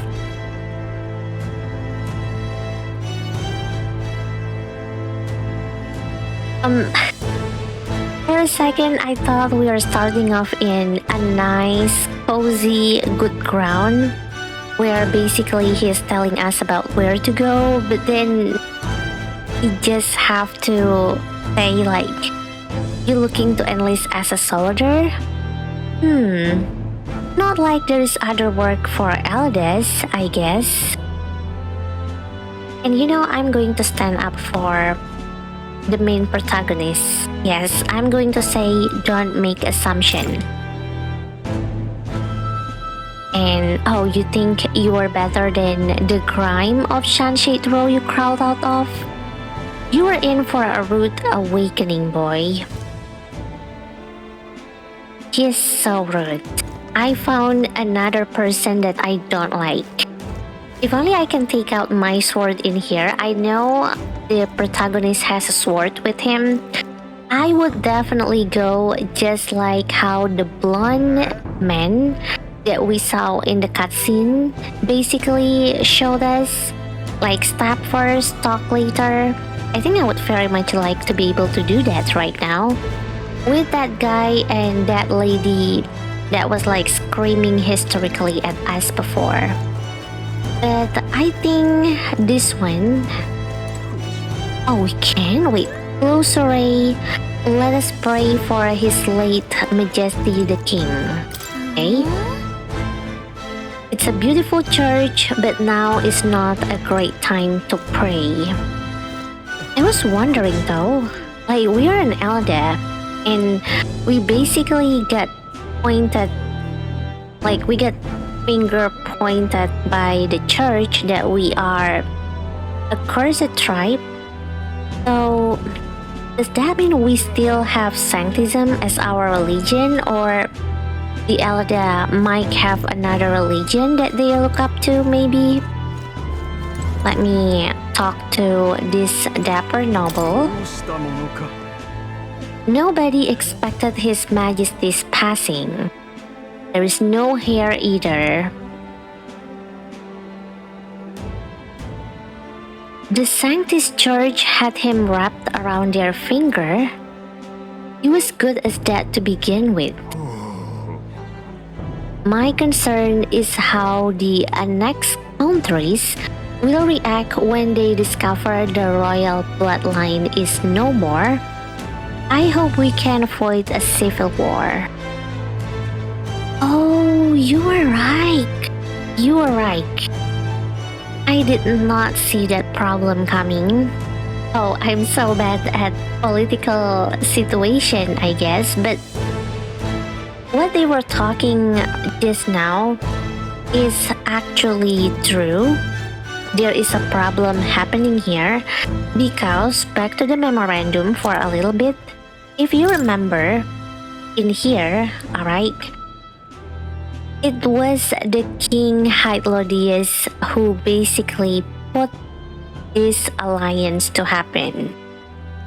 The original King Hytlodius, as you can see in the memorandum in here, was this United Nations' first ruler.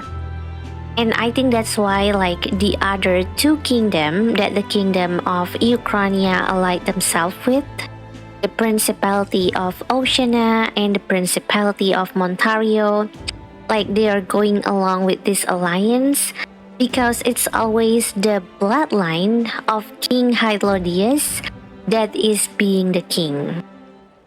But right now, because the king has passed away with no heir, it's possible for the other two kingdoms to just like see this alliance as void because it's no longer the Hytlodius bloodline that is going to be on the throne.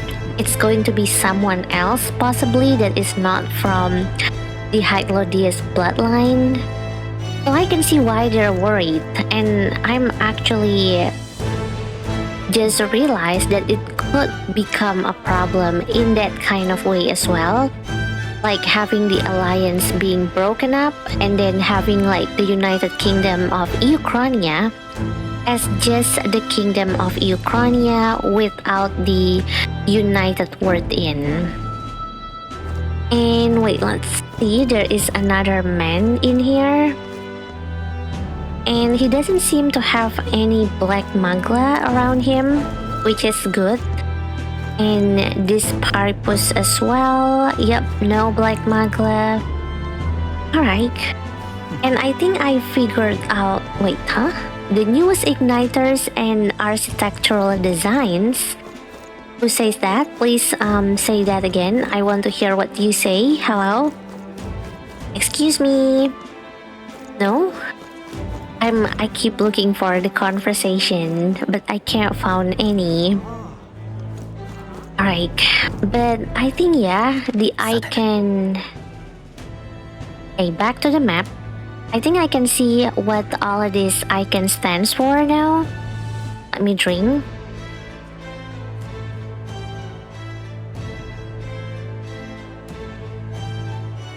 So I can see that there is the tavern and there is that magic association where we will... I'm not sure if we will be getting magic igniter soon, but they sell magic igniter and maybe other magic based kind of item. And there is another symbol, and I think it's actually for the church or the Sanctism Church, or what is the name of the church again?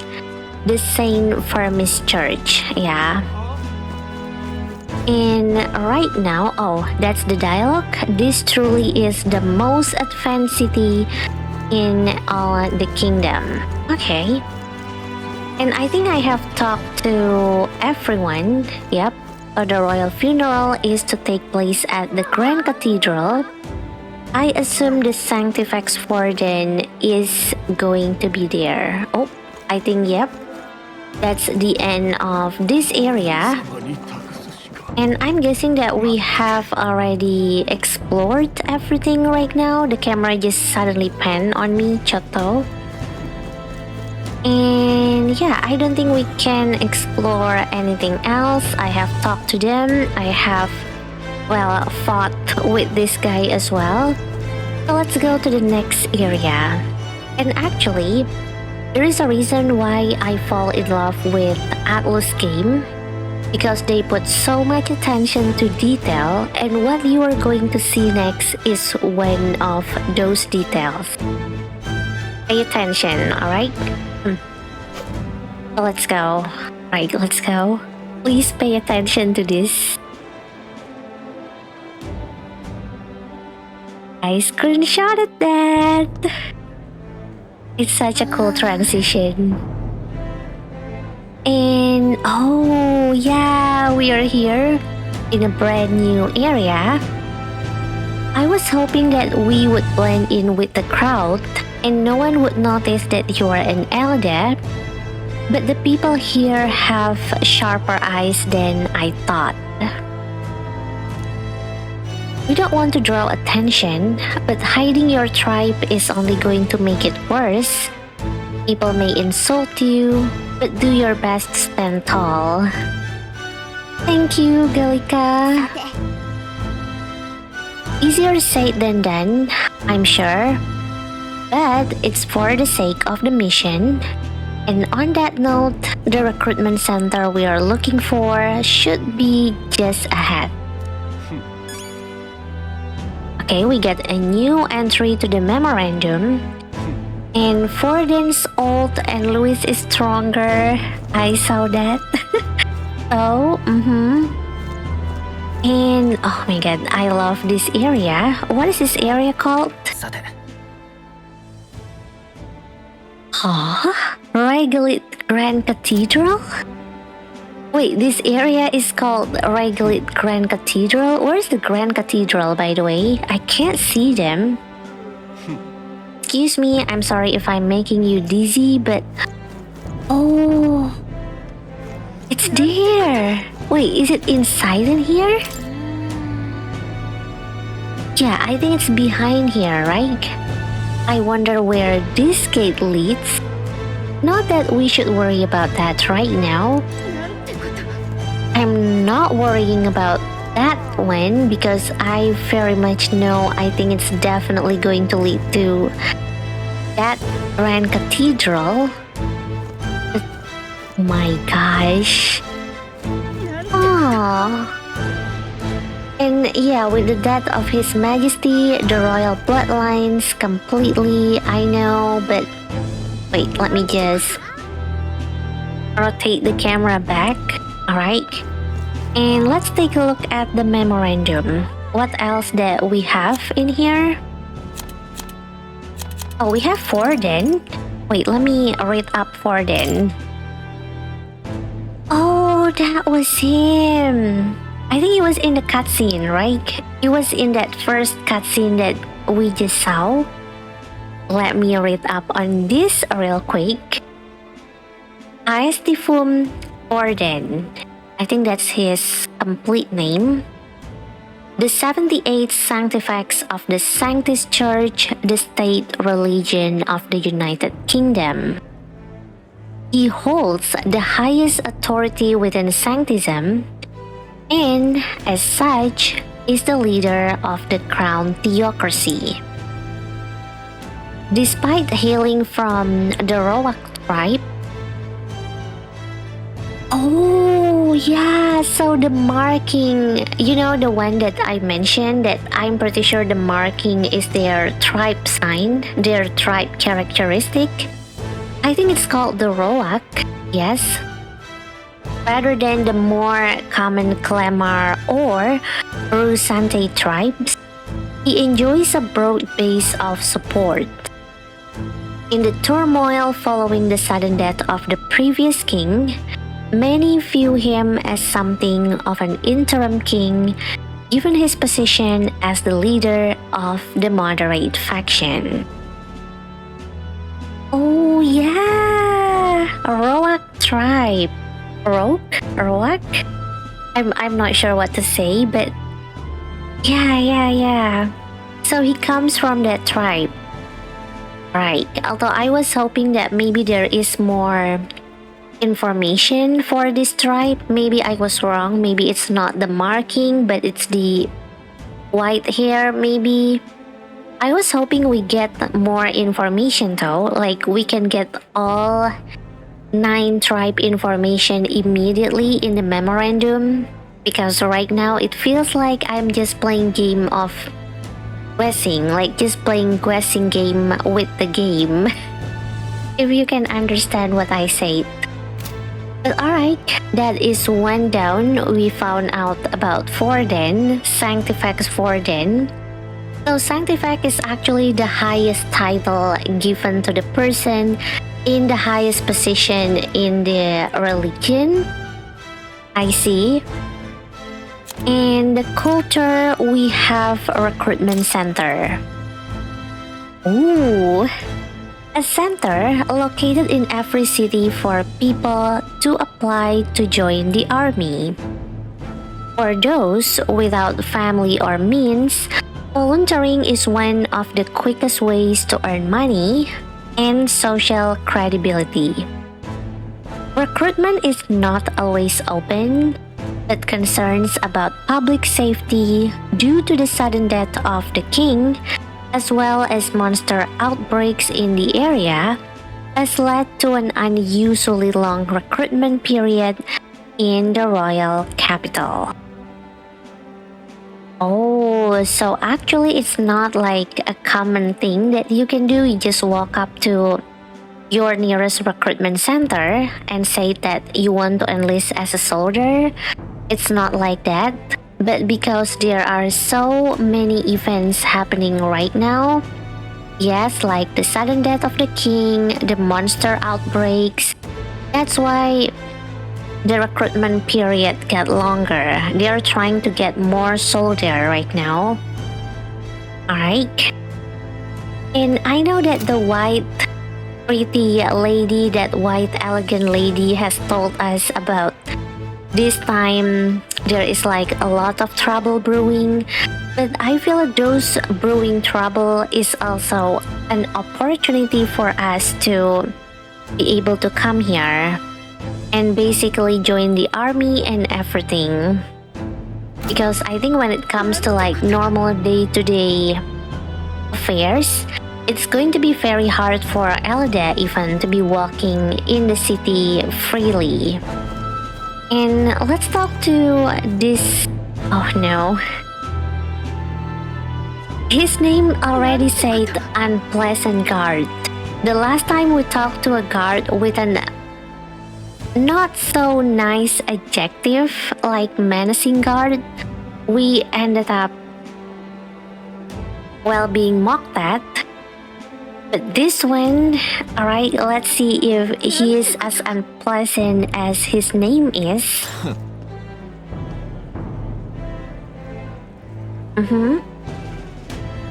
Recruitment center. What? You want to enlist or something? It's just down this road, if that's the case.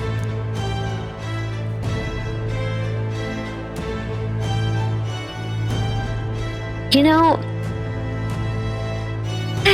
know the problem with all of these people that we seems to be having beef on, we seems to be having beef with, is that we start off nice and easy. It's like talking to a Google map. Where's the direction for the place that we are going to? They answer nicely. But I guess there is a reason why application like Google Map and Waze takes off. Because after giving you direction, they're going to be guiding you there.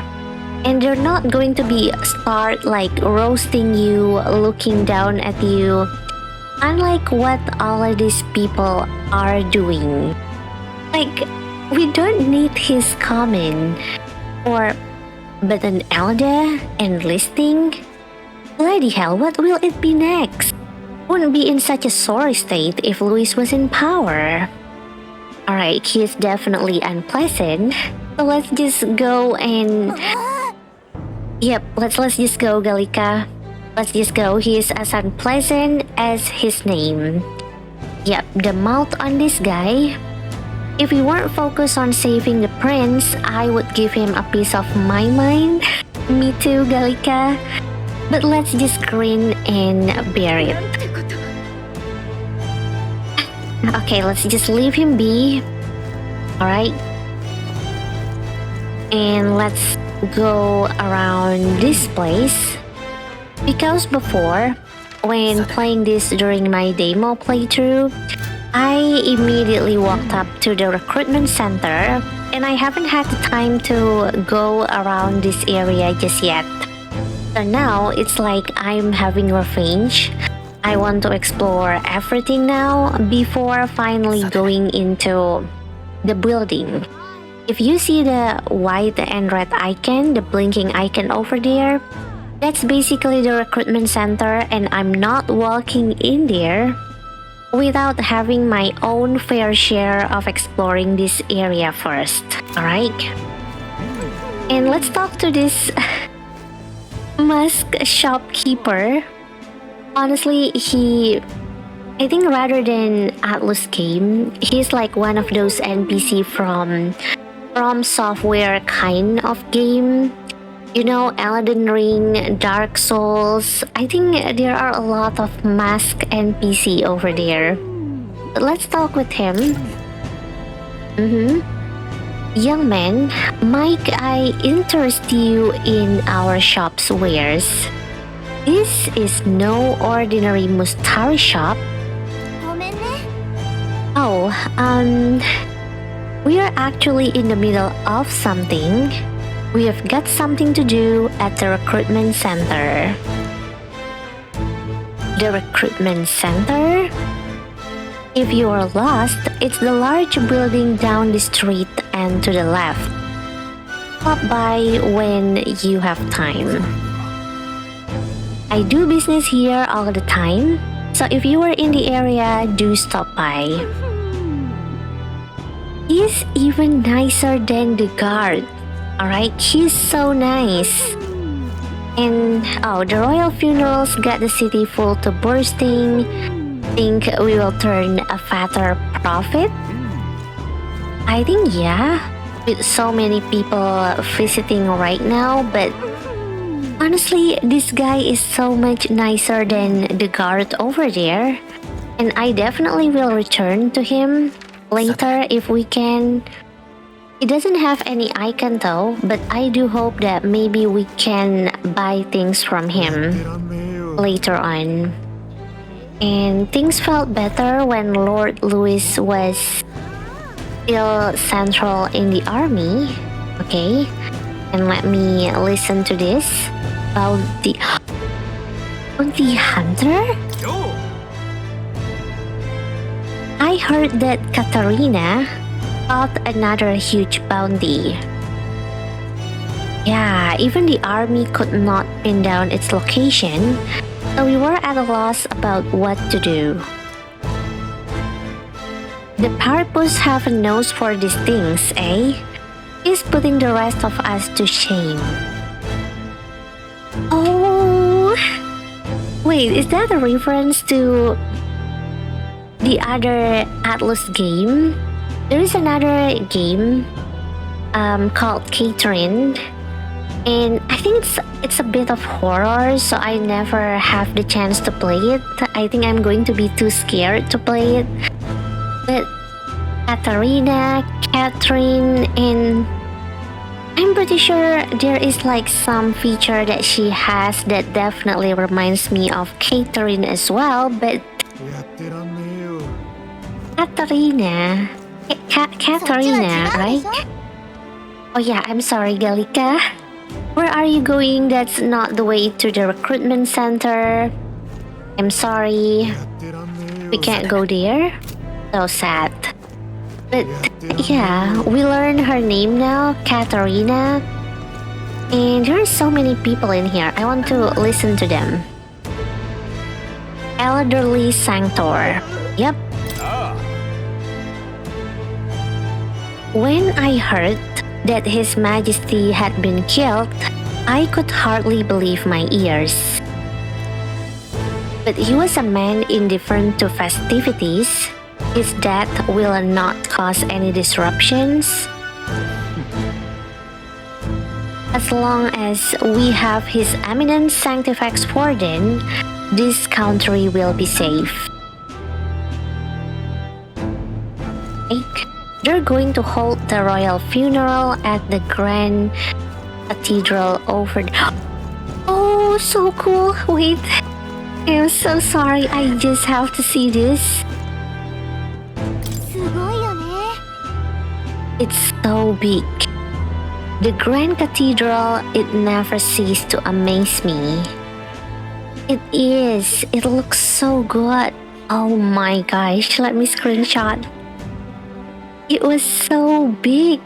And I know I said that it looks scary. It looks very much ominous. But you know, I'm still feeling awe at how big this is. And what is down there? Wait, let me see. I'm sorry. I'm curious. I can't see anything, but oh wait, let me return to the previous area. Can we return there? I think there is a part where you can actually get an introduction about basically the area. Let me screenshot again. I love this transition so bad. Like, I think this is the first time I saw a game having transition so cool looking when you are moving between maps. And wait, did I talk to you already? Oh, I haven't as well. Okay, I make a good choice of returning here. Hello, Katarina. But here, viewing platform. Yeah, I haven't interact with this. Look at all of these houses. Pretty striking to see them from way up here. And look, there is the Grand Cathedral. Yeah, this is what we missed out on. It's just enormous. And as I recall, the recruitment center is around there. Yeah, I missed out on that. I just remember I missed out on that one because I saw that one during my demo playthrough, but then I forgot that we can actually get a nice look of, well, half of the Grand Cathedral. And let me talk to these two. Igniter Shopper. Do the Lycion Magic Association's igniters have to be so damn expensive? So I suppose all magic igniters are pretty costly. I hear you, mate. Maybe I will lodge a complaint with the shop owner. You know, like I did at the exchange earlier. Shop owner? Wait, isn't the lady that we just talked to? That pretty lady is the one who owns the shop? Well, this shop is owned by Brigitta Lycion. Oh, that's her name? Brigitta Lycion. I heard she isn't one to be trifled with. Regardless, I'm a paying customer. Let me speak with her. Oh, you are going to get your ass kicked 7 days to Idol's Day? I'm going to use Catherine's word on this. But let me go back to the previous area I haven't finished exploring. Because at that time when I was playing the demo, I immediately go inside the recruitment center. So I don't even have the opportunity to see the Grand Cathedral before. And having the opportunity to do so right now I am just grinning from ears to ears. Because this is something new. This is a new thing for me. Oh, I can't go? Yeah, where are you going? That's not the way to the recruitment center. But Gallica, please let me go there. And the king was killed, you say? Go elsewhere with your jest. Wait, there are still people who don't believe that the king was killed?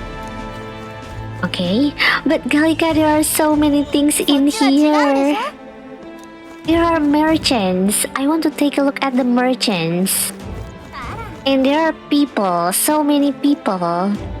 Seeing more and more out of town customers these days. Right? So many people.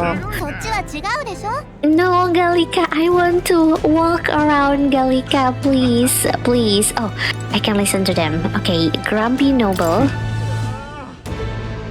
Rumor has it Forden will become the next king, but the decision is a ways off yet. It's the duty of all Ishkia. Oh, is that a tribe name? Ishkia tribe? To guide the ignorant masses. I agree, there is no future more dismal than having a Roak as ruler. Oh, Ishkia and Roak, I think they're not on exactly a good terms. We Ishkia are most worthy of the crown. Oh, okay. Yeah, I'm sorry, Gallica. I'm sorry. But you know, I think... Oh wait, the royal funeral's gonna draw a crowd, time to make some money. But honestly, I have to be honest with you. When I hear... like a tribe and a social class, social status, and then I saw those Ishkia people, the one with the wings. Well, I was under impression that they're going to hold like a powerful position in this nation.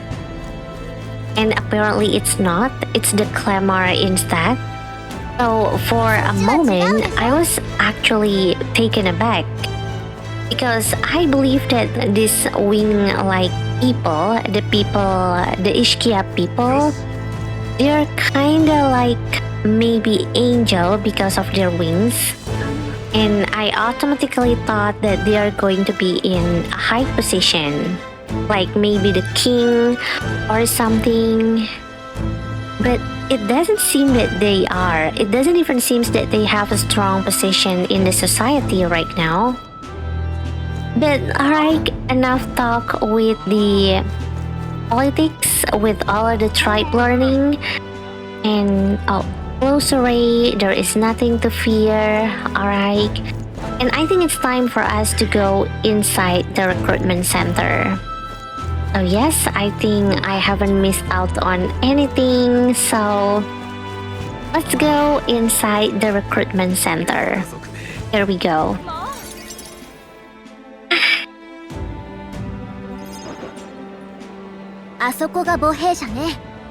Mm-hmm. じゃあここから先は任せるわ。大した問題は起きないと思うけど。あ、面接で何か聞かれても任務に触れない限りは素直に答えていいから。作り話なんて怪しまれるだけよ。Got it? うまく採用されるよう頑張って。Knock them dead? Can I do that with all of those 3 people that I'm having beef with? The hysterical lady, the arrogant man, and the unpleasant guard? Alright, let's go. じゃあ、しっかりね。Thank you, Gallica. ああ、貴族出身？食うに困らんはずのやつがなんでここに？ Howdy, Captain. Okay, I'm guessing we are off to a not exactly good start. Oh, and I love how Gallica is just also sitting on the chair with us. It's so cute. And alright, let's continue. さては、家が落ちぶれたか。ここでは強さを家柄で測るのか。Oh yeah, it's him. 俺を軍に入れるのか入れないのかどっちだっ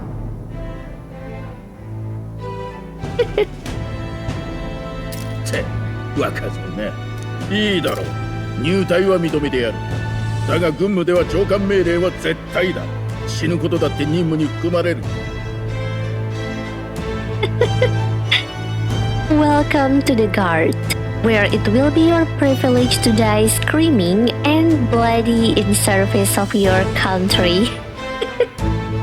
You know, I was afraid of him before when he was like all stern and all full-blown roasting. But right now, I like his joke. 青臭い坊ちゃんに現実を叩き込んでやる。せいぜいお国のために死んで役立て。貴重な味方を脅して統率か。思ってたより脳なしの集まりだな。This guy also won't back down. でも安心しろ。この国は俺が変えてやる。かつ言わせておけば。I love this interaction. I love this interaction so much. やめとけ。こんなことで医者の仕事を増やすな。Don't the healers have enough on their plates already? So this guy is like saying that if the healers right now is not like out of commission, then they will try to beat him up. 悪運に感謝しとけ。ほら次早くしろ。 Okay, it's our turn. Let's go. はあ、エルダ族だとまだ生き残ってたんだな。Sir? I do hope that he won't roast me that much. I don't exactly remember how our conversation goes in here, but I do remember there are going to be some pivotal moments in here. Wait, let's see. 年は18の孤児か。兵士としてはうってつけだな。An orphan. Yes, I am an orphan, so it will take them, you know, like, as dark as it is to mention, but the reason why the captain says the army can always use more of them, because when the orphan may have accidentally passed away, maybe in battle or from mission, they don't exactly have to go through all the trouble to inform people of their passing, because they don't exactly have family to pass information to, so it will be much easier for them. And it's a little bit dark, it's a little bit sad, but that's the reason why the captain says that. 志願した理由は何だ？ And there is also maybe a little bit on the money side. I'm not sure if a soldier passed away, will like that army will have the responsibility to pay some money to the family. But if they do, then having an orphan, which means basically no family, can also save up some money. And so what brings you to enlist? Yes, I want to fight for change, I need the money, I am just so bored. Before, during my demo playthrough, I remember I chose the I need the money choice, which is basically, well, it's true. It's like the most basic reason for people to join in the army. But right now, I think I want to explore other options. But at the same time, I'm not going to choose the first one. I want to fight for change. Nope.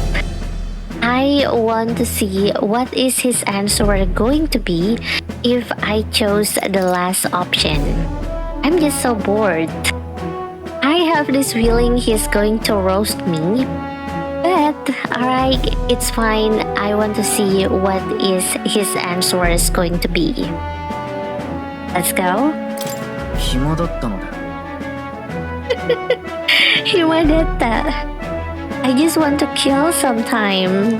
刺激が欲しいだけか生意気な。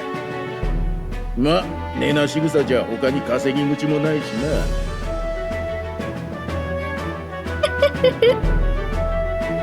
A little kingdom sponsored bloodshed will spice up your life, eh?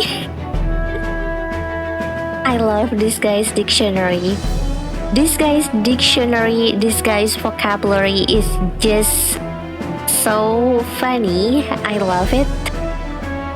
And I suppose this work attracts the genre.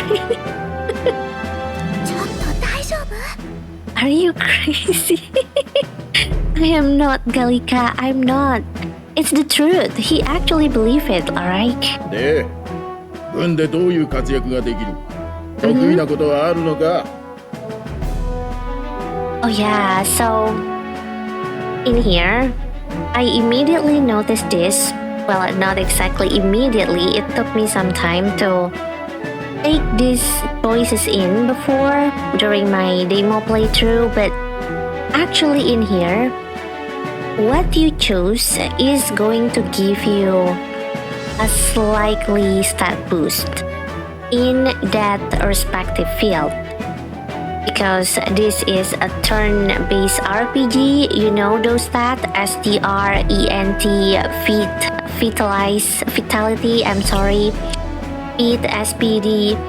So, apparently these choices, alright, according to what you choose, you are going to get a stat boost respective of that choice. And I'm sure just by looking at these choices that we have right now, like I'm stronger than I look, of course it's definitely going to give us a stat boost on strength, on SDR, and I've got a sharp mind, it's definitely going to give you a boost on intelligence. So this is one of the pivotal moments that I remember in this game.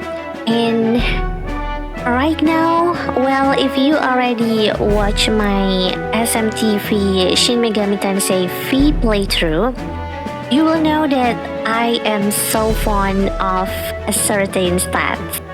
I am so fond of that stat that no matter what game I'm playing, I will definitely always try to increase that stat. So, we're going with the I've got a sharp mind.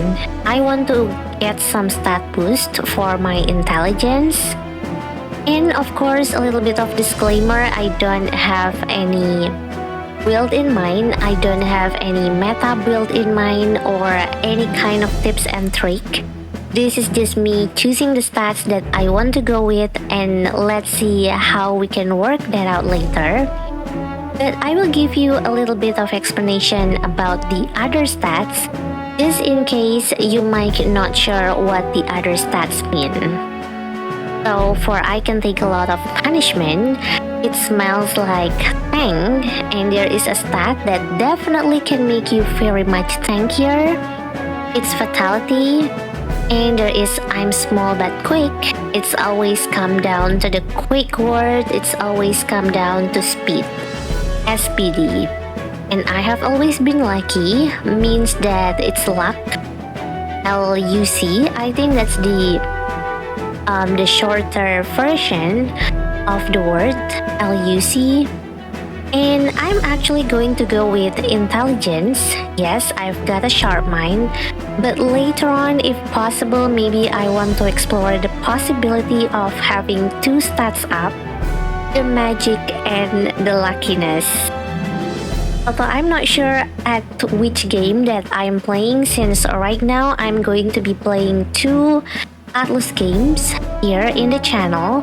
I'm going to be playing as, well, in Metaphor ReFantazio and Shin Megami Tensei V Vengeance.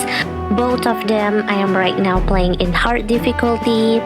But let's see which one of them that I'm going to use as an experimentation of intelligence and luck stats. I just want to try. But alright, Let's go with I've got a sharp mind. この頭脳を生かしたいです。 Yes, I've got a sharp mind. I like his voice so bad. 学もないだろう。自信家だな。Unschooled troglodyte. His vocabulary is top-notch in roasting people. 最後だ。様、字は書けるか？書けるならこいつに名前を書くんだ。Right. This is finally... This is finally where we are going to name our protagonist. Please enter the name of this story's protagonist and you know, before, during the demo, I'm naming my protagonist as Makoto. And if you guys know what that refers to, shush, okay? I know it's basically like triggering my PTSD up, basically like me going to schedule an appointment with my psychologist after naming the protagonist, but you know, it's a valid name. Looking at him reminded me so much of Makoto from Persona 3. And right now, I actually have been doing some research, and people say that the protagonist of Metaphor Fantasio actually has a canon name already. And they say that the name is Will. And you know what? I'm actually going to take a little bit of a break in here. I'm going to take a quick search run at the internet and see whether or not my memory served me right. And the canon name is actually Will. And if it's actually Will, then we will name the protagonist with the same name. We're going to name him as Will as well. As Will as well. I love that wordplay. But okay, alright, BRB for a second. I'll be back. Alright, I'm back with my research result, with my discovery. And yes, after doing some digging here and there, apparently, well, the English canon name for the protagonist in Metaphor Fantasio is Will. So we will be going with that, Will. But actually, after doing some more digging, I found out that this canon name is not fixed across all language. So according to a certain language, the name can change to Wilhelm, I think, Wilhelm, Victor, I think there's also Pedro as well. So it's all respective to what language that you are playing in. But because we are right now playing in English, we are using English language with the Japanese dub, and the Japanese also, it seems, are using this name as well, Will. So we will just go with this name. And I actually like the name Will because it's like I can't give you a description of the word that I'm trying to tell you, but perhaps I can give you an example like your own will, one's will. I think it's like the strength of the heart, I think, if I have to put a description to it. But I like the name Will because I think that's what it refers to. And I do hope that what I am trying to say can be relate to you. You can understand what I'm trying to say. And yeah, let's just go with this name. I'm already happy that I'm not going to use Makoto again for this playthrough. I don't want to relieve my PTSD. So yeah, let's just go with this name, Will. Right? Enter. Confirm. So the name of the protagonist is Will. Yep, Will. Yes. Alright. 思ったように使えそうか。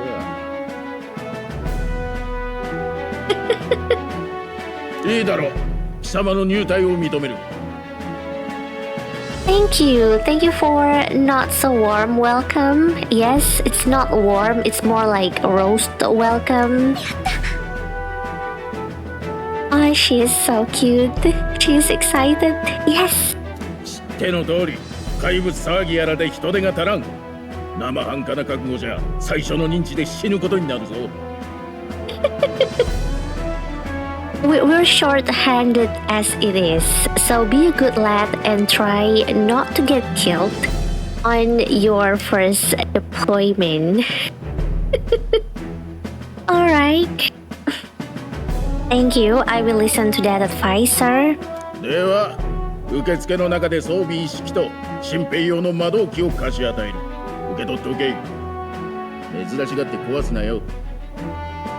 Oh, yeah, igniter. We get igniter. Because it's a part of being an army. Being in an army, yep. 行ってよし。次。Alright, let's go.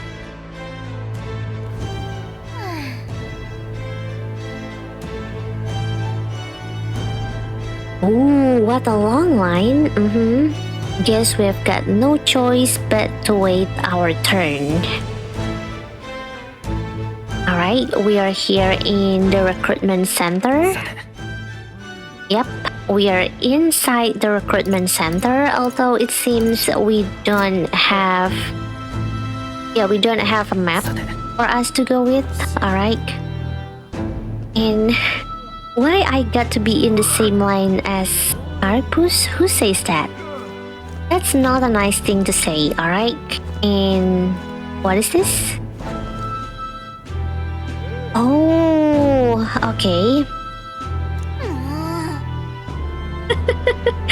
Wait. Let me repeat that again. I'm too busy laughing at this captain. This guy is just so funny, alright? And can't even spell your name? Bloody Parpus. That captain seems like a jerk, but it's for the sake of the mission. We just have to put up with him for a while. Yeah. Eavesdropping won't get us anywhere. Let's hurry and get in line. Sure, but I don't want to get in line though. I want to explore around. Oh, there is a gold beetle? There is an insect emitting a strange light. I obtained a gold beetle. And they have like a key items icon. Wait, let me check. Wrong, that's my save. And let me check menu. Alright, item. Medicinal herb. Oh, this is the gold beetle. A small bug that glows with golden magla. Nobody would buy it, but there is apparently someone out there who is into them. Oh, is it like a currency? Like a collectible that we can use as a currency maybe? And yeah, so if it's that yellow like is called golden magla, does that mean that I can call the other white and black magla as light magla and dark magla? And there's a door. Just ahead is the waiting quarters for new recruits. I can hear their passionate voices that have yet to experience the battlefield. Wait, Will? Because now I have a name to call. Will, are you experienced in the battlefield? Because you say that the others have not yet experienced the battlefield. Oh, and there is a bulletin board. Posters for wanted people. Oh, is this what the bounty hunter is chasing for? I'm thinking that maybe Katarina is part of the bounty hunter, so maybe she will be going in here. and then take a look at this bulletin board and then try to find the person that is on the wanted posters. And this seems to lead into the soldiers' quarters. I can hear the snoring of the resting soldiers. Alright, and there is no more door, no more gold beetle. Alright. And is this the same bulletin board? Oh, there sure are a lot of wanted posters. This is no time for gawking. We have to get in line. But Gallica, please let me explore around, okay? Wait, huh? Regulate Grand Cathedral? I think I'm making Gallica like always worrying for me. Where are you going? You need to enlist as a new recruit. I'm sorry. I just need to explore around. I just want to explore around. But I think that's all the possibility of room that we can explore. This room, and that's it. So let me just talk to the other NPC. Let's see if they have maybe more info for us. Anxious Purpose? They say tribe don't matter in the army, but they will probably put me up front as a mid-shield. Not that I can find better work. Wish I could serve Count Louis. His army is built on merit, so even a Paripus stands a chance. If a Paripus is being put as a mid-shield in front, then what am I? What is Will going to be, a bait? We are an Elda after all. And so when do I get my money? Alright, there are a lot of chat in here as well. Self-assured man. Wait, huh? Blast it. I came to enlist because I heard you can make a quick reef here. Did they really make you work alongside creepy Elder? Excuse me, don't talk to my Will like that. A Paripus I can deal with, but Elder are right ominous. No. I'm not going to be silent with all of this. I'm not sure if my choice is going to influence the story's ending. If like Metaphor ReFantazio has multiple endings, but I'm going to stand up for my tribe. Where'd you hear that? God's own scriptures, there is where. Guess you can't expect an elder to know shit. Wow, self-assured man. Wow. Let him say what he wants. Fighting someone like him would just be a waste of energy. It's hard to be cozy and relaxing in here when everyone just wants to put their prejudice on you and look down on you. It's stressful, definitely stressful. And hello, unmotivated men. Alright, you are so young. Are you enlisting too? Well, not much choice if you don't have money or a job. Reef makes the world go round, as it were. You want a magic igniter? Join the queue. Nothing's only gonna get you chilled out.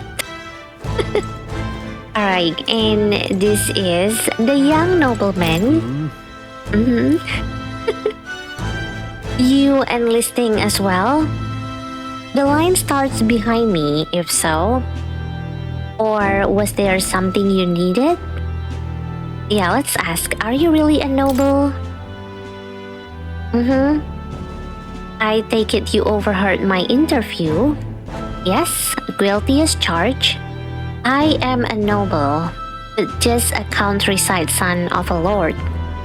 My family is of no real consequence. I think I did not remember this dialogue, I think.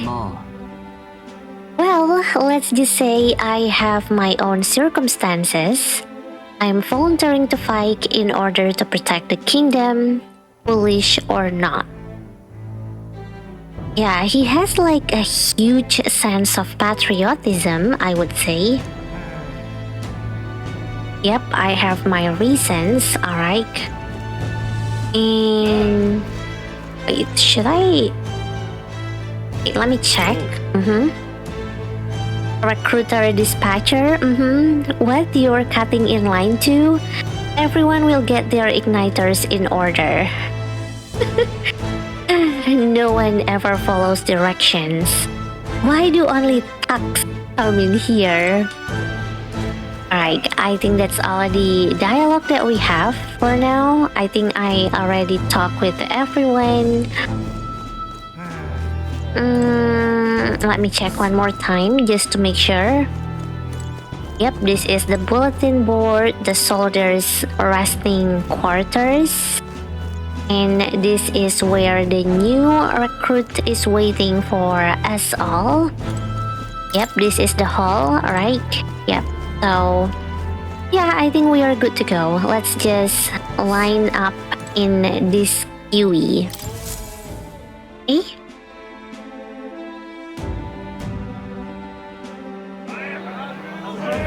Okay? Oh, and I think they changed the time. I just saw the afternoon change to evening, so the time moves on. Nice. And I heard they get sightings. 見たこともない怪物だっけ。兵士が足りないのはそいつにやられるからとか。確か名前は人間。Huh? What? Huh? I'm pretty sure they say ningen.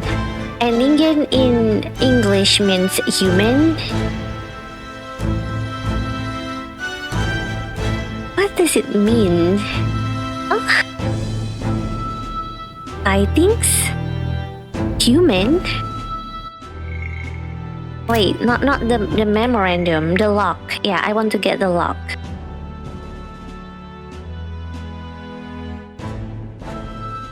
Huh? Wait. It's a monster, right? So why do they call them ningen? Why do they call them human? Oh, this is going to get even more interesting. Alright, let's continue.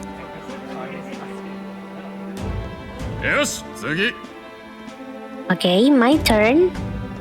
クレマール族か。違う。見かけない種族だな。まさかエルダ族ってやつか。こりゃ珍しい。A quartermaster, I think you need to lower down your phone. どけ。こっちが優先だ。Oh, this Rusante man. こんなガキに貴重な魔導機の無駄だろ。たくまいましい。Can you please wait in line, sir? 俺ならもっと手柄をあげられる。こいつはもらうぜ。No, I don't want to. 強いなら奪うのは当然か。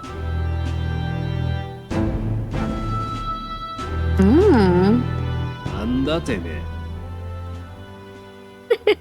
戦う理由は誰にだってある。列に並べ。I like him. うるせえクレマール族だ。自分が全部正しいと思い込んでやがる。力じゃ俺たちにかなわねえってのによ。Oh, they're being haughty with their strength. I mean, we do read in the memorandum that Rusante are quite exceptional when it comes to martial arts, but... 種族は関係ない。これは教示の問題だ。I really like his spirit. 謝れ。俺と、それから彼にもだ。Ooh, apologize. おい、そこの新兵ども。死闘は禁止だ。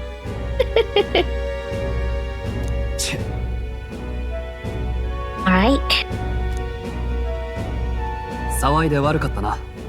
大丈夫か？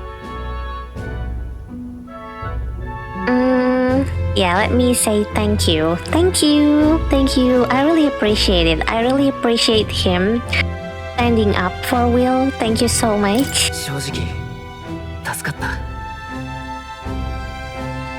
Look at him. He's so happy.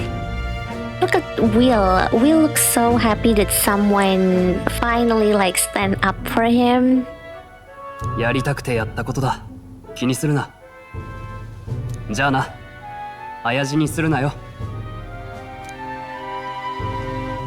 たく、揉め事はごめんだぜ。ほら、魔導機だ。受け取れ。Although, sir, I do wonder who was it that in the first place decided to say Elder out loud, But, oh, we get Cinder Igniter. Let's take a look at that later. I think the sign is... Oh, I think it's the sign for the Magic Igniter, right? 最近のものは初めからマグラの結晶もついてて、練習次第で誰でもそこそこに魔法が使える。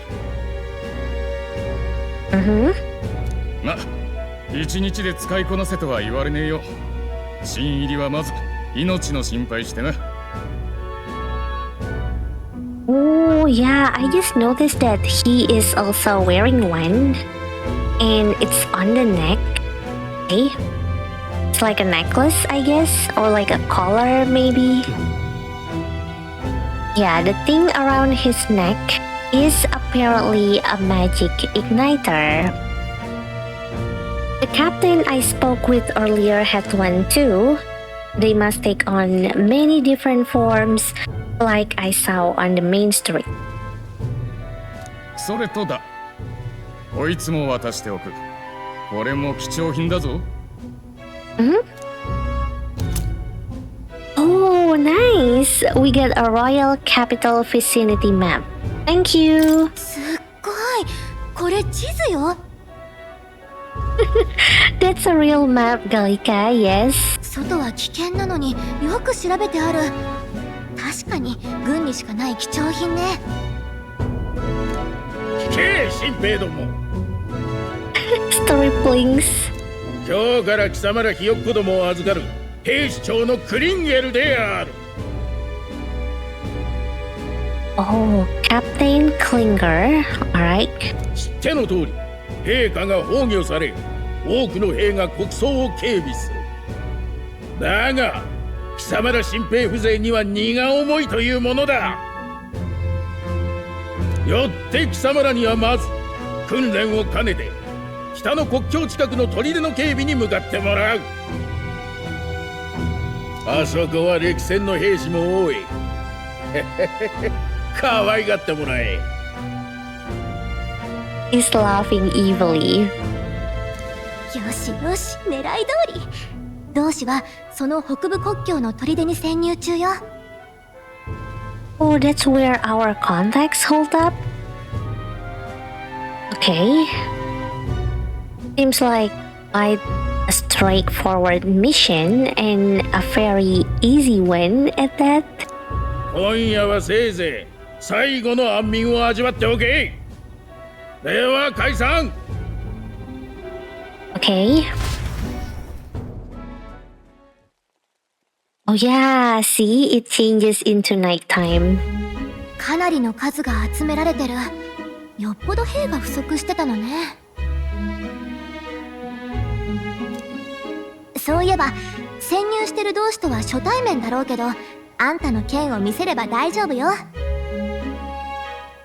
He will know you by your sword? Oh, so the sword that we are bringing with us apparently have some important to it?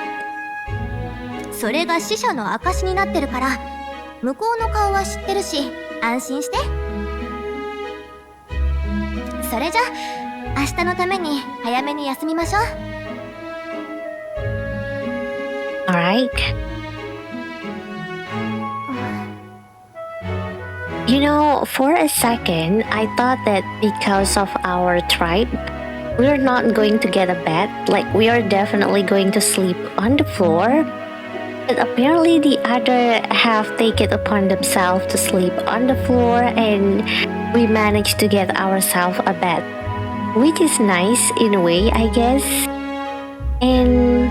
ねえ、起きてる？ Hey, you awake? Nope, I am asleep. 寝てる。I love that. I love that response. I choose that before, and I'm going to choose it again right now. 起きてるじゃん。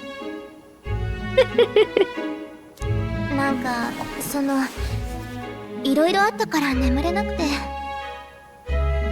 Oh.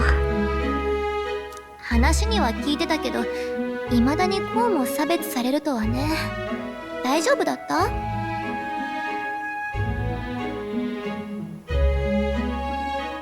Oh, she's actually is so nice. She cares so much to Will. So she's worried about, how Will is going to react with all of this prejudice, with all of this discrimination so out in the open. But I guess it never gets easier. 実は傷ついた。だよね。けどあんまり気にしちゃダメよ。怪物騒ぎも汚れた種族たちのせいだって噂してる人もいるみたいだし。It's the lesser tribe's fault? That's not right. ま、昔エルダ族の集落を焼き討ちにしてきた連中だもんね。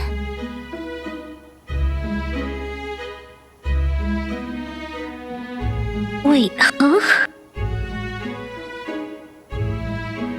How come I did not realize this conversation before? Like, I know that his village was being burned down, but I did not know that the one who burned down those village are like the other tribe, because they feel like they need a tribe to be blamed.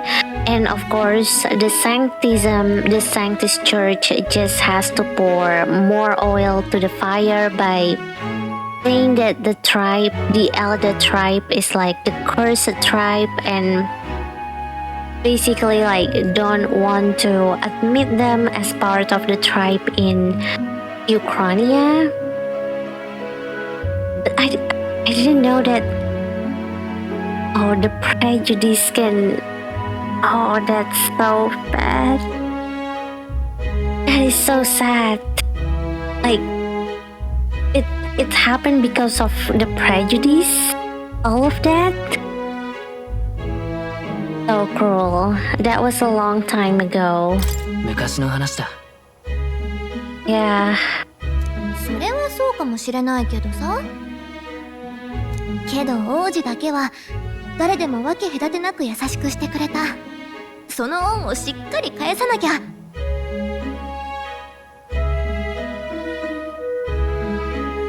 I love that sentence.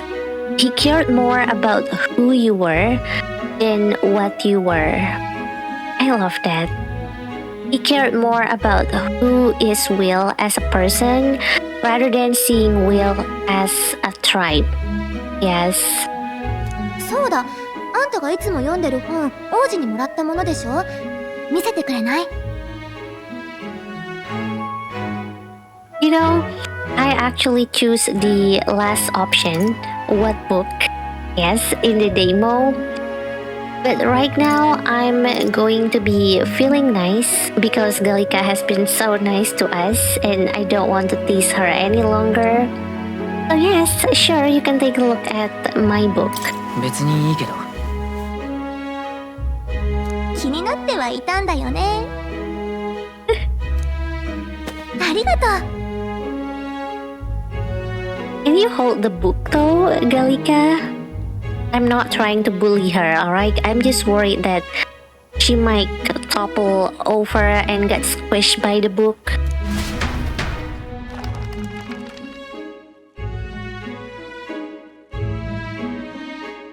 Oh? 確か幻想小説ってやつだっけ？ Mm-hmm. 実際には存在しない幻想の世界を描いた珍しい本よね。王子が好きそうな話だわ。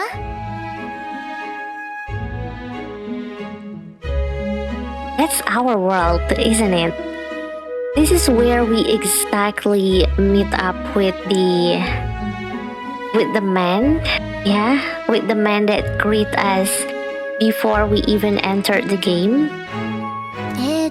何若い旅人がその世界を見て驚いたって書かれてるわ。その世界には種族は一つだけ。誰もが互いを認め合い、生まれでの差別など存在しなかった。一つだけ？私みたいな妖精もいないの？まあ種族同士の揉め事は起きなそうだけど、彼らに魔法は必要ない。学びと手技だけで巨大都市を築く。天をつくガラスの塔、闇のない安全な夜、行き交う車。That's our world, isn't it? Like towers of glass that reach the heavens, with busy streets well traveled. It feels like they're referring to our world, and I really love this concept. Like to us, metaphor ReFantazio is the fantasy world. Well, for them, it is us that is the fantasy world to them. So, this kind of two-way interaction is nice, I guess. I love the concept so much. I look forward to what they are hoping to achieve with this concept so far. そして満たされた彼らの法には、民の命は平等だと書かれている。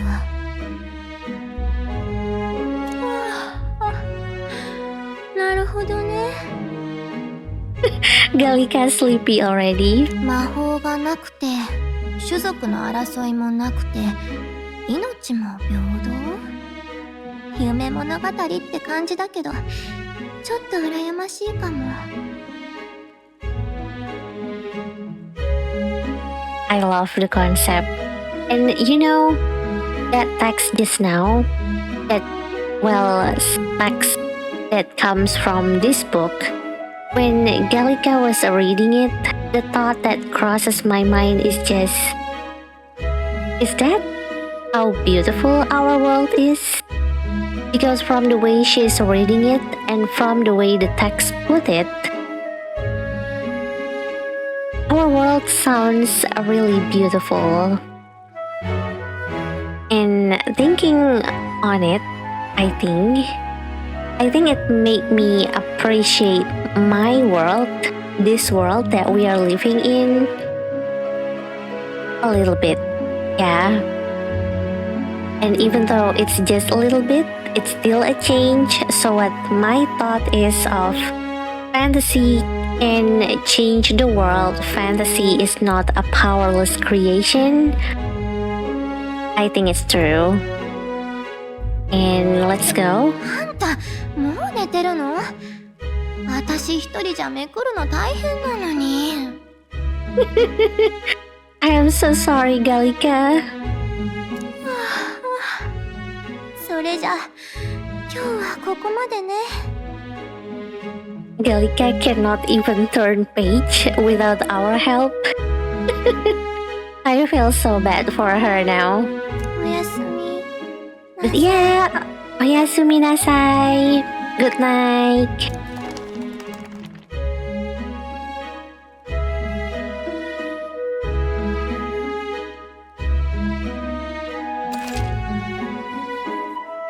Oh, there is an option to save. Sure, I'll take it. Let me save for now. Record the events thus far. Yep, let me save. Yes. Okay, let me save in here. Wait,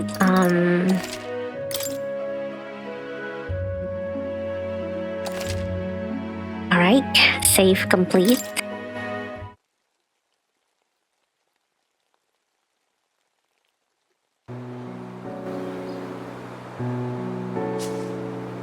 Hmm? 休んでなくていいの？大丈夫。今日は君と話しておきたいと思ってね。僕の夢はいつか王国がこの本に描かれた国みたいになることだ。理想世界を描いた小説だったね。どの種族が偉いとか汚れているとか、生まれて人生が全部決まってしまう。そんな世の中は終わりにしたい。この里のエルダ族だってそうさ。君らは何もしてないし、僕をかくまってくれた。なのに火まで放たれて、もう誰もあんな目に遭ってほしくない。誰かが変えないと。大丈夫か？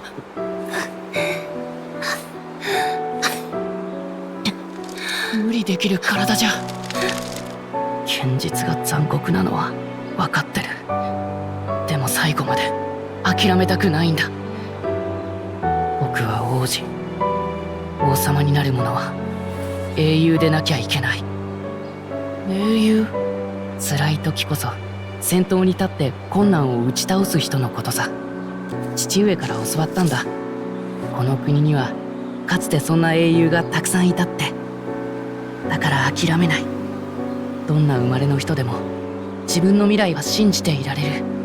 そんな理想の国をね。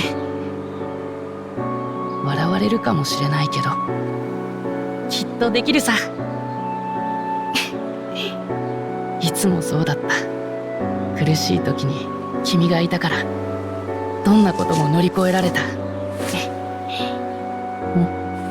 叶えよう。君ならなれるよ、英雄に。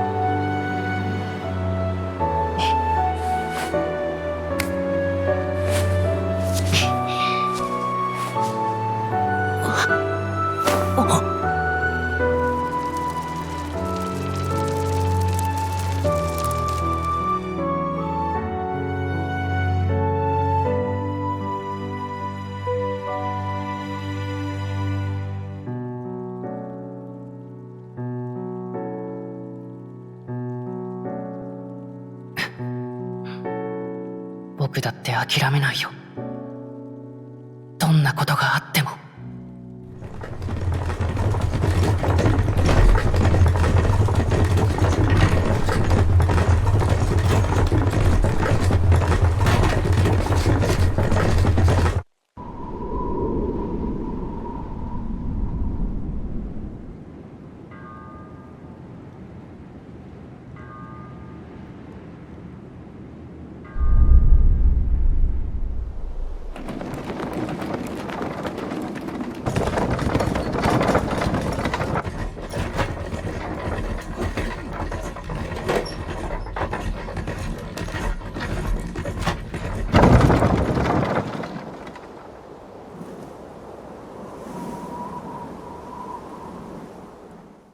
国境の砦到着まであと1日。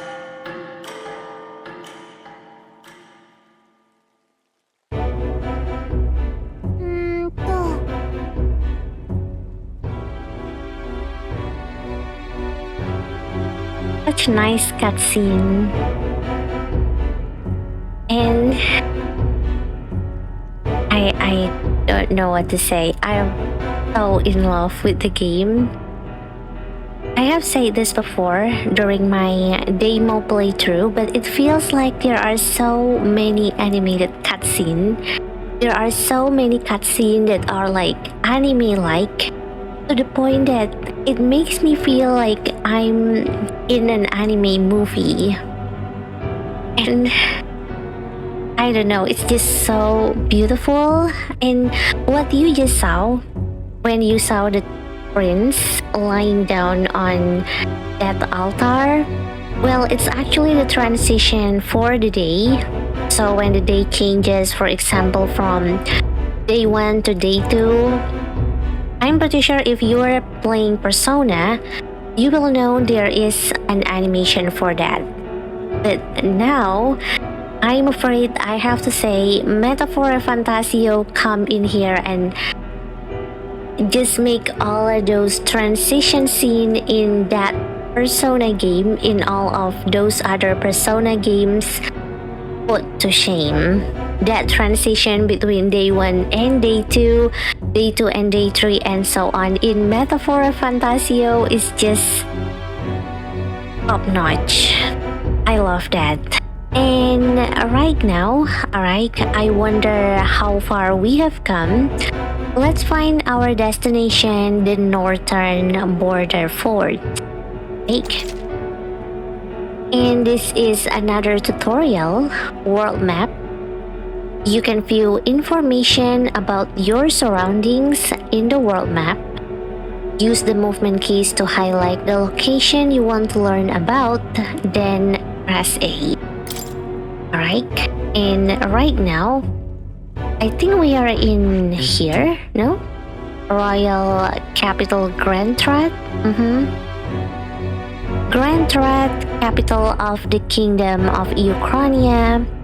Citizens of every class and social status reside here, but their spheres of life are clearly divided by numerous districts. And the world map is actually... Oh, wait, let me zoom out. Yep. Is that... I got shivers. Wait, I just got shivers. I did not think to look down. And now that I look down and I see what is waiting for us down there, that is too scary. And yeah, this is basically the layout of the land. And I'm pretty sure you guys still remember our history lesson in where they say that there is only one way in and one way out. And I think this is the only one way. I think you can see there is a little bit of a harbor of a dock in here. So maybe that's where the other country, the other nation can come through. But this thing though, I do hope we don't get to meet this octopus with I think like a human-like face.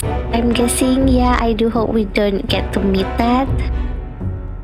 But yeah, right now we are in here in the north central part of Ukraine. Can I take a look at information? Oh, that's what is going to appear. Wait, can I Google information on this? Oh, I can't zoom in.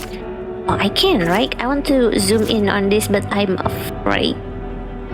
And I can't take a look at this part of the map. Yeah. Alright. So let's go back in here. And check the squad camp. Yeah. Oh, that's the army campsite that we spent last night there. Can we go back here? Oh, Grand Threat, huh? It will probably be a while before we go back. Alright. So the next one should be Fort Camp. Was the plan to camp out there tonight? The fort is just past it. Oh, so we are going here. Alright. Northern Border Fort. A fortress built to defend Grand Threat during the Annex War. After long disuse, it is now meant due to frequent monster sighting. Okay, let's confirm. The Northern Border Fort, this is where our contact should be, so hopefully we find him quickly. At it. Alright, all we can do for now is rest. We have a big day tomorrow. Alright. 新兵を乗せた馬車は目的地へとたどり着く。 So cool. 北部国境の砦。併合戦争の時代、隣国との国境の山あいに建てられた砦である。だが近年、怪物の増加によって王都の守りの重要度は増しており、送り込まれる兵士の数は再び増えつつある。新米の兵士たちは砦へと続く急勾配の坂の手前で馬車から降ろされることになる。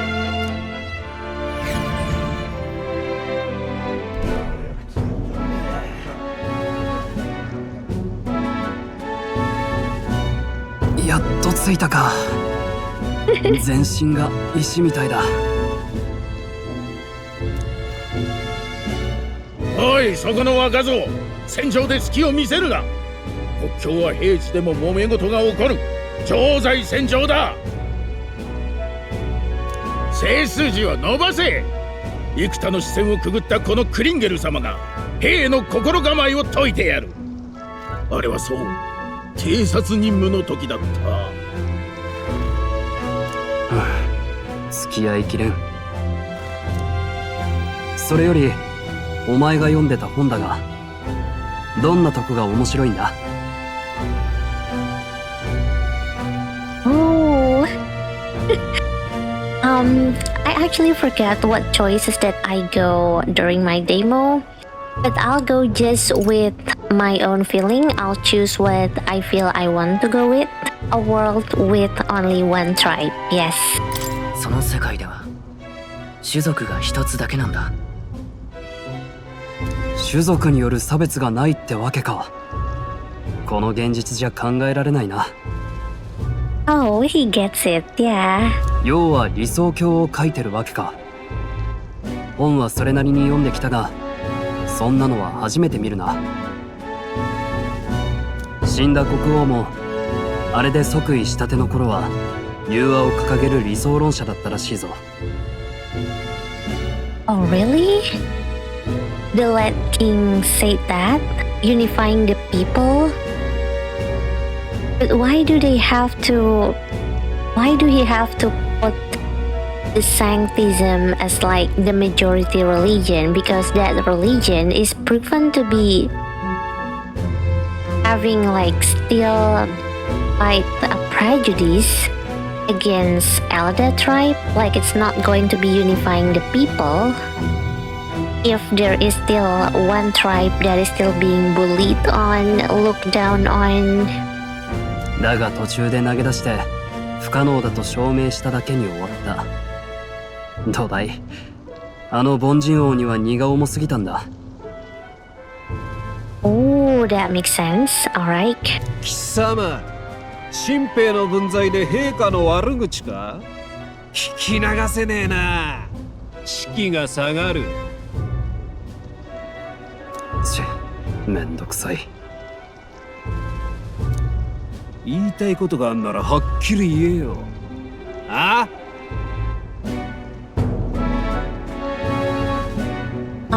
Excuse me.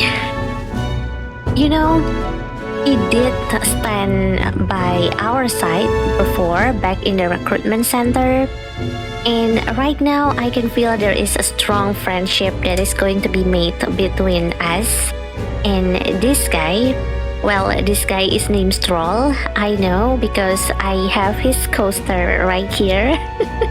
But I will just stand by his side. Is it a fight you want? Because it's better to have two soldiers to fight than one. Let's go. We will fight with Stroll. 受けてたってもいいけど。 Let's go. Yes, we are going to protect this friendship, okay? We're going to stand with each other. If you are picking a fight with Stroll, you are picking a fight with Will and with me. Let's go.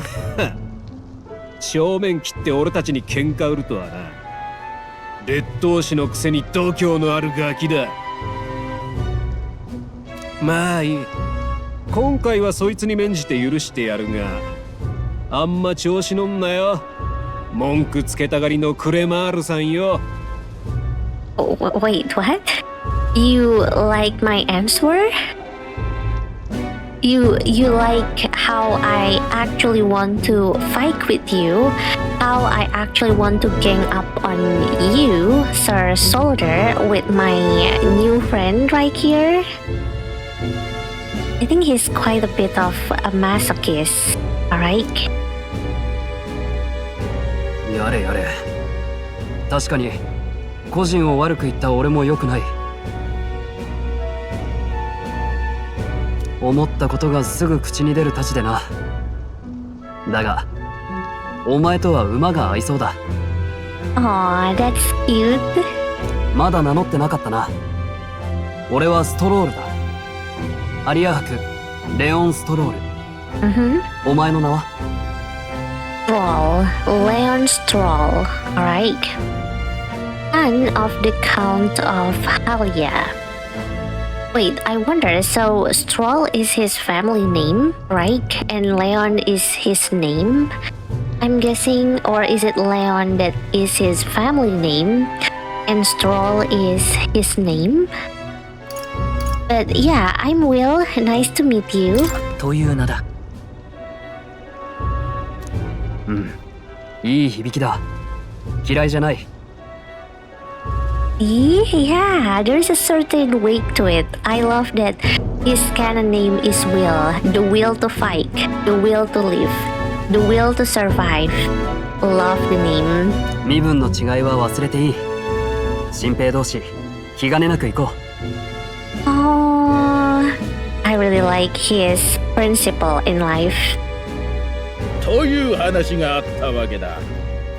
よし、では貴様らひよっこどもには、誰か。俺は兵士か。おい、大丈夫か？何があった？気をつけて。俺は普通じゃな。Huh? Okay. Wait, what?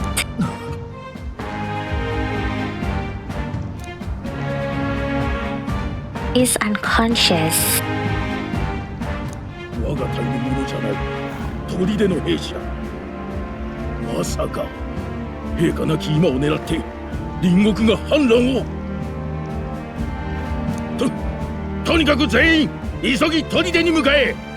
私はここで救護活動を続ける。He doesn't want to fight. He's like, okay, since this guard is still alive, let me tend to his wounds, even though I'm a captain and not a medic. And you guys can go ahead. 待て、状況もわからないのにか。せめて隊を分けるか、応援を。長官命令である。逆らうのか。反逆罪に問われたいか。Classic. Very classic. 臆するな。貴様らも栄光ある王国軍兵士だ。手柄を立てろ。褒美は約束してやる。You were part of His Majesty's. By the way, the Majesty's has passed away, so we don't even know who's going to have the throne right now. もうやるしかねえ。稼ぎたくて兵士になったんだ。これで一気に金持ちだ。よし、行くぞ。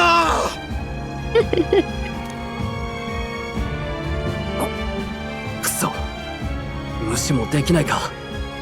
仕方ない、行くぞ。Alright.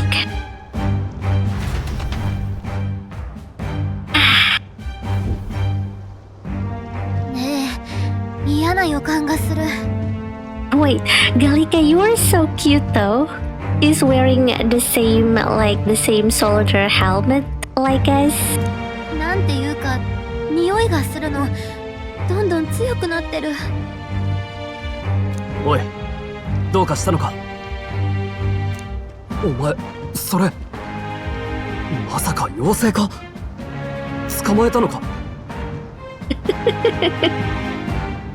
You know, the first one, I remember, I think I chose, just over there. But right now, I'm sorry, Gallica, I feel that I still want to bully you, but I want to explore the other choice, so I'll choose the, I don't see a fairy. 何も見えないけど。I love his I love his expression. いや厳しいでしょ。たった今話してんの見られたでしょ。I'm sorry, I just need to try out that choice. あと呼ぶなら名前で呼んで。ガリカって立派な名前があるんだから。連れなのか。つまりずっと隠れていたわけか。Yeah, I mean, I thought everyone noticed that we have Gallica on board. But I think she's quite good at hiding herself then. 無駄に騒がれたくなかっただけよ。それより嫌な気配がする。下手に進まない方が。ああ、無能な上官に付き合って無駄死にする気はない。先に行った連中を追わず、離れてついていこう。お前、魔導機はちゃんと使えるんだろうな。さあどうだろう。使ったことないだろうし。平民だもの、珍しくないでしょ。Gallica, thank you so much for pointing out that Will is just a commoner. Thank you. We're all just peasant, I guess. わかった。とにかく安心しろ。死なせやしない。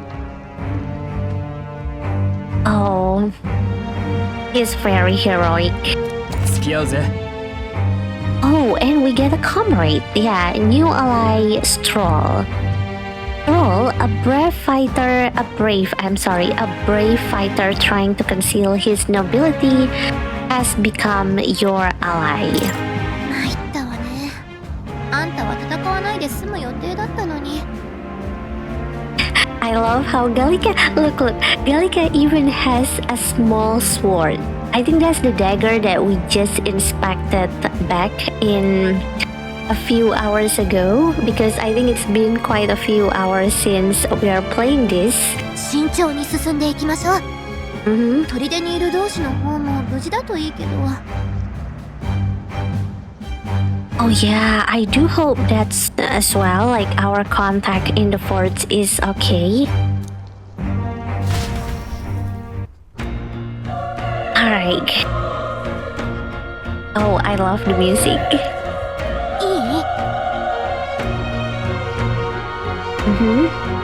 Well, this is an unexpected turn of events, but don't lose sight of our mission, okay? Our ally is inside here? Yeah, that's my guess.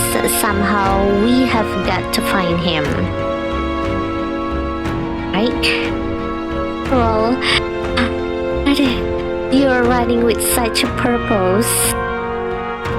What was that you were talking about? You said something about your ally? I wish we can come clean to him and like invite him to this whole spying business. Like the more allies the better, right? But maybe now is not yet the time. Yeah. And oh, it's nothing. I was just worried about the soldiers inside. Nice save, Gallica. そうか。I see. Well, whatever the case, this situation concerns me too.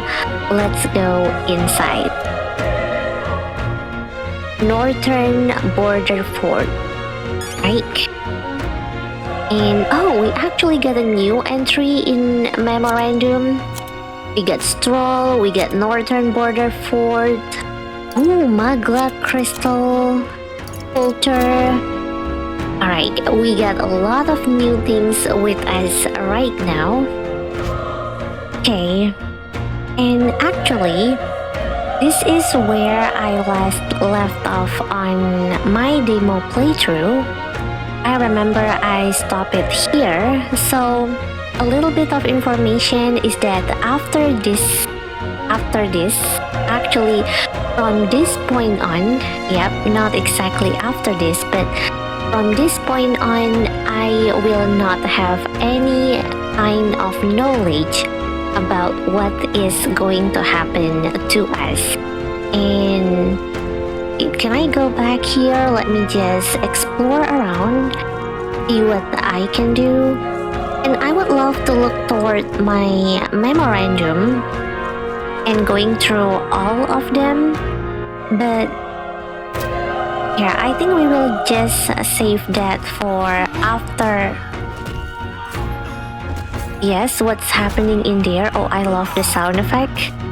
I can hear the sound of people fighting. Alright, but let's walk in here first, okay? Let's go inside. Action, open door.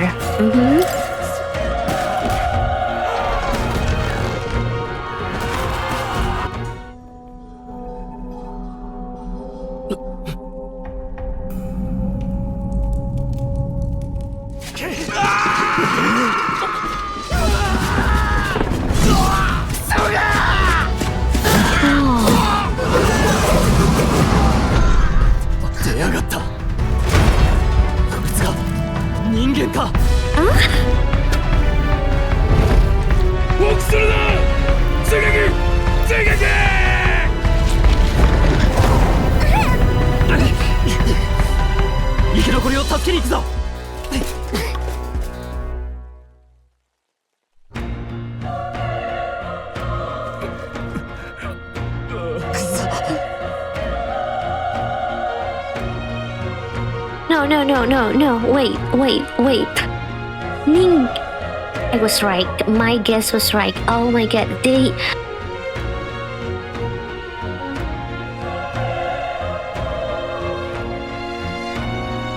Let me give a little bit moment of silence right here because I'm having a difficulty trying to not feel insulted. Because they're calling a monster as Ningen, as a human. Or maybe it's actually human that got evolved, maybe? Or maybe...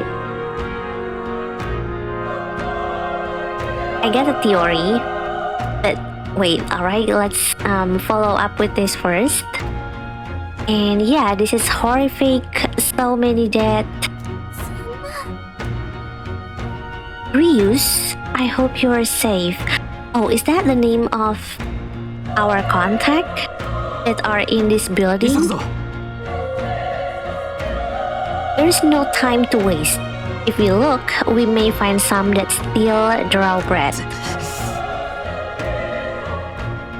Alright. Oh, wait, I just saw the autosave. Alright, is it saving right now?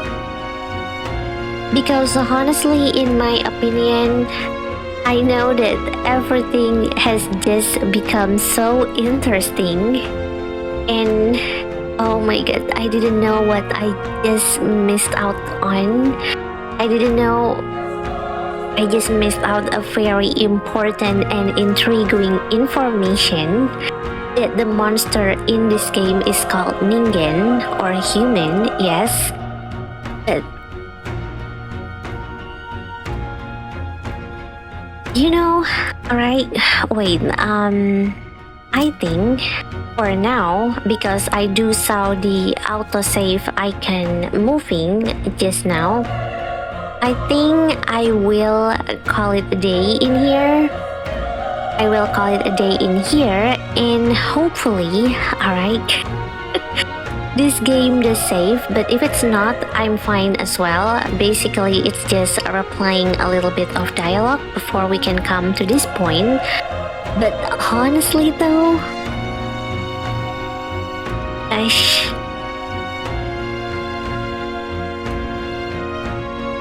I don't know what to say. Like, I have my suspicion that the monster in this world is going to be called human, and I do have some theories about that as well. Like, you know, when you think about it, the people in this world, Lemar, Rusante, Rawak, Arpos, and Ixia, yes. I think they are much more fitting to be called monster rather than human as ningen. I'm guessing maybe it is the reverse of our world, where we think of them as monster, while them thinking of us as monster. I love the reverse concept that they are going with in here. Although I guess I still feel insulted. I am not sure, should I be like in awe, like what an amazing concept that they have right here, or I should feel insulted because it's called ningen, human. But yeah, I think that's it for now. I am so sorry. This game is really intriguing. This game has such a nice concept. I honestly look forward to continuing my playthrough. And I know that we barely have any action going on. It's mostly just exploring, reading, learning lore and everything. But I do hope that you can have some cozy and relaxing time to this. Although of course some of them I think will be quite triggering, especially with the amount of prejudice that we receive. But well, I really love this game, and I can see why a lot of people are like saying everywhere on social media that this game is going to be at least a nomination for the Game of the Year awards. And if you are one of the people who think so and you are watching this video right now, I would like to know about your opinion. Like, why do you think this game is very much deserving to be a nomination, or even better, win the Games Award for the Game of the Year nomination? And of course, I would very much love to know about your opinion on that. I would love to read on that and respond to that. But for now, I'm so sorry. I will have to see you on the part 2 of Metaphor Fantasio. This game, oh my god, it's very much intriguing me. So yes, I can promise you that I will have a part 2 up soon. Who knows, maybe after calling the recording off, I'm going to continue my playthrough, wing wing, but yeah, I think that's it for now. And of course, thank you so much again, and congratulations to Atlus for their 35th anniversary. This is such a nice surprise and a nice gift for us, especially for me because I have been a fan of Atlus game for so long. And of course, thank you as well to Sega for accepting me to be a part of Metaphor Fantasio content creator program for Southeast Asia. I really appreciate it, and you guys can definitely look forward for more Metaphor Fantasio content, especially because right now we are playing in hard difficulty. And I think that's it for now. Thank you so much for all of you who have watched until this point. I really appreciate it. If you haven't liked this video, don't forget to like. And if you would like to join up on this kind of journey, where I will have a cozy and relaxing, basically long play game video, don't forget to subscribe to me as well, so you will always be notified every time I uploaded a new video. But now, unfortunately, I will have to put an end to this episode. We will take our break right here, and I'll see you in next one. Matsuri, dada, and don't forget, if this game is very much new to you, you can go to my description. In the description section, I will have a link put there, so you can click on that link and check out the game as well on Steam. Bye bye, Matsuri, dada.